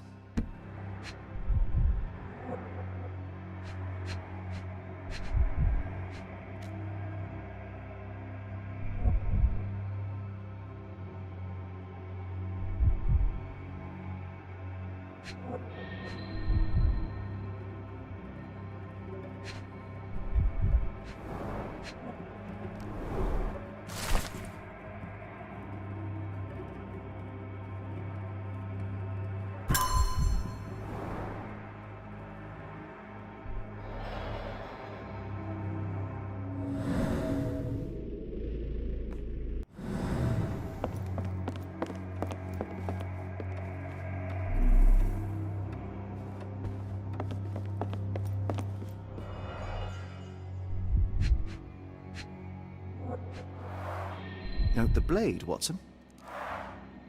A curved dagger, probably of Persian or Indian origin. 9 or 10 inches, I'd say.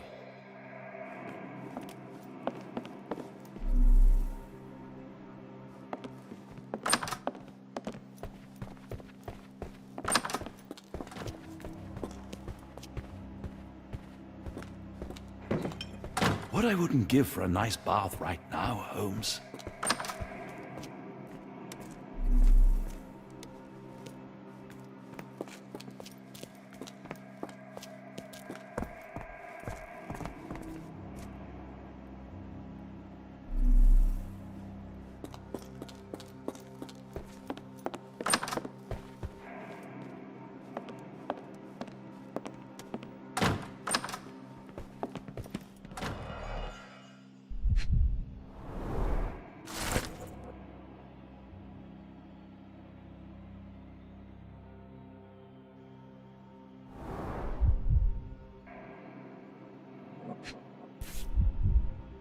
A dull book about local geology. Even I'd struggle.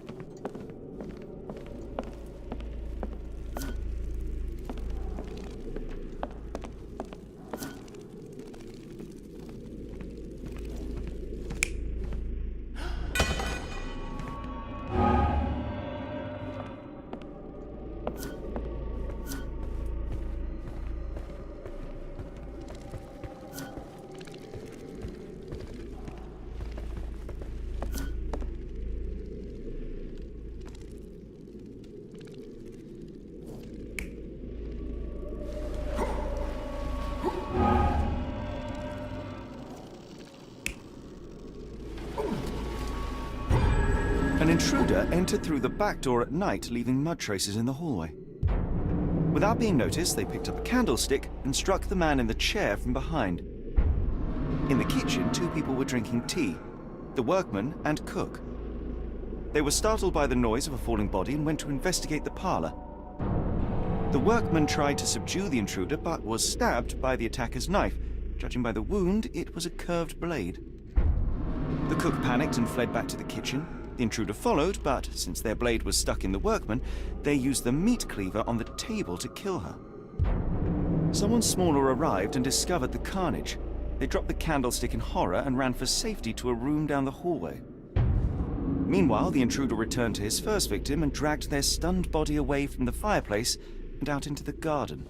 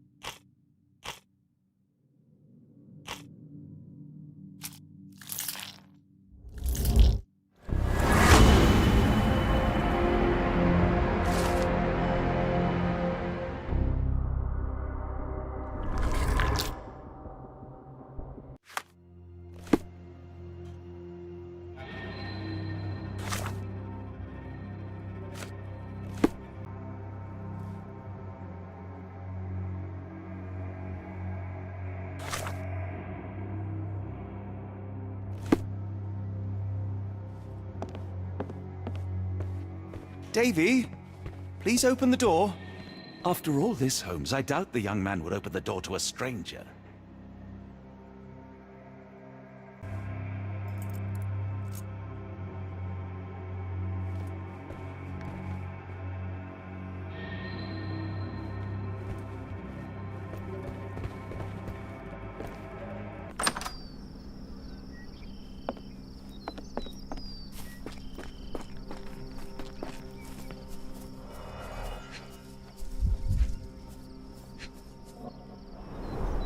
Size 10. The heels are sinking into the ground.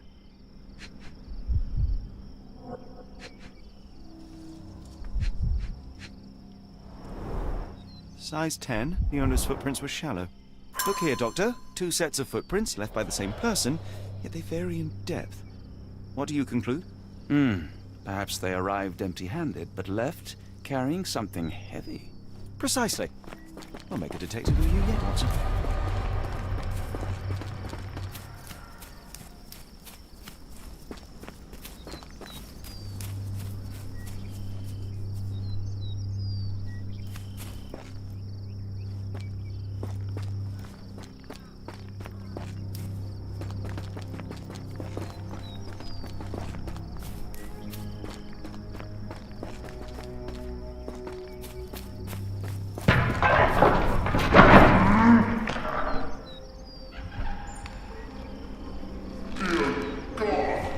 Watson, quick. Get her done.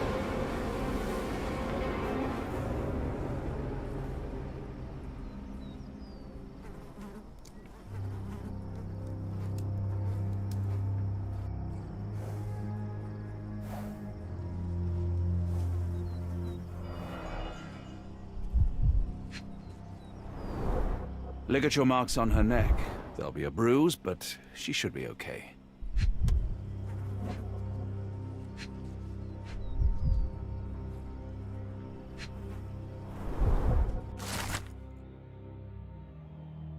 Doctor, Watson, speak to me. How is she? We were just in time, Holmes. Eula is stable, but lucky to be alive.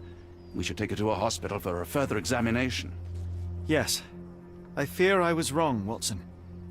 The sheriff is not a man to be underestimated. To lynch an innocent woman just to send a message, it's evil. We're not safe in this city, nor is anyone around us. Then we must not dawdle. Help me get Eula to her feet. No, no. I will not leave here without Davy. Miss, please, we must get you help. No, I will not be deterred. I will get my brother and bring him home.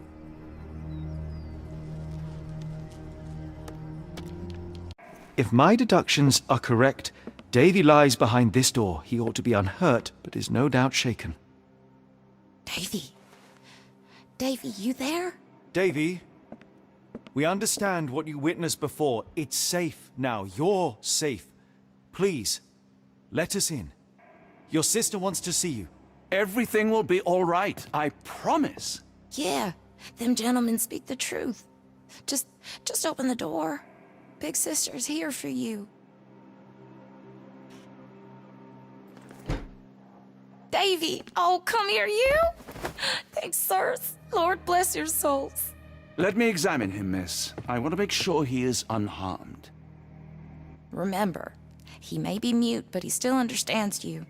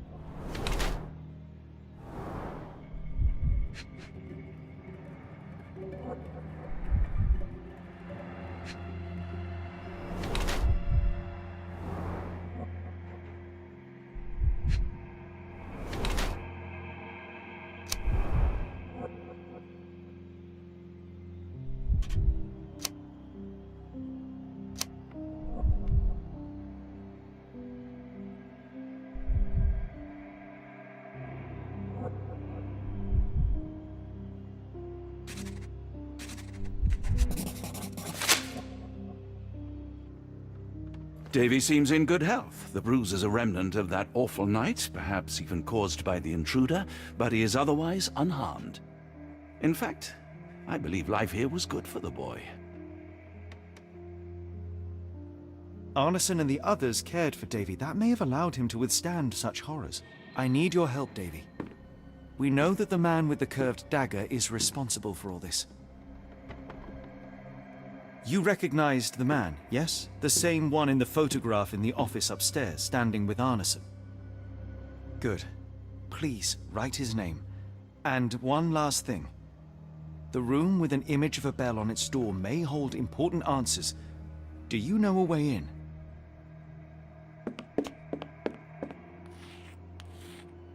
Yes. I think I've got it. You have been very helpful, Davy.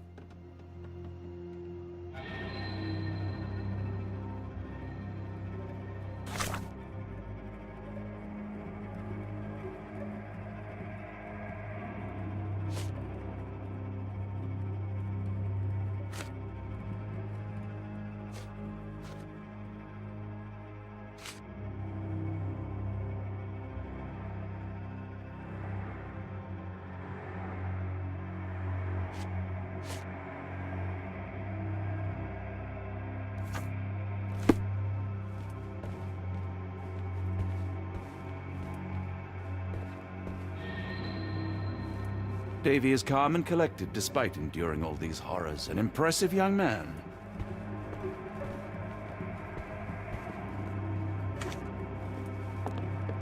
Oh, Davy. Things you must have gone through.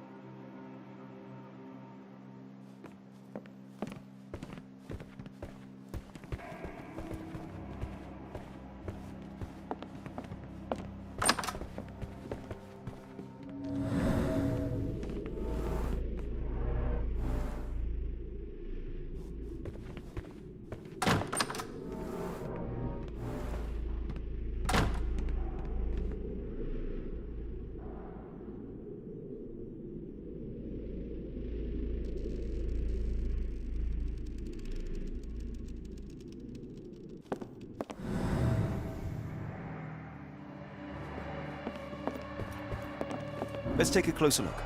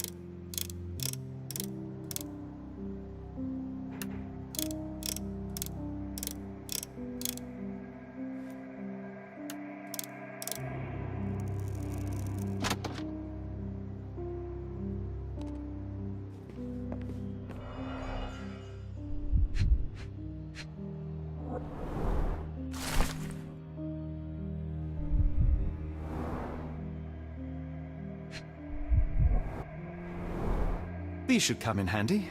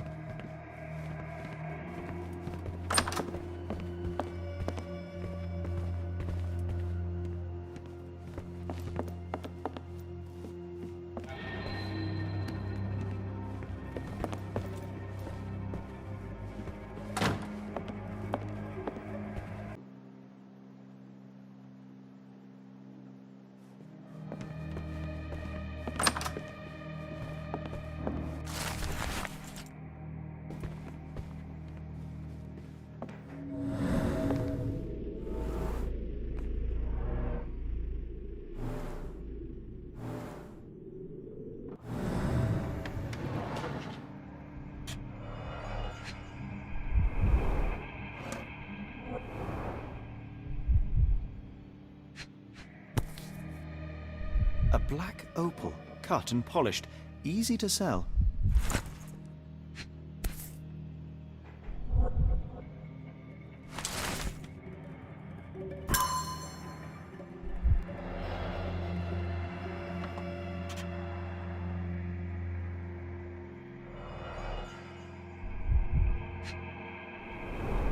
Dense and disturbing notes.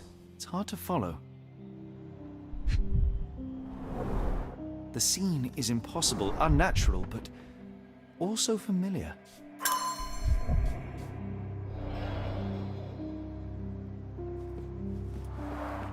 A foreigner's clothes, by the looks of things from the Near East.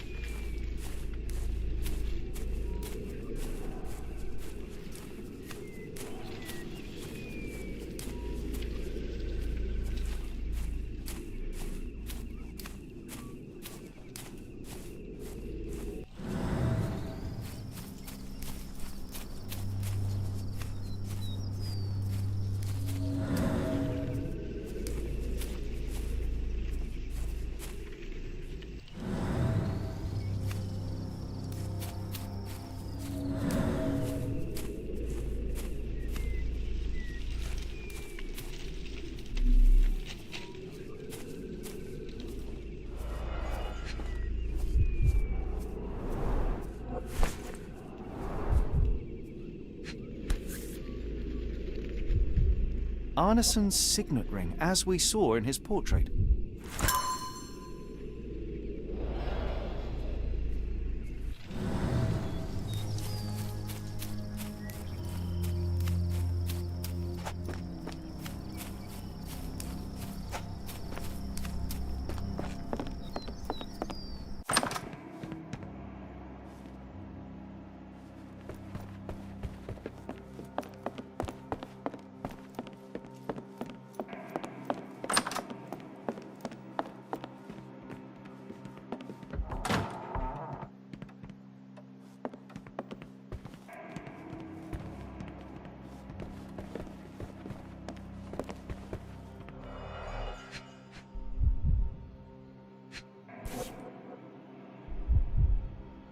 Well, isn't that interesting? Hello again, Lucy.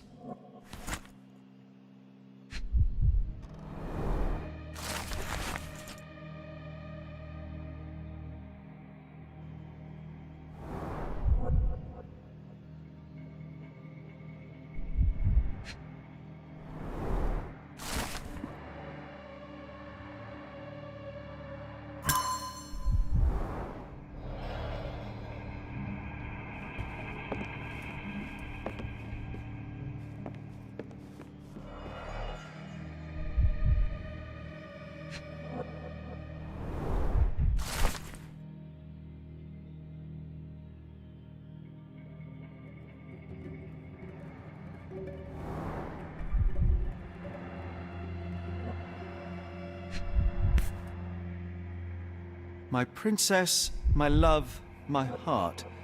Fitting words.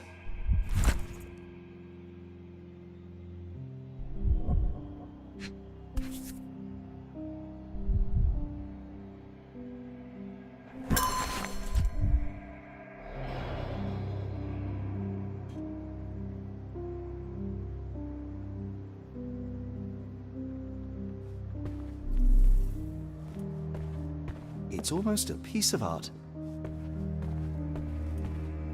We must stop this, Holmes. All these atrocities.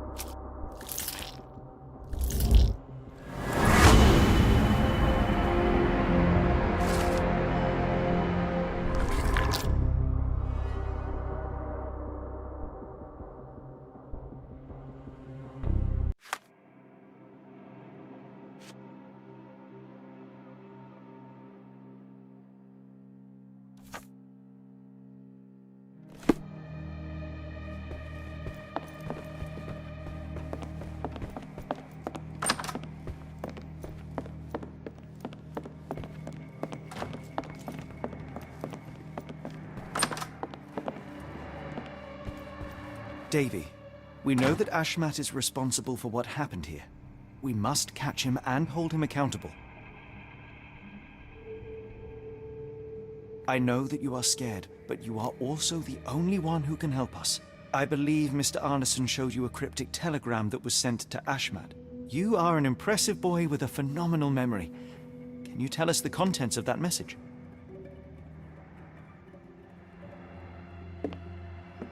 Thank you, Davy. Watson, please copy down everything he writes.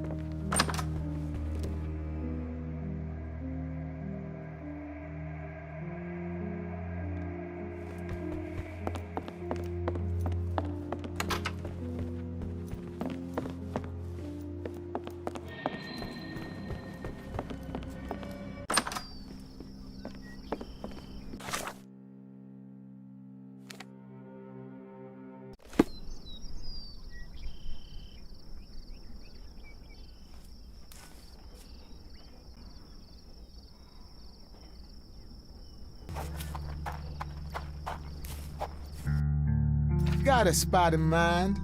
New Orleans port, and quickly. Innocents slaughtered, a woman lynched, a boy forever traumatized. I fear we've crossed the Rubicon, Holmes. Davy is resilient, much like Eula. They will overcome this. You're right, but I worry this portends far worse for us. What have we got ourselves into, Holmes?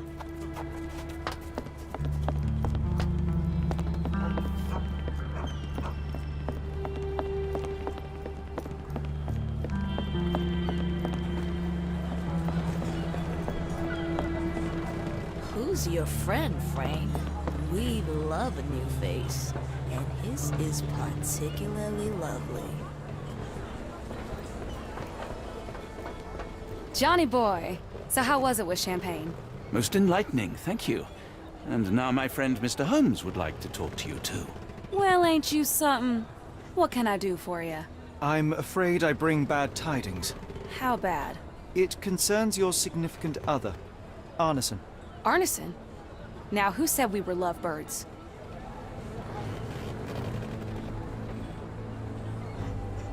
Lucy, we only mean to help. No word of the matter shall spread. What are you implying?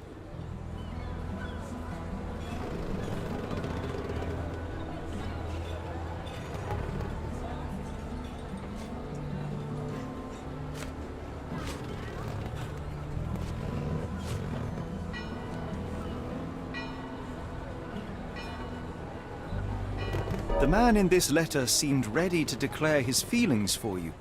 Sounds like he was more than a client. It's part of the job. Men can say weird things when they think they're in love. This photo of you and Mr. Arneson suggests the feelings were reciprocated. Looking interested when with the client is part of the job, Mr. Holmes. I don't even remember the man.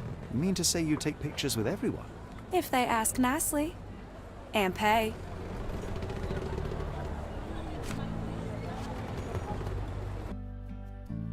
Arneson definitely paid for a ring in your size inscribed, "My princess, my love, my heart. It is for you." Arneson was going to propose marriage. Facts are clear. You know Mr. Arneson and perhaps even love him back. Regardless, he has been abducted. His life is hanging in the balance. Please, help me save him. Oh my Errol! What have you gotten yourself into? I didn't want to believe this could happen. Lucy, Lucy, what do you know? Could it have been the sheriff? I don't know, John. This town has darkness in it. Errol and me, we had plans, dreams. We wanted to make this place better for all the folk who live here. Errol had grown suspicious of Ashmat, thought he was acting odd. He brought up the bayou. I told him to leave it all alone. The water's there. They swallow everyone. You mean the alligators? No. It's local legend. The bayou's dangerous. Any visitor that sees death's messengers, they die. These messengers, are they abstract or a landmark? They're white lilies. You see a path with them flowers, you turn around. All right, Watson. We must find someone to take us to the bayou. Lucy, you have our thanks. We will go and look for Arneson.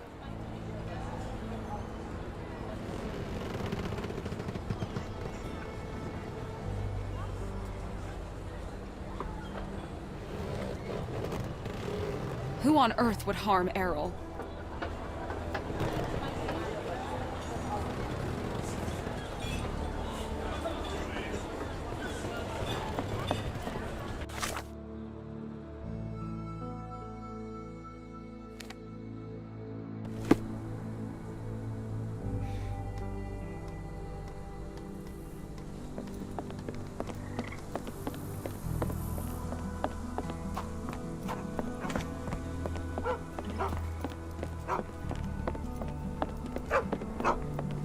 Hello again, and thank you. Your last tip proved extremely useful. Don't mention it, Cher. Champagne ain't one for trickery. Now, if you need more help... As it happens, we need to take a short trip through the bayou into the nearby swamp. Of course, you'd receive fair compensation. It's almost dusk, and only fools go into that swamp at night. Come back tomorrow. Champagne will take you down. That will not do. We must go now. It is of grave importance. I won't take you. But if you're crazy enough to go, I'll sell you the boat. Wouldn't you know it, I came across a bottle of your namesake. Will that be enough for a boat? It's warm. The bottle's dirty. But we got a deal. I'll even lend you this rifle. If you're going into swamp, you'll need it. One last favor. The boat that we came on is to leave tomorrow for Europe. Would you kindly relay a message to the crew for us? We may need them to hold their departure till 8 in the morning. Of course.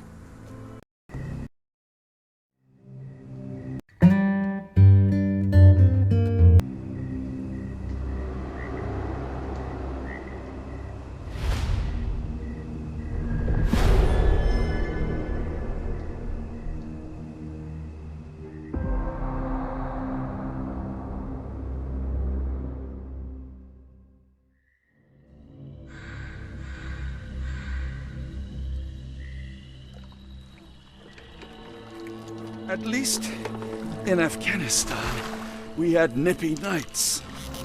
It makes one yearn for rainy London. This place, Champagne, did not mince words about it. Keep your wits about you, Watson. We are inching closer to the heart of this mystery, however dark it may be. Hell's bells! I told you to stay away, Doctor.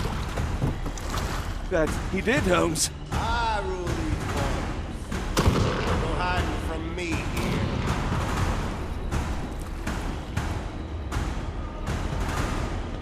No case goes cold on my watch! Settle down, boys. Our friends are as good as gone. This is it, Watson. Our moment of truth.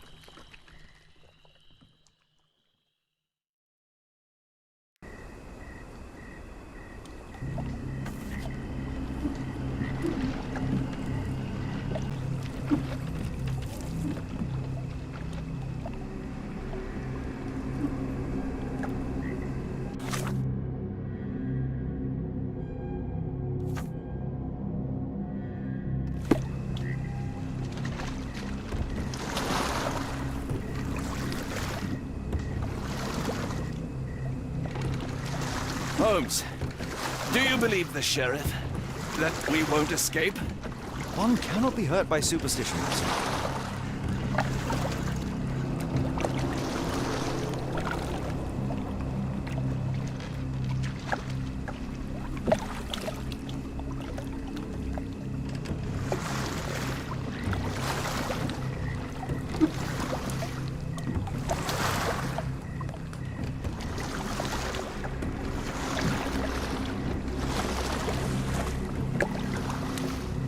Look, Holmes.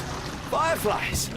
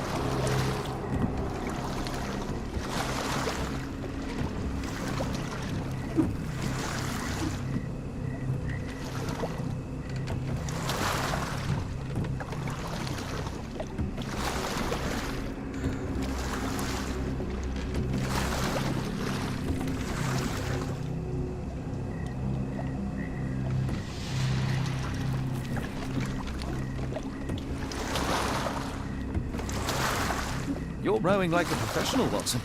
University of London Boat Club. Silver medalist, 1874.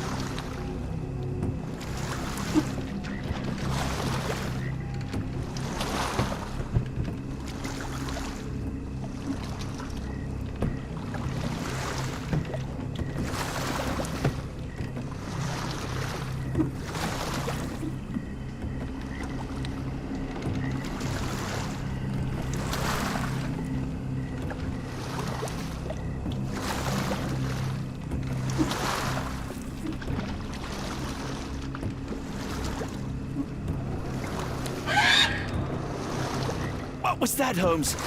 Whatever, or whoever it was, we should ready ourselves.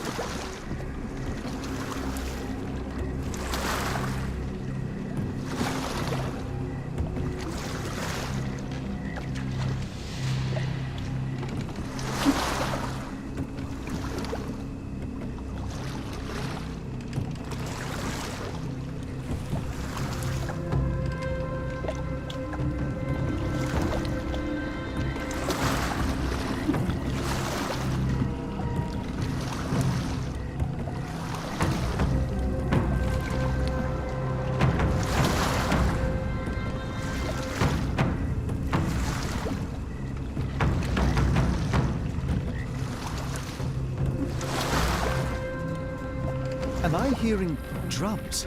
Drums in the bayou?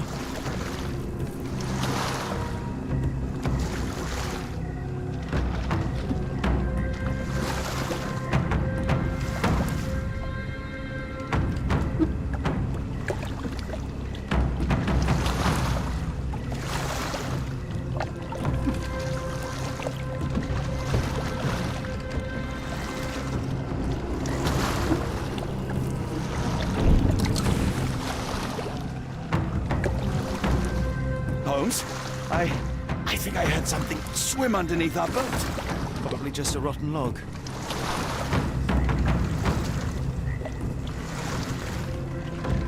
Did you hear that, Holmes? What do you see? A shadow. Nothing more.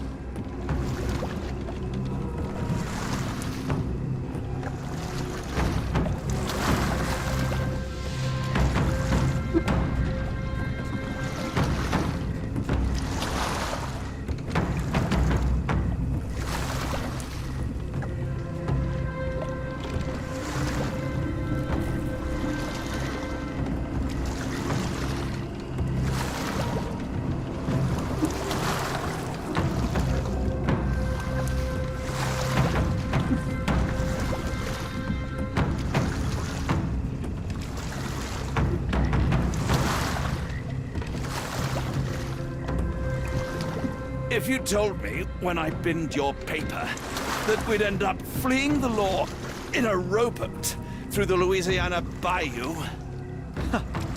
I dare say you would have hardly been surprised.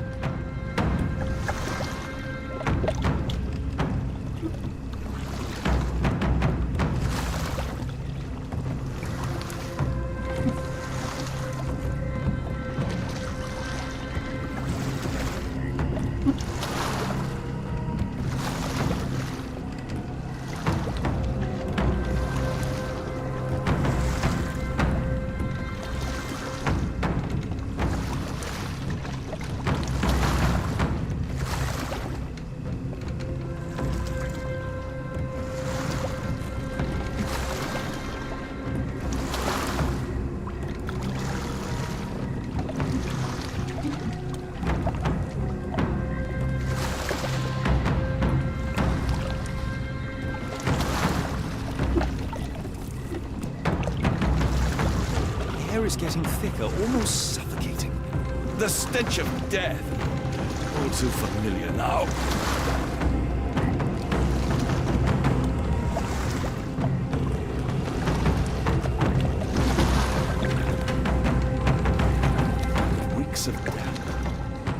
likely to sink in there than on our boat. Let's go.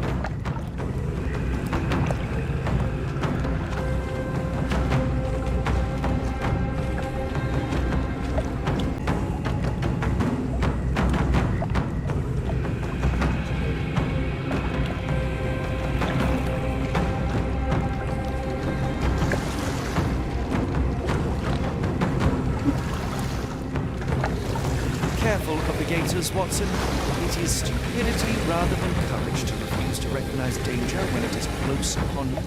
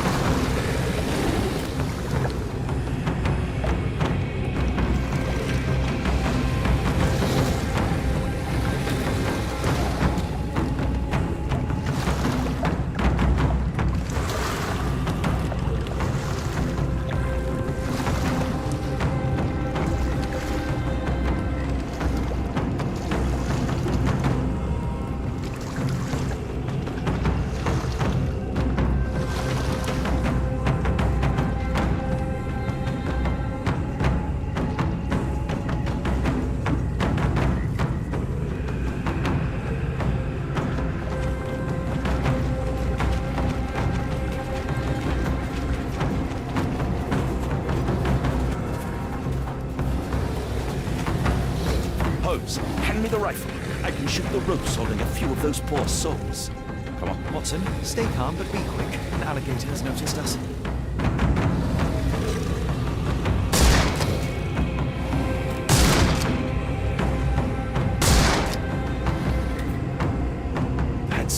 That's vicious.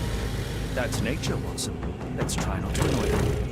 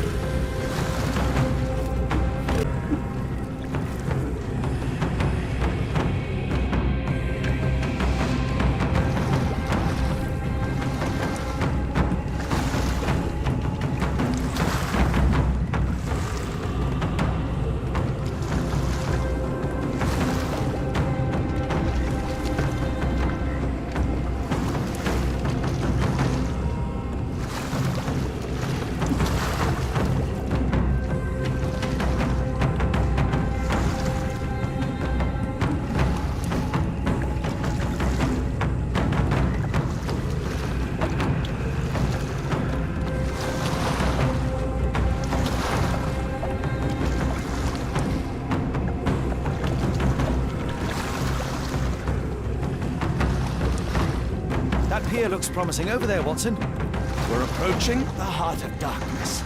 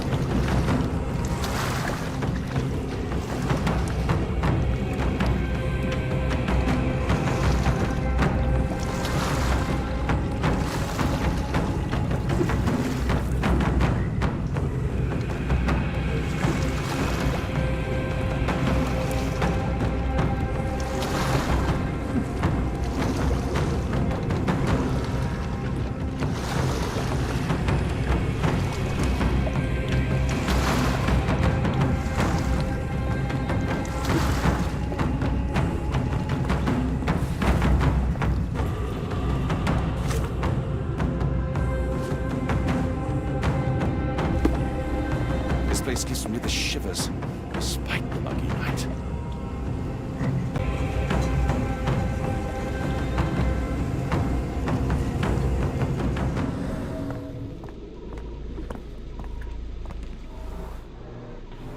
Footprints left by a crowd of shackled prisoners.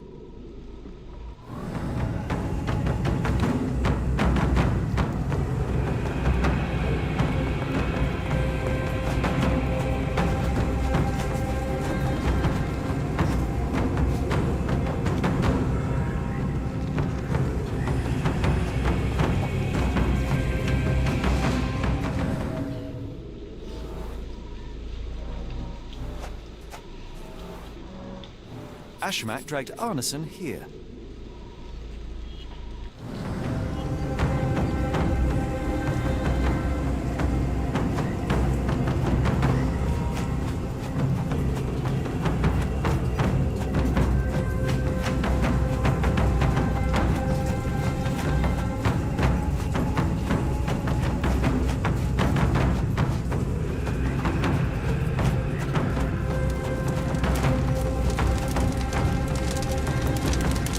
Smell of burning flesh, just horrific.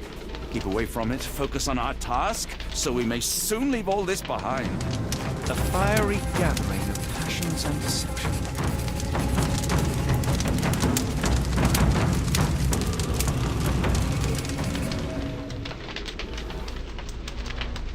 The hand tied here was bleeding in 4 places. This had to have been Arneson.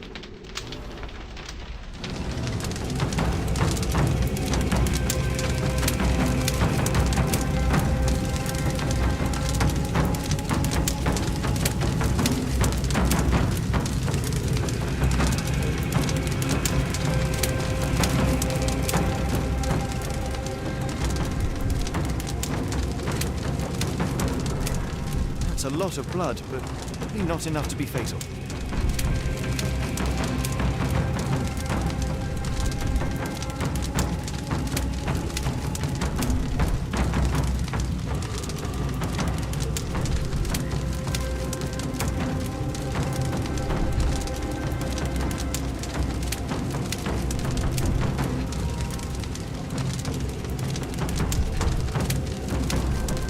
Both ends of the rope were cut cleanly. The captive was dragged through hell.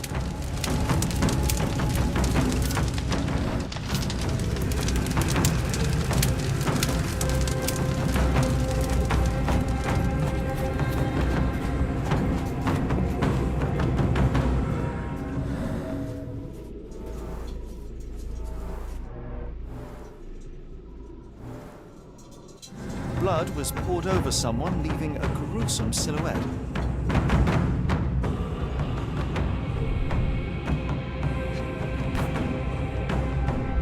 A worn blade, but clean and without blood.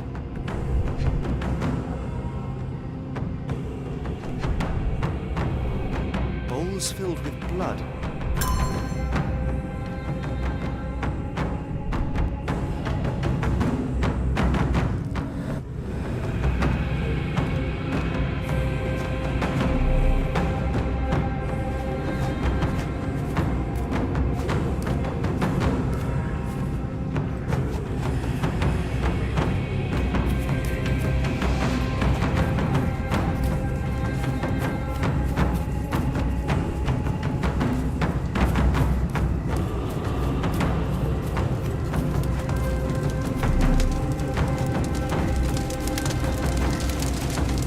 This is not arson, just another unfortunate soul.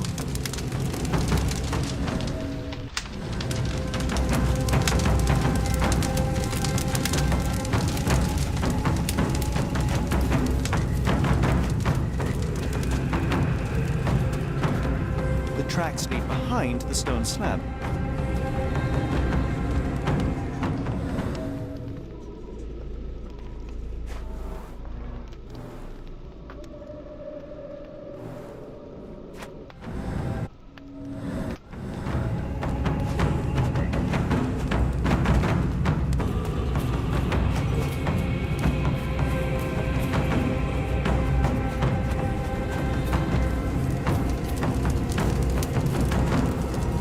Heavy weight scored impressions in the ground 1 inch deep.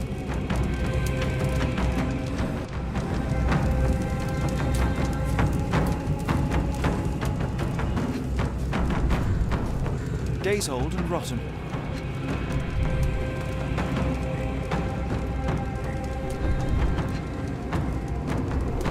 Damp and mouldy hay. The prisoners were kept like animals, slowly deteriorating under the gruesome treatment.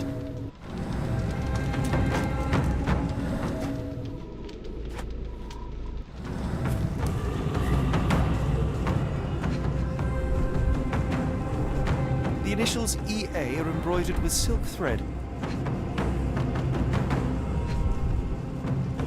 The prisoner's clothes tossed aside.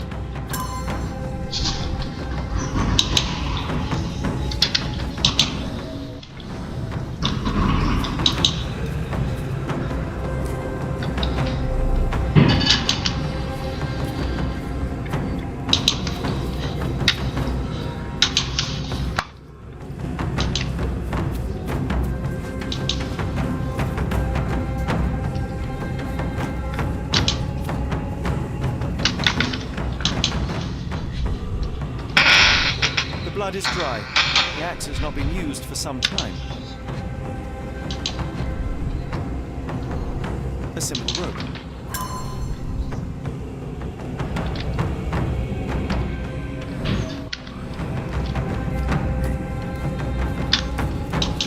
The wood is swamp cypress, endemic to the area. This is how those poor people were crucified. A heavy weight scored impressions in the ground 1 inch deep.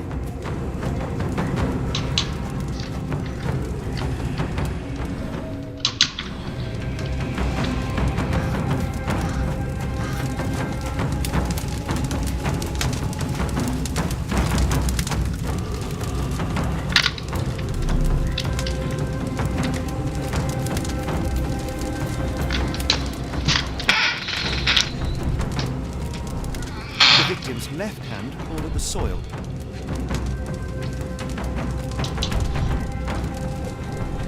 Sunken heels, the result of dragging a heavy body.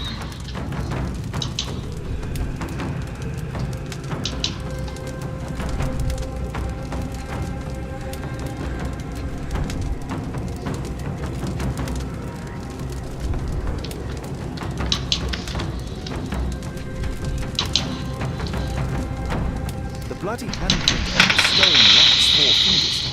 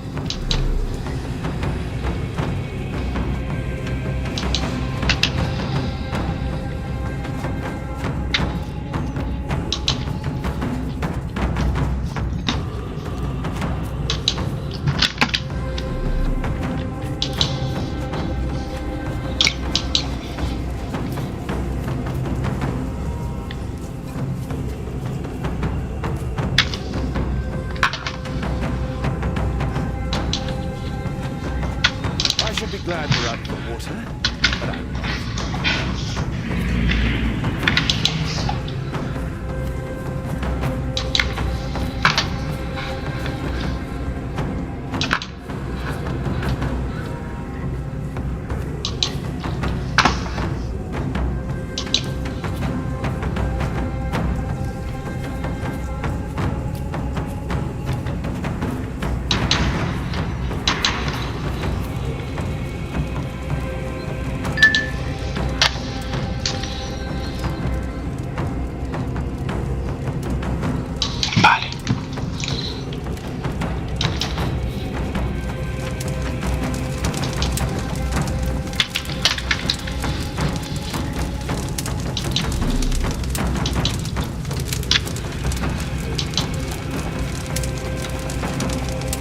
It's not Arneson.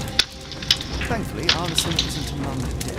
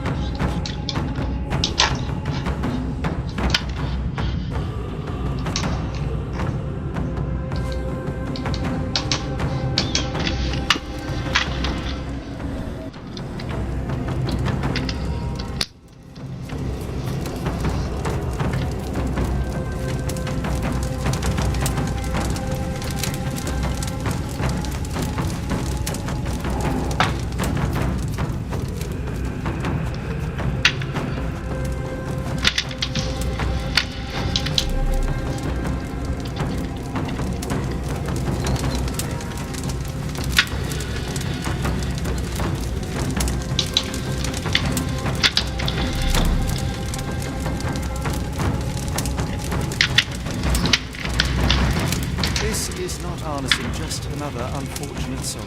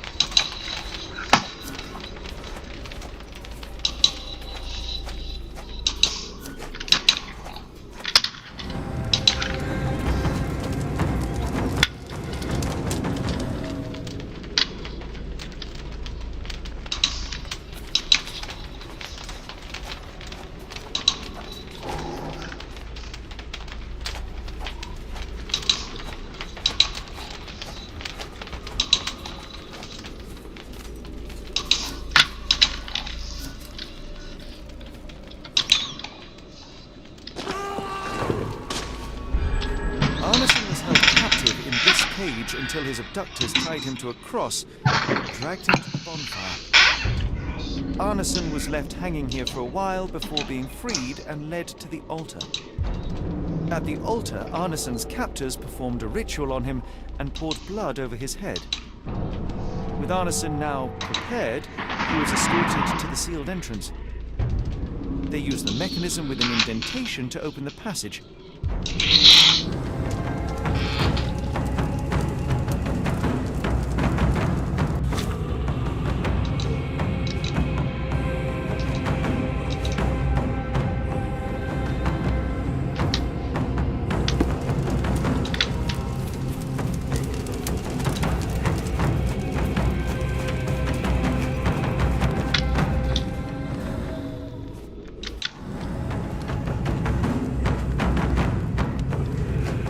Tracks lead behind the stone slab.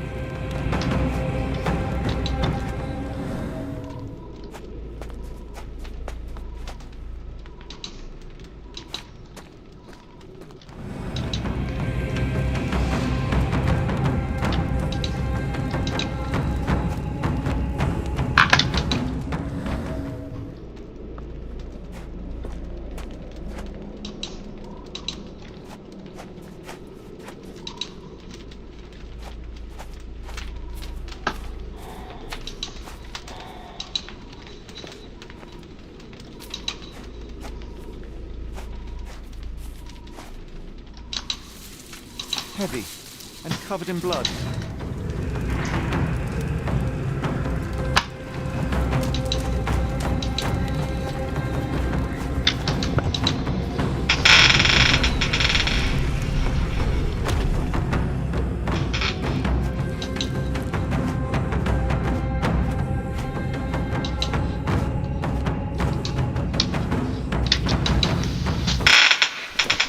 Something is wrong with my lantern.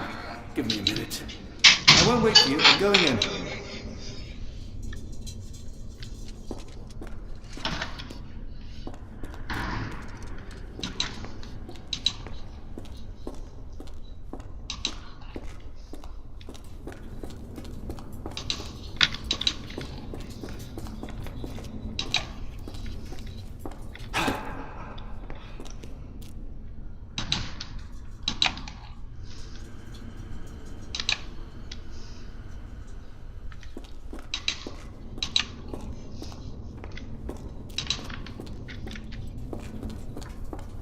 Woe betide those who take it.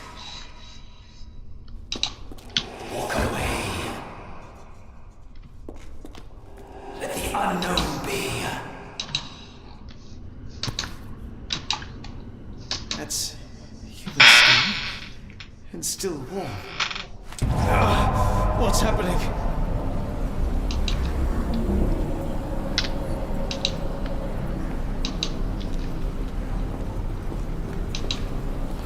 Deja vu, and not in a pleasant way.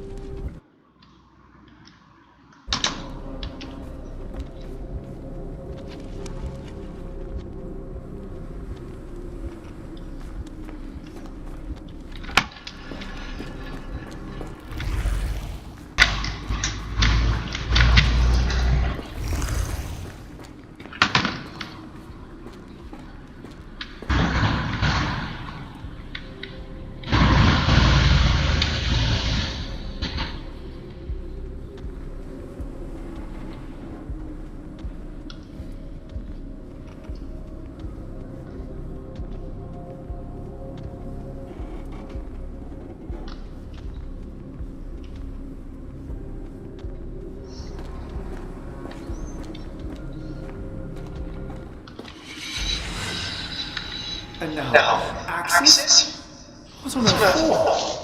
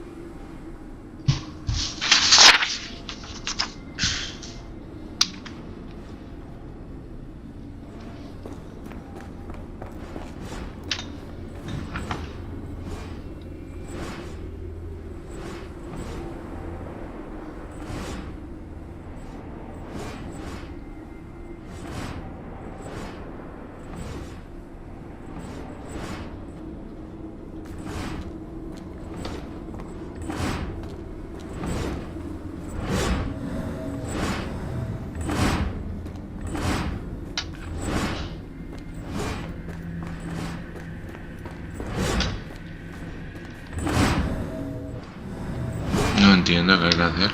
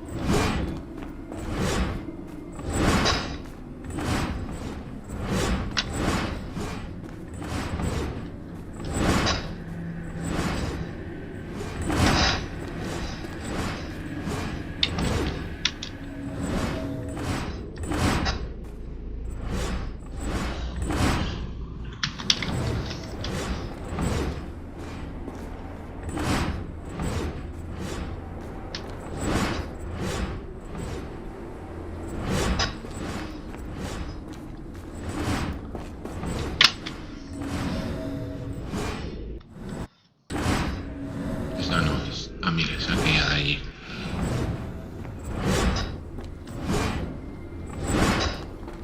Es esta, creo. Sí.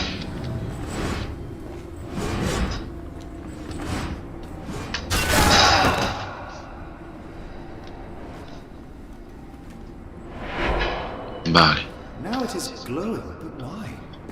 Ahora hay que hacer una que es como un pirulo ahí con dos cacharricos. Que no es esta y no es la siguiente. Vale.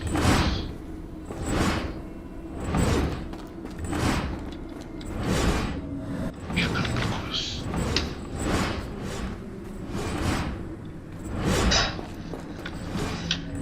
Tampoco es.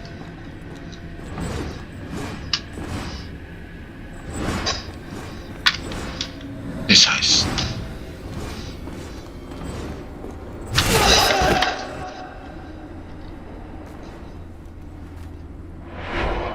Vale, me falta una. Es eso que es como...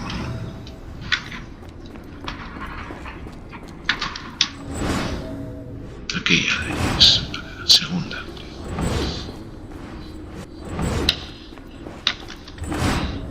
Esa es.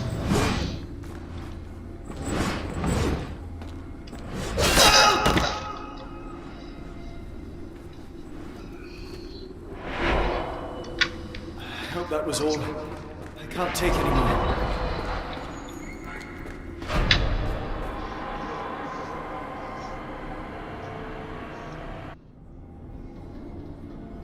At last, the lantern's working again. Holmes, I'm coming.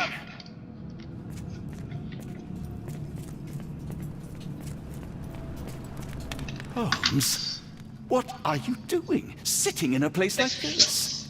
How did you get here? How did you get through the maze? Tell me, Watson. What maze? I walked straight up to you. You saw me. Shine that light on it, John. How did you get out? Sherlock, what happened? Are you feeling all... Oh, heavens. Is that Arneson?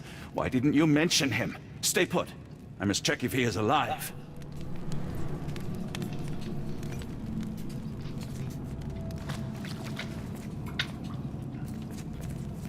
The unknown, beckoning, great word, lightning! I should examine him before he has another seizure. Pasa.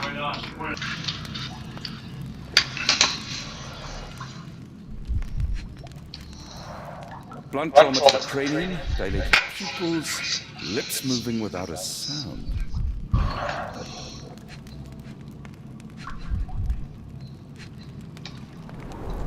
Severed fingers, the wounds are inflamed.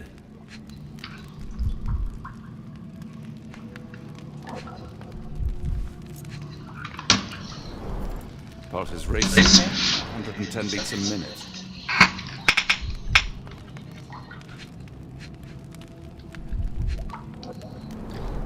Cold sweat.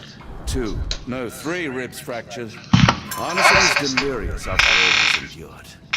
We can't get him to the boat in a state like that. It's dangerous to us and him.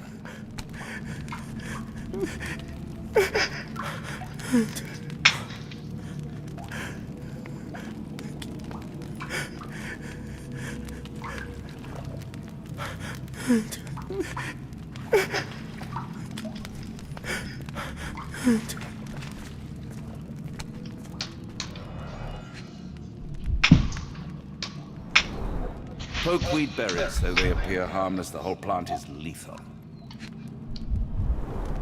Some kind of amanita mushroom, extremely poisonous. Pharmacopoeia, listing drugs, effects, and directions for use.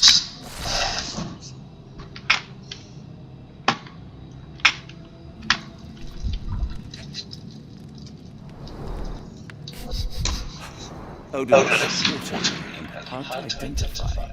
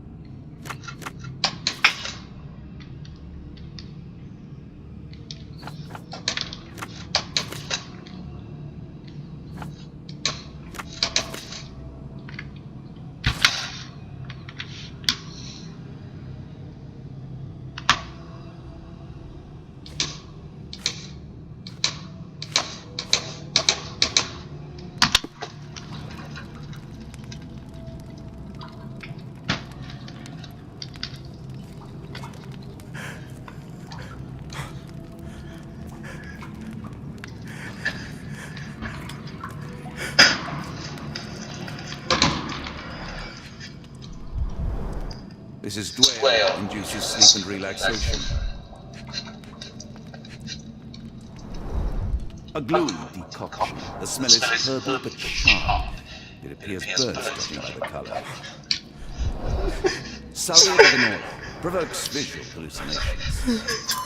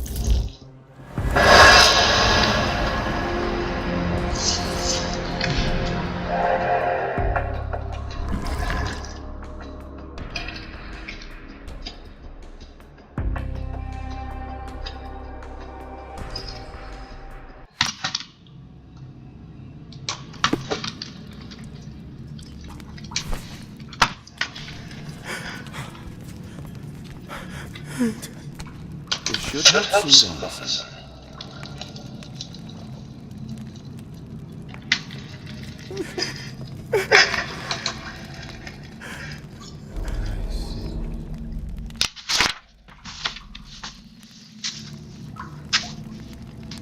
I need some fresh air. Yes, please go. I'll be right behind you with Anderson. Perhaps you can prepare the boat.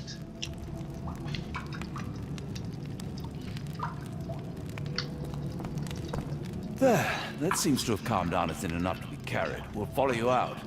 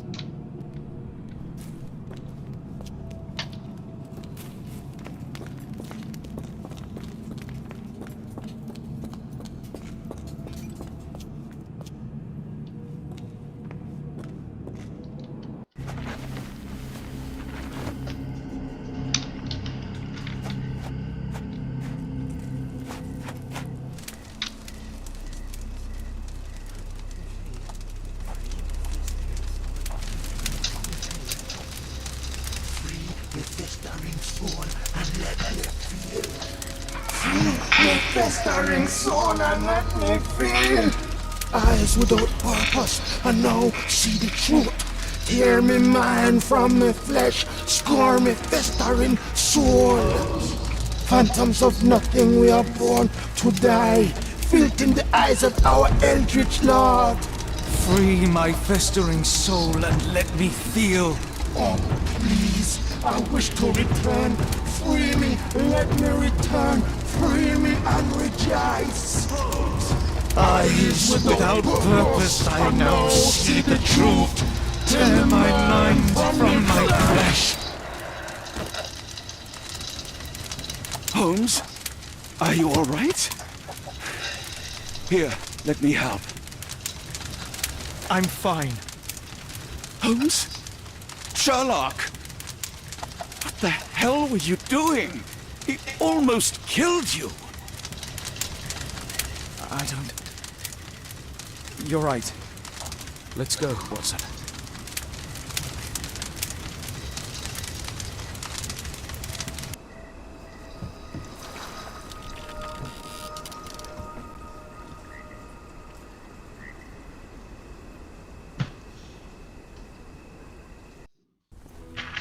Bon Dieu!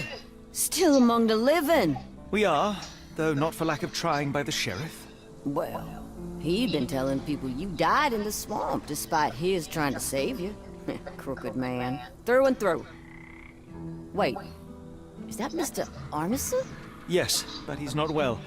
Do you know Lucy? Belle from the Nymph? That I do. Please bring her here. Mr. Arneson needs to see a familiar face if he's to have any chance of surviving. Power of the heart. I get you. Wait here. Errol? Oh, Errol! Reckon we should give him space. Farewells are painful. No, tell me that's not true. Watson? Mr. Arneson has endured a lot. Lost 4 fingers, a lot of blood, and some of his sanity. But with rest and tender care, he ought to survive those injuries, both physical and mental. Thank you, Johnny. I'll take care of him. Thank you for bringing him home to me. We'll be all right. Are you quite certain? Do you have the space? The resources? I will stay with him at the mansion. It is not a burden to take care of your love. His property is in quite a state. It may not be the best place for recuperation. Hush now. Champagne will see it sorted. Then it's settled. Hear that, Errol? Us living under one roof. Careful what you wish for. Oh, and champagne? I'm about sick of watching that sheriff run riot through New Orleans. We ought to talk. Funny, I was just thinking that grub did nothing to save your man. Together, I reckon you, me, and Errol have the sway to make some changes round here. I like the sound of that. Holmes, our boat. Oh, we must make haste. Farewell all. Take care.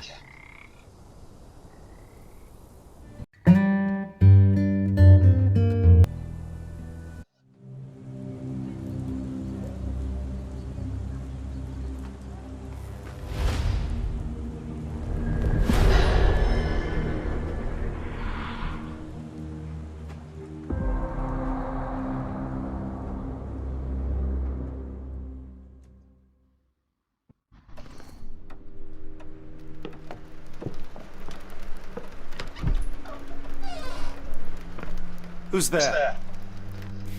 Who do you think? Let it be known that I'm handy with this revolver. Nonsense, Dr. Watson.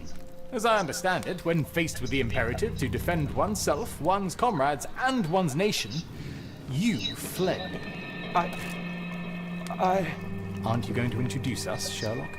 Watson, meet my brother Mycroft, the Queen's best boy. This is a grim augury indeed, for wherever Mycroft travels, tedium surely follows. In contrast, of course, to Sherlock, a man whose obsessive pursuit of the trivial tears through the most carefully laid plans like a hurricane. Do you have any idea what you have disrupted? Your ego is inflated as much as your waistband. What word comes to mind? You work for the government? International trade is a delicate beast. Your antics and Edelweiss have jeopardized one of the Crown's richest relationships. Oh dear.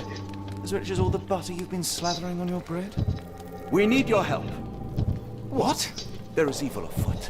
Strangeness and savagery like I have never seen. Something otherworldly festering in the dark beyond our reach. We have seen things that defy explanation. Mystic forces, magic. You must help us. It's true.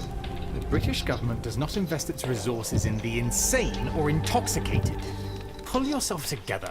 I know men like you. Men like you grease palms, whisper in ears, start wars, and you send men like me to die in them. You and the rest of your corpulent cronies. Ha! Corpulent! That was it. Interesting, Sherlock. But as you again drift away from sanity, you find yourself another John. All right, so the choice is made. I beg your pardon? There is only us. We cannot run from this problem. I shall take the book and David's cryptic message to Barnes. See what he makes of it.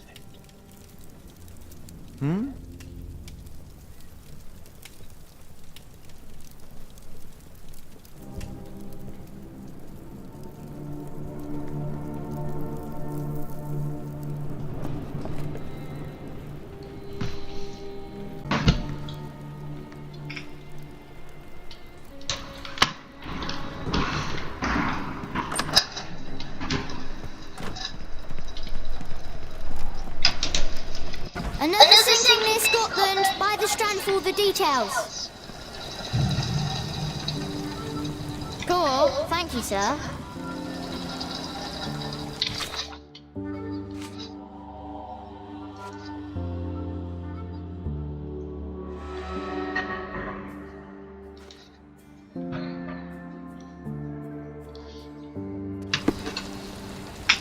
Get the Strand. Get the true facts.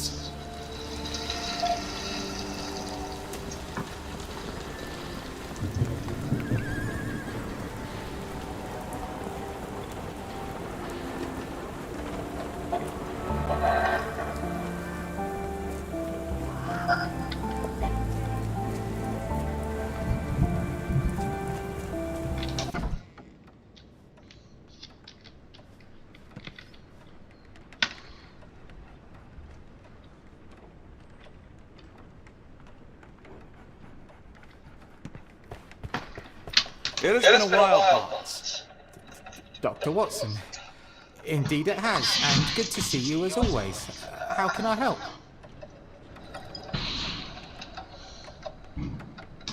Barnes, does Stevenson's guiding light mean anything to you? Well, my mind first goes to Robert Louis Stevenson, an up-and-coming author. I've been following his work in the periodicals. Interesting man. I take it his literary pursuits are somewhat of a deviation from the family business. What makes you say that? He wrote a poem. Let me see if I have it still. Yes. Say not of me that weakly I declined the labours of my sires, and fled the sea, the towers we founded and the lamps we lit. The labours of his sires. I wonder what they do. I have a book on great British families. If the Stevensons have achieved anything of note, they will be in there. Please, feel free to take a look. It should be on the shelves to the right. Much obliged. Last time we met, you mentioned your knack for translating occult texts. I was wondering if you could help me with this. Certainly, Goodness. Where on earth did you procure this grimoire? That's a long story. What do you make of it? It seems to describe pagan rituals, ancient deities. Wow, what a marvel. I can try and translate it for you. Just the pages bearing that symbol. This section, really. Entity of ocean or time. Oh my. Already on it, as you can tell. If you can have it done at your earliest convenience, that would be lovely. Someone is full of pep. Yes. Mr. Holmes, he was quite the inspiration. Last time you were in town, he offered me some stirring advice, which I have since acted upon. Holmes is nothing if not provocative. Indeed, the thorny truth is often hard to hear, but it did the job, and now my heart is full. I'm glad to hear it. Much obliged, Doctor.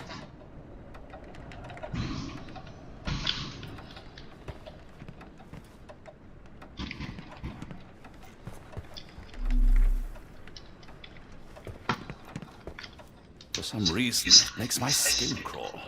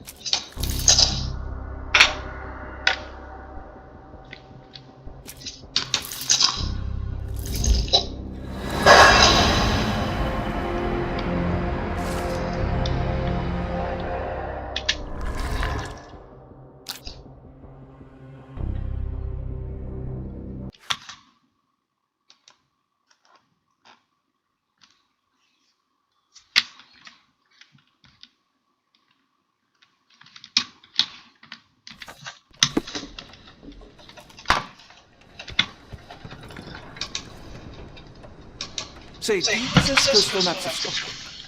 Indeed. Have you figured out what the Stevensons are known for? Feats of lighthouse engineering. You have my thanks for the book. My pleasure, Doctor. Do you lead any particular part of the coast? Loch Harbour, West Coast. Right then, I'll unroll it on the desk. All yours. In the meantime, I will attend to my translation. Much appreciated.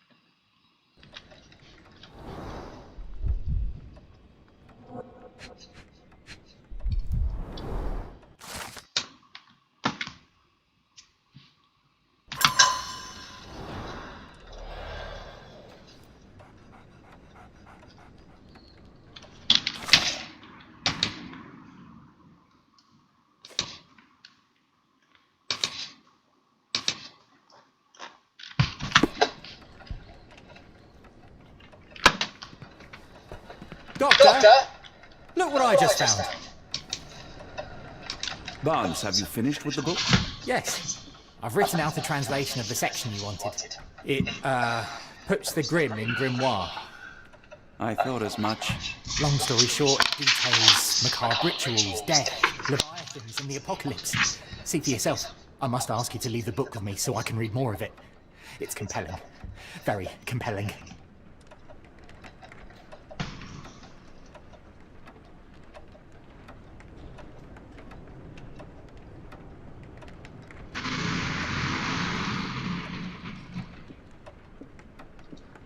I don't think that would be wise. Please give it back. That said, I remain grateful for your immeasurable help. Oh, how disappointing. I hope you will consider lending it to me in the future. Good day, Doctor.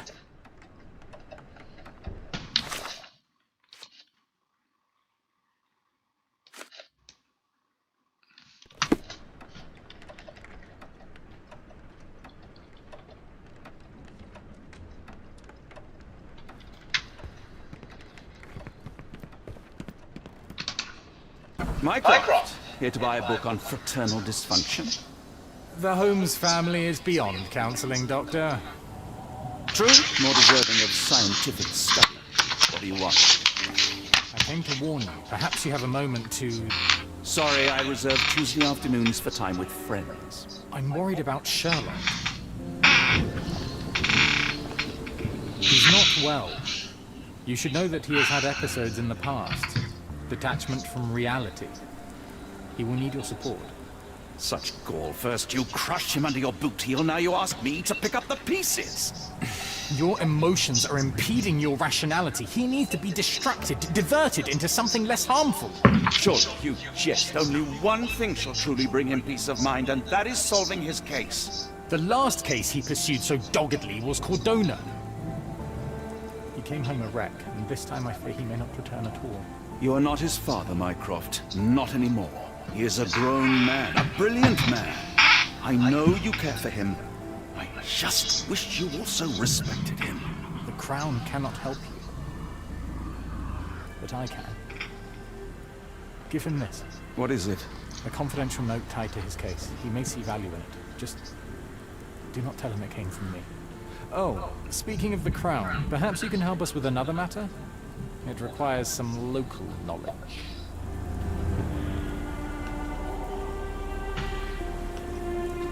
I'm all ears. For your eyes only. Here is a folder with all the details.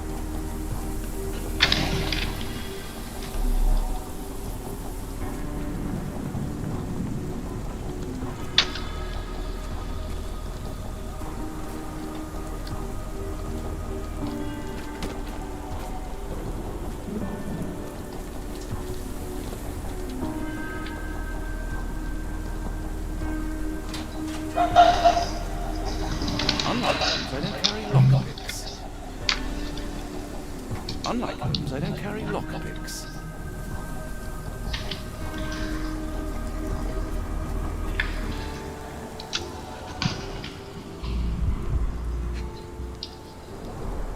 His face and neck are swollen, and I can see wasp stings all over the skin.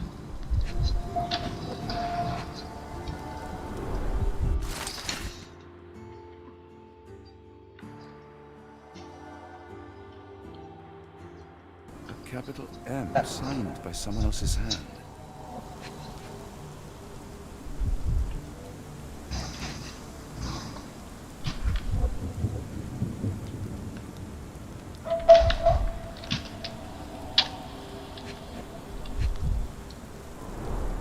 Rollbox regiment. They had it tough in Afghanistan.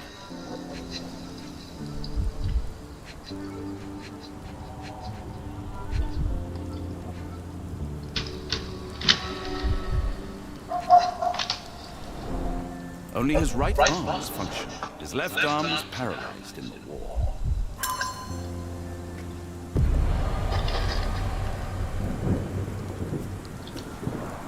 The spyglass was positioned to watch the windows of the embassy across the road.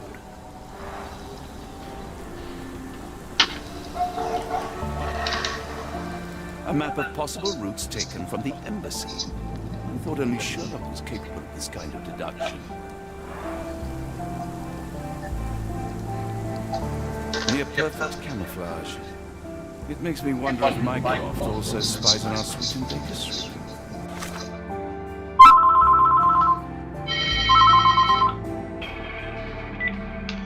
Dime. Sí, pero si me la han mandado igualmente.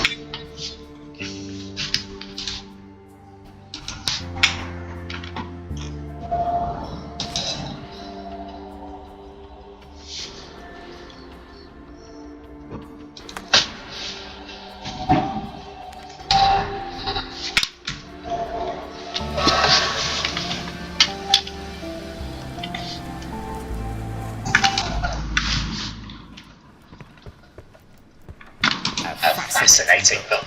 Thank you for the opportunity, Doctor. I'm sorry I had bad news. Please do not have me report as a turncoat. Worse, I have found him dead in his wheelchair, out in the garden. How did he die? Exactly. He was stung repeatedly by wasps. His body succumbed to anaphylaxis. And that is all you observed? Was there anything suspicious? Well, there was one thing. In his notes I found a handwritten M, but it didn't match Hawke's other writing. Listen carefully, Doctor. Do not investigate further, do not talk about this matter to anyone, and do not ask questions. Thank you. Now leave it alone.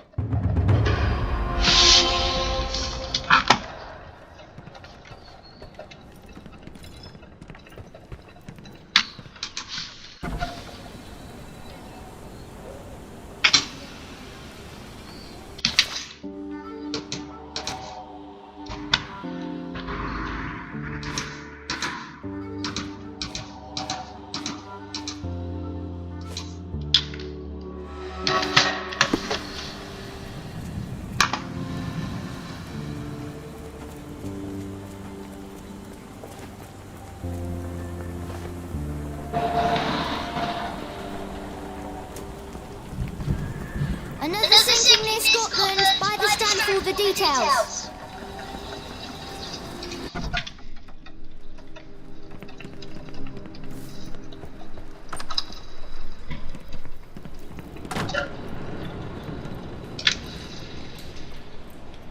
Holmes, I have the translation. But Barnes was affected by the book. Holmes? Watson? Did you hear me? Barnes was behaving oddly, but I was able to retrieve the book and his preliminary translation. I think we have a lead. Sherlock, what is it? I find myself burdened. It will come as no surprise that I tend towards obsession. Indeed, obsession oft grants me the insights that have become my stock in trade, but my greatest asset. Yet I cannot deny this nature proves as much a hindrance as a boon. It has cost me friends, colleagues, brothers. And despite my obsession, as I contend with the matter at hand, no closer to understanding than when we began, I Well, I must conclude that I am of no worth at all. Without an answer, what use is the question? Sherlock, this is no time for despair. The book is real. Those men went mad. John, I fear that I am as mad as the rest of them. I bore witness to the same events that you did. I saw with my own eyes the inexplicable, the ghastly, and the unnatural. I can attest to their occurrence. So take heart, for it was as real as you or I, and thus we must persist. Lives hang in the balance. If you cannot see your worth, then trust in me, for I see it. And I know of no other man capable of putting this matter right. Thank you, John. Would that I possessed even half your courage. Pray tell, where does our journey end? Ardnamurk, Scotland. Well, shall we be off? Yes, of course. You can apprise me of your actions while we pack.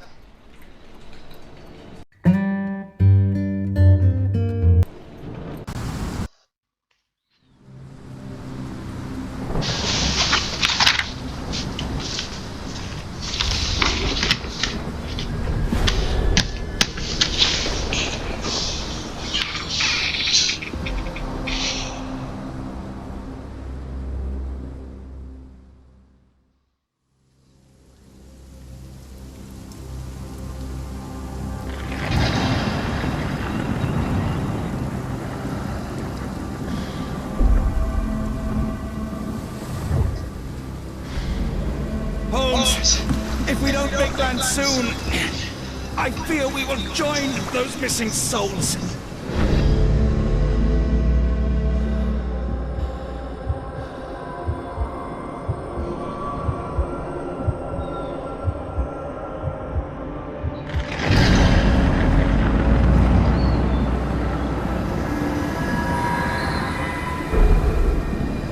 These seas have taken too many, John. Let's stop them from taking more then.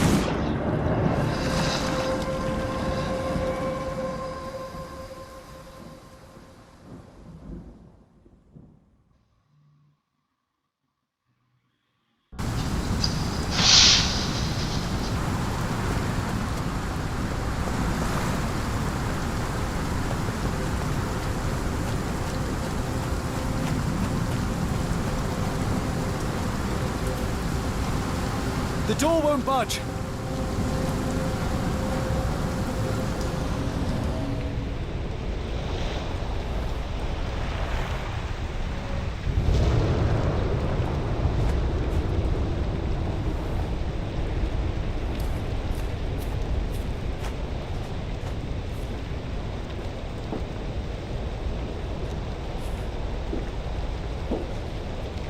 Barred and barricaded from the inside.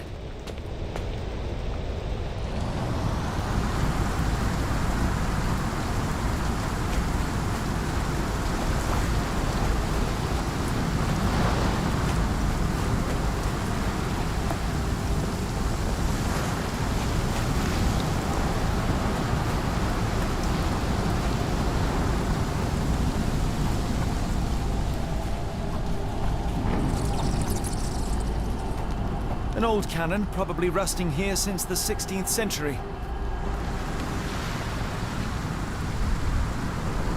Ouroboros, a snake eating itself. An ancient symbol of eternal renewal.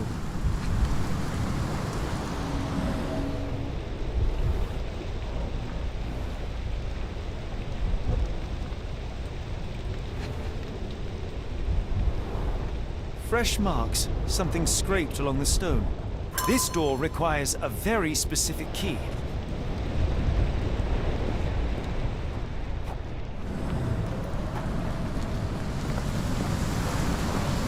Where did the shirt come from?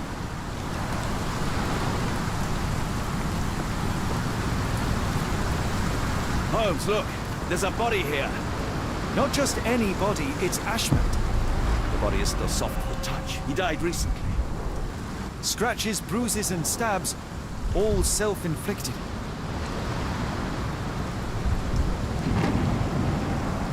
Oh, his eyes are gouged out.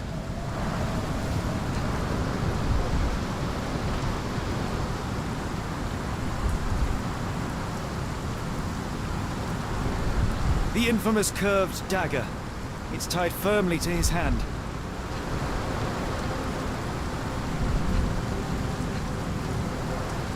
A broken chain. Something was attached to the end.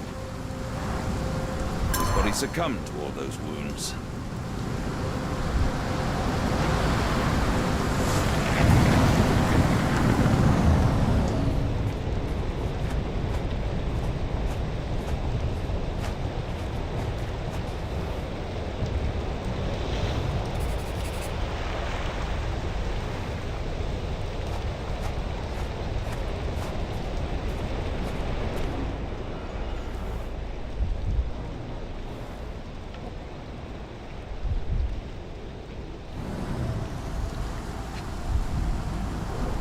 A human-sized imprint. Someone fell on their back.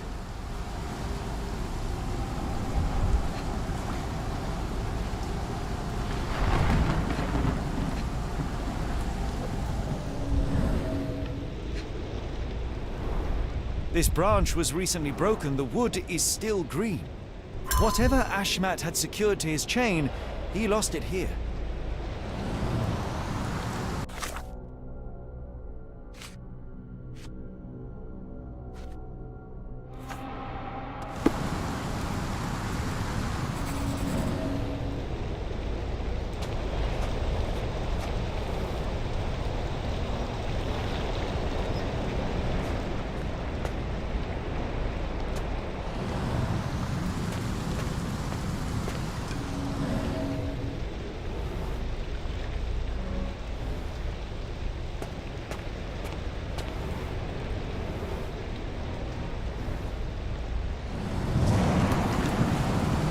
Interesting occult pattern.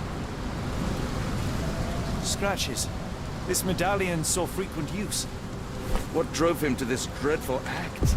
I fear we are about to see for ourselves.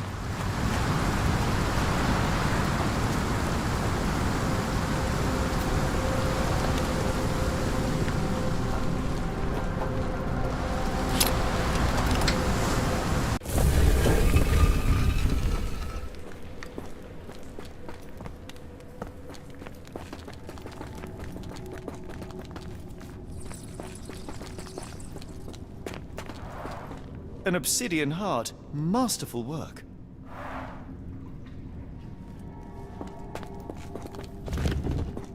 That's a crafty mechanism and quite ancient.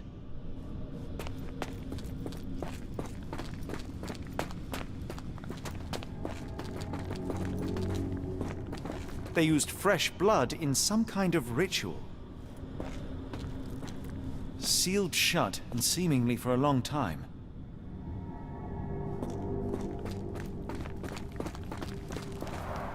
This vessel is covered in dried blood. Oh, I get it. We need fresh blood. And no, I'm not volunteering. Fear not. I think Ashmat can help.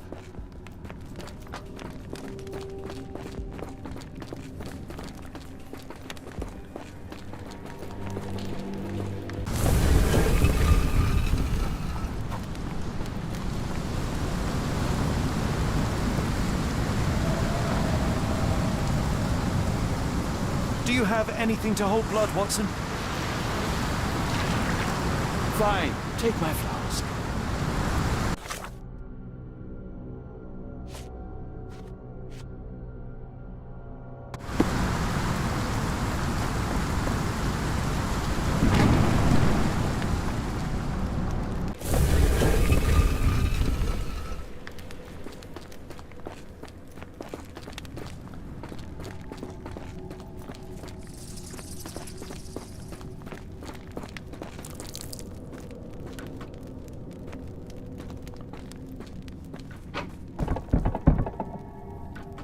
The lever doesn't want to stay on its own.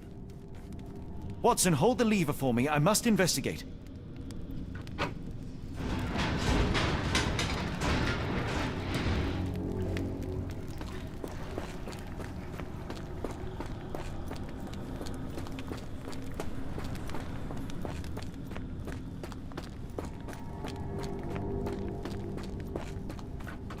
Holmes, watch out! My lever went back up. The doors, Watson! Hold the doors! We're trapped! Now what? Look around. There must be something we can use.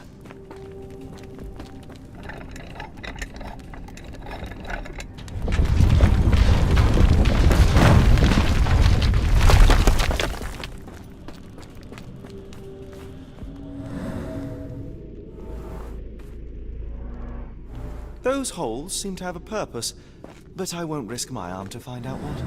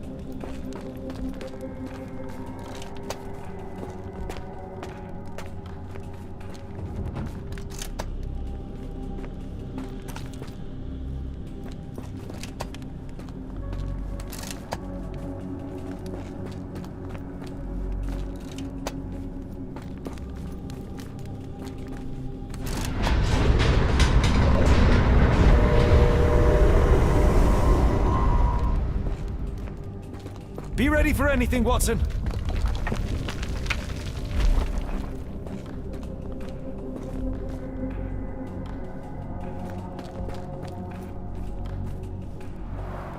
It's all right, Watson. It's merely a chest with coins and a dagger, made of obsidian by the looks of it.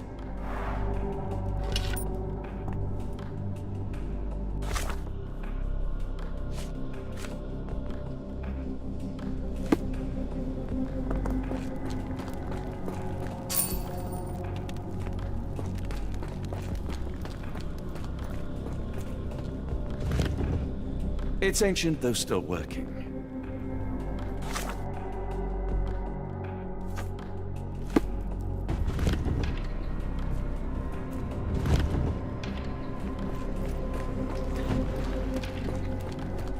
Use these with care. Let us be the first adventurers to raid a tomb without destroying it.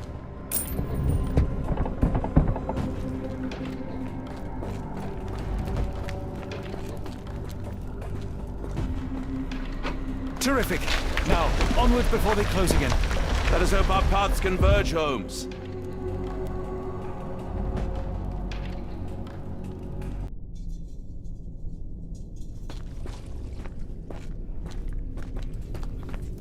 It's calling me, John. I cannot bear it any longer. Holmes, say something.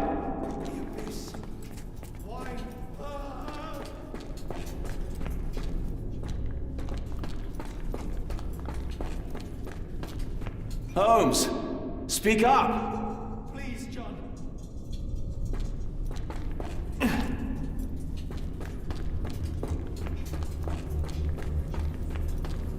Holmes! Please, John.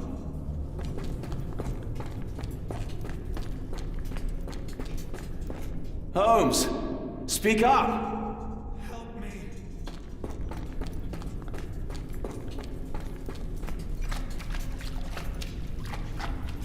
Holmes! Please, John.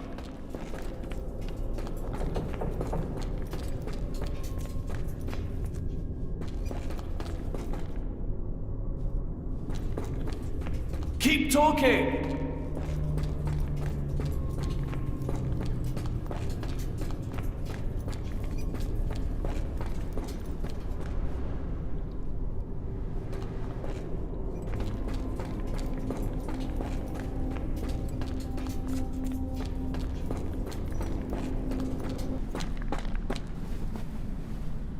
Holmes! Holmes, come on, wake up! Thank heavens. What were you doing? What happened?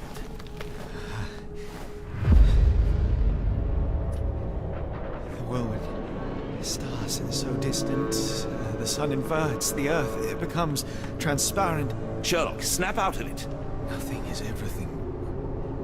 We are so small, inconsequential. A shadow in the dark. I think we best go back. You are not well, Sherlock. No. We are so close. We cannot... You asked that I intervene if I saw you cracking. This is me intervening. With every passing minute, another life is extinguished. We must stop. Rochester, we must end this. Ah, Sherlock, you almost died. Do not worry about me, John. You have other men to save.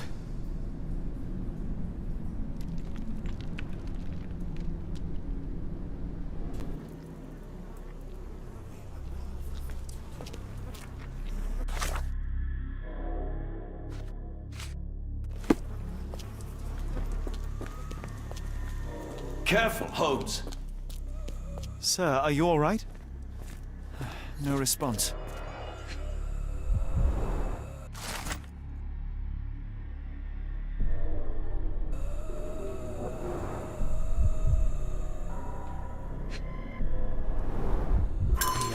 Here.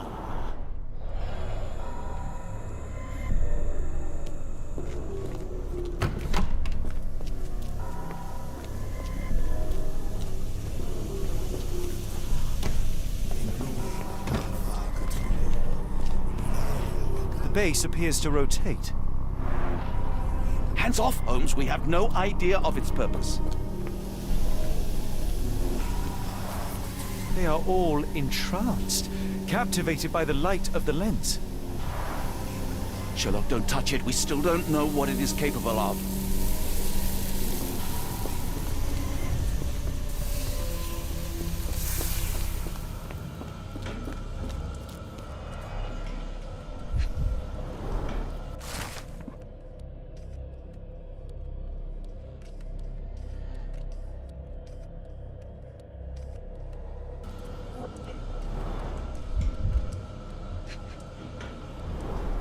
The sheer form of it, the color, it makes me feel uneasy.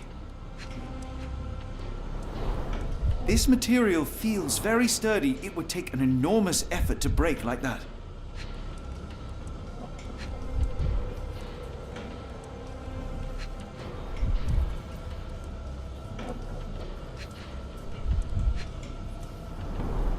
Black, metallic, and with a characteristic hue. Obsidian yet again.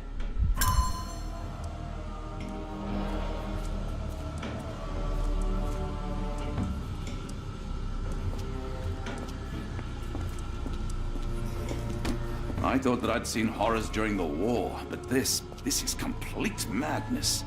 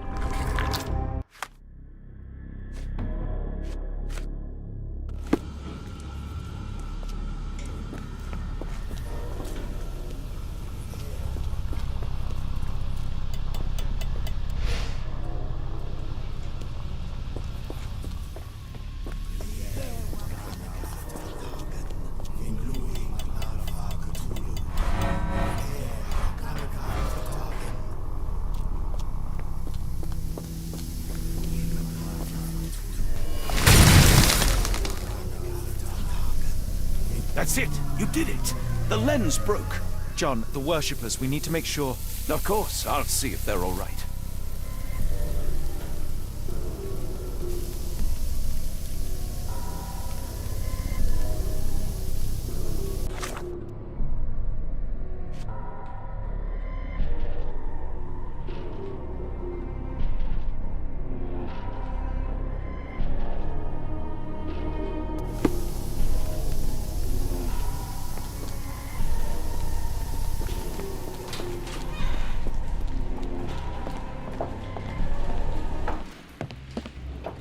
Out there, shipmates! A storm awakens and we've battened down the hatches.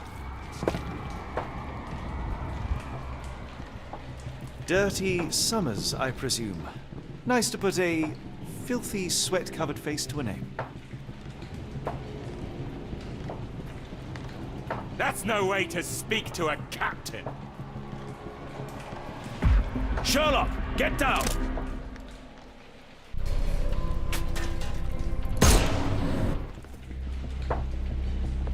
Watson, you killed him! I didn't have a choice. Well, what's done is done. If we do not stop Rochester, Summers' death will be but one of many.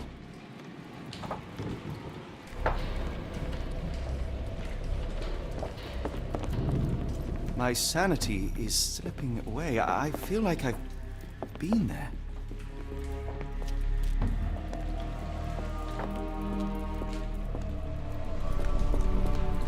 They made sure no one could enter through the main door.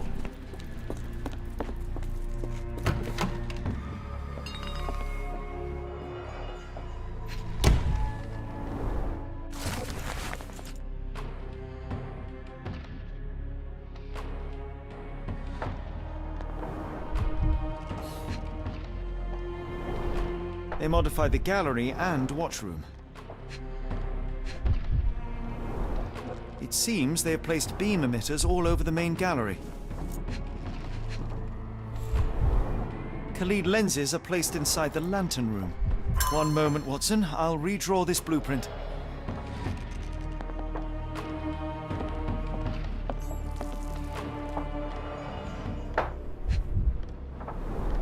I know this company. They make Fresnel lenses, essential for any modern lighthouse lantern.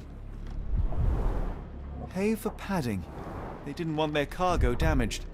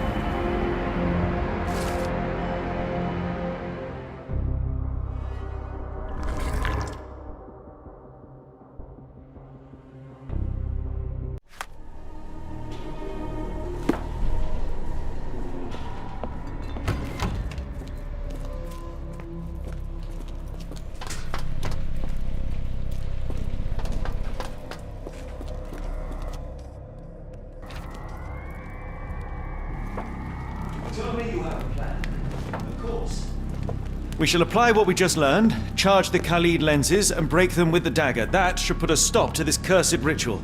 All right, good. I confess, I worry about what awaits us. Is it too much to hope this will all come right? If our future is black, it is better surely to face it like a man than to attempt to brighten it by mere will-o'-the-wisps of the imagination. Come on. We'll go together.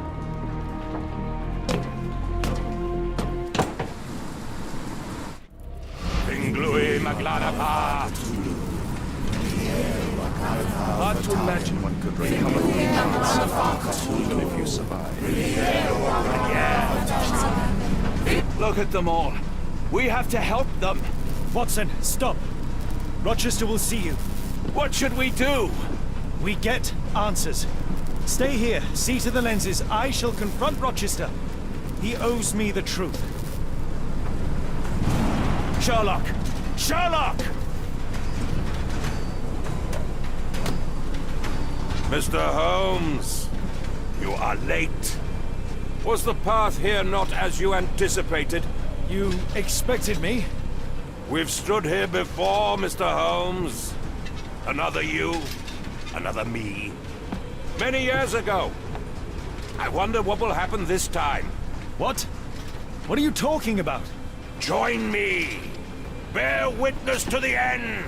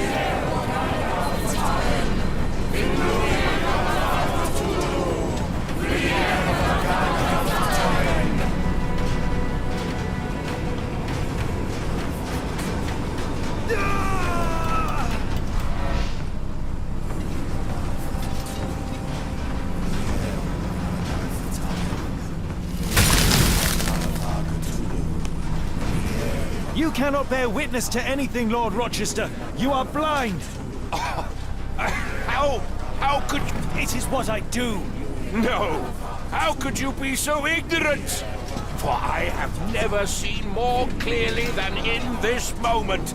Never felt more than I feel right now. Every fiber of the earth, every molecule reverberates in anticipation of the awakening. The vial of madness rises in our throats just as our master rises below. I see moon beasts, night gaunts, a witch doctor in Arkham. I see what the stars themselves are dreaming. I know more than any man has ever known. You are delusional. How did you do it? The compulsions, the visions, was it some form of hypnosis or no? A drug, perhaps, tell me. Ah! There is no ruse. There is no big reveal. It is exactly what it seems. You still fight so desperately against this truth, but you feel it too. Yes? Yes? You are mad. You have mistaken hallucinations for reality. Are you really want to talk, Mr. Holmes? Speak truthfully now. In the port, in the swamp, what did you see? Something beyond the capacities of my imagination. A world so alien, but so familiar. Yes, I see it too. In your mind's eye. Untold horrors lick their lips in the shivering dreamlands as Sarnath sinks eternal.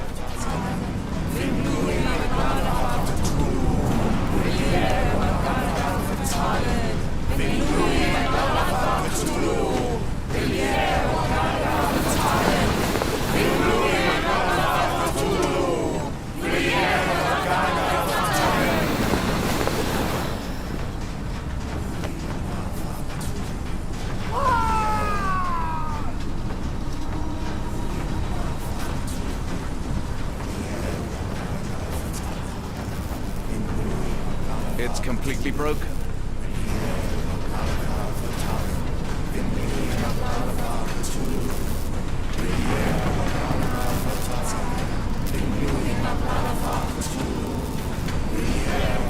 Something is missing. Interesting. This could prove useful.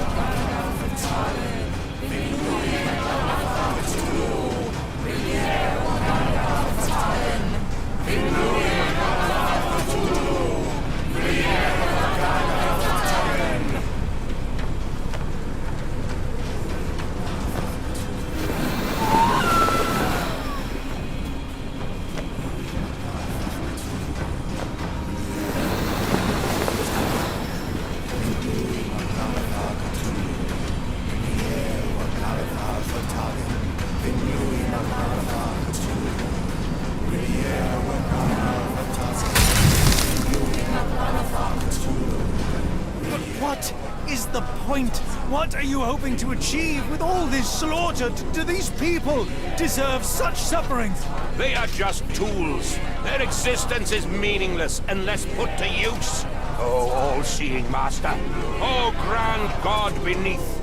How he has blessed them with purpose. You use them for cruelty. I've seen a man eat his own flesh just to hear the whispers of lizards. I've seen a mother behead her newborn, that she might travel to another world. Galaxies swallow each other whole. Light folds in on itself until nothing remains. You know not cruelty, Mr. Holmes. Cruelty is for such knowledge to be beyond the reach of so many. This is hubris delusion. You are Icarus flying too close to the sun. No, no. You misinterpret the legend, Holmes. Icarus flew. He reached heights no man had ever reached. One must imagine Icarus happy. He burned. Rochester plummeted to his death. And were you to ask him of his choice, he would have not a single regret. Every step I took was necessary. Every drop of blood a blessing. Every death predestined. Surely you understand. It was for knowledge. The only thing worth living for. Why must you remain so blind? Be honest. What is it you fear?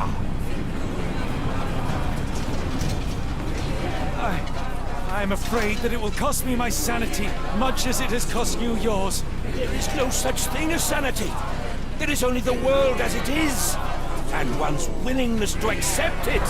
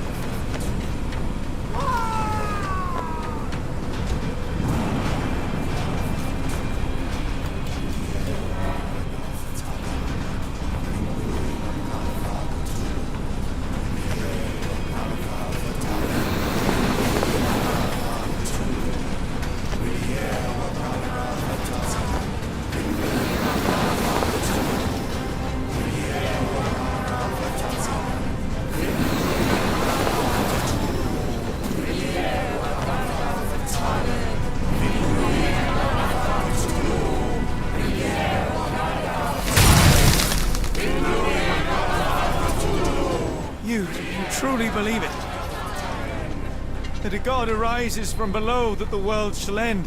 There is only nothingness. Only chaos and torture and endless time, stretching its wings, baring its teeth. It's preposterous. It's nonsense. It's... You've drugged me. The fumes in the temple, narcotics, a bad reaction. Oh, you're one of my cross agents. Yes. Yes, this has the stink of my brother all over it. No, wait. Of course. I am dreaming in the asylum. In Black Edelweiss, tied to a chair.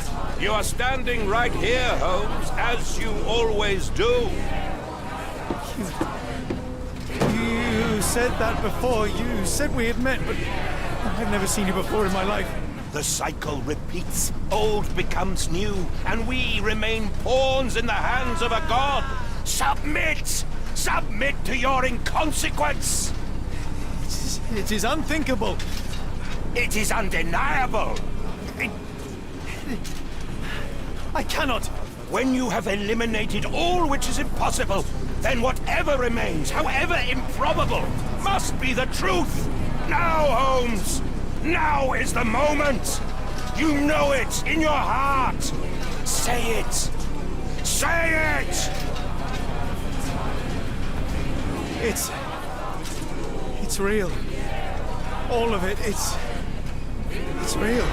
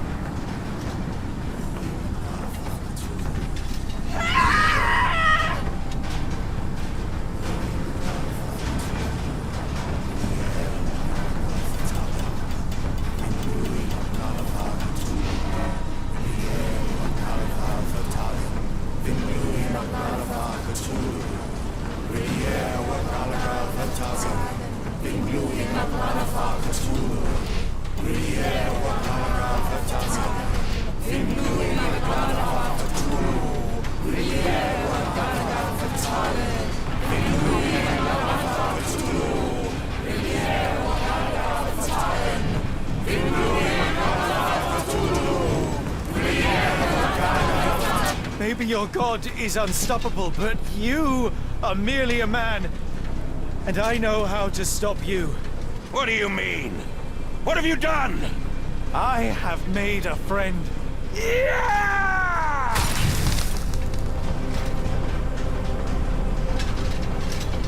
No! Curse you! Oh, great one, forgive me! It is over, Rochester. I thought this time would be different. But the gods laugh at man's arrogance. Sherlock, come back down! The wave! Come with us! Turn yourself in, save yourself! The abyss calls for me, Mr. Holmes, as it does for you. The final problem approaches, and you too shall fall. Sherlock, please! Rochester, don't! Such heights we reach! No! God! Sherlock, we must get inside! I have to see it, John. I have to know.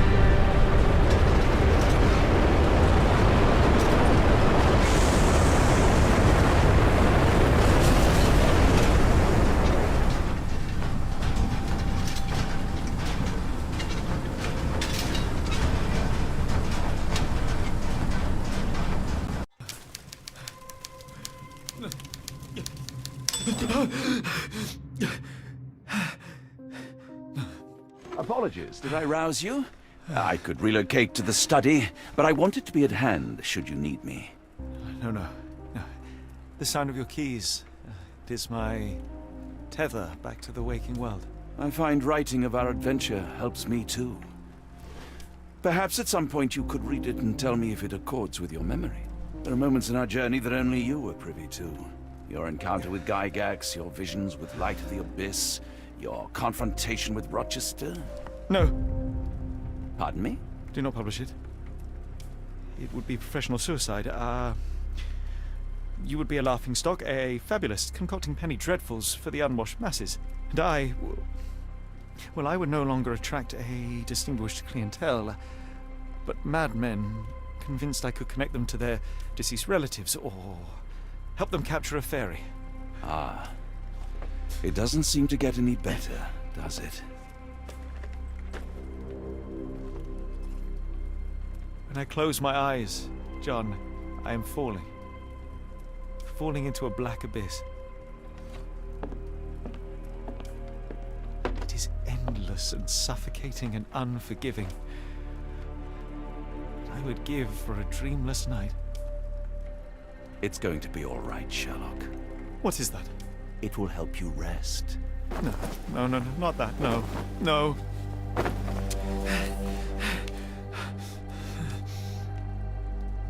I say, Watson, would you be afraid to sleep in the same home as a lunatic, a man with softening of the brain, an idiot whose mind has lost its grip? Not in the least.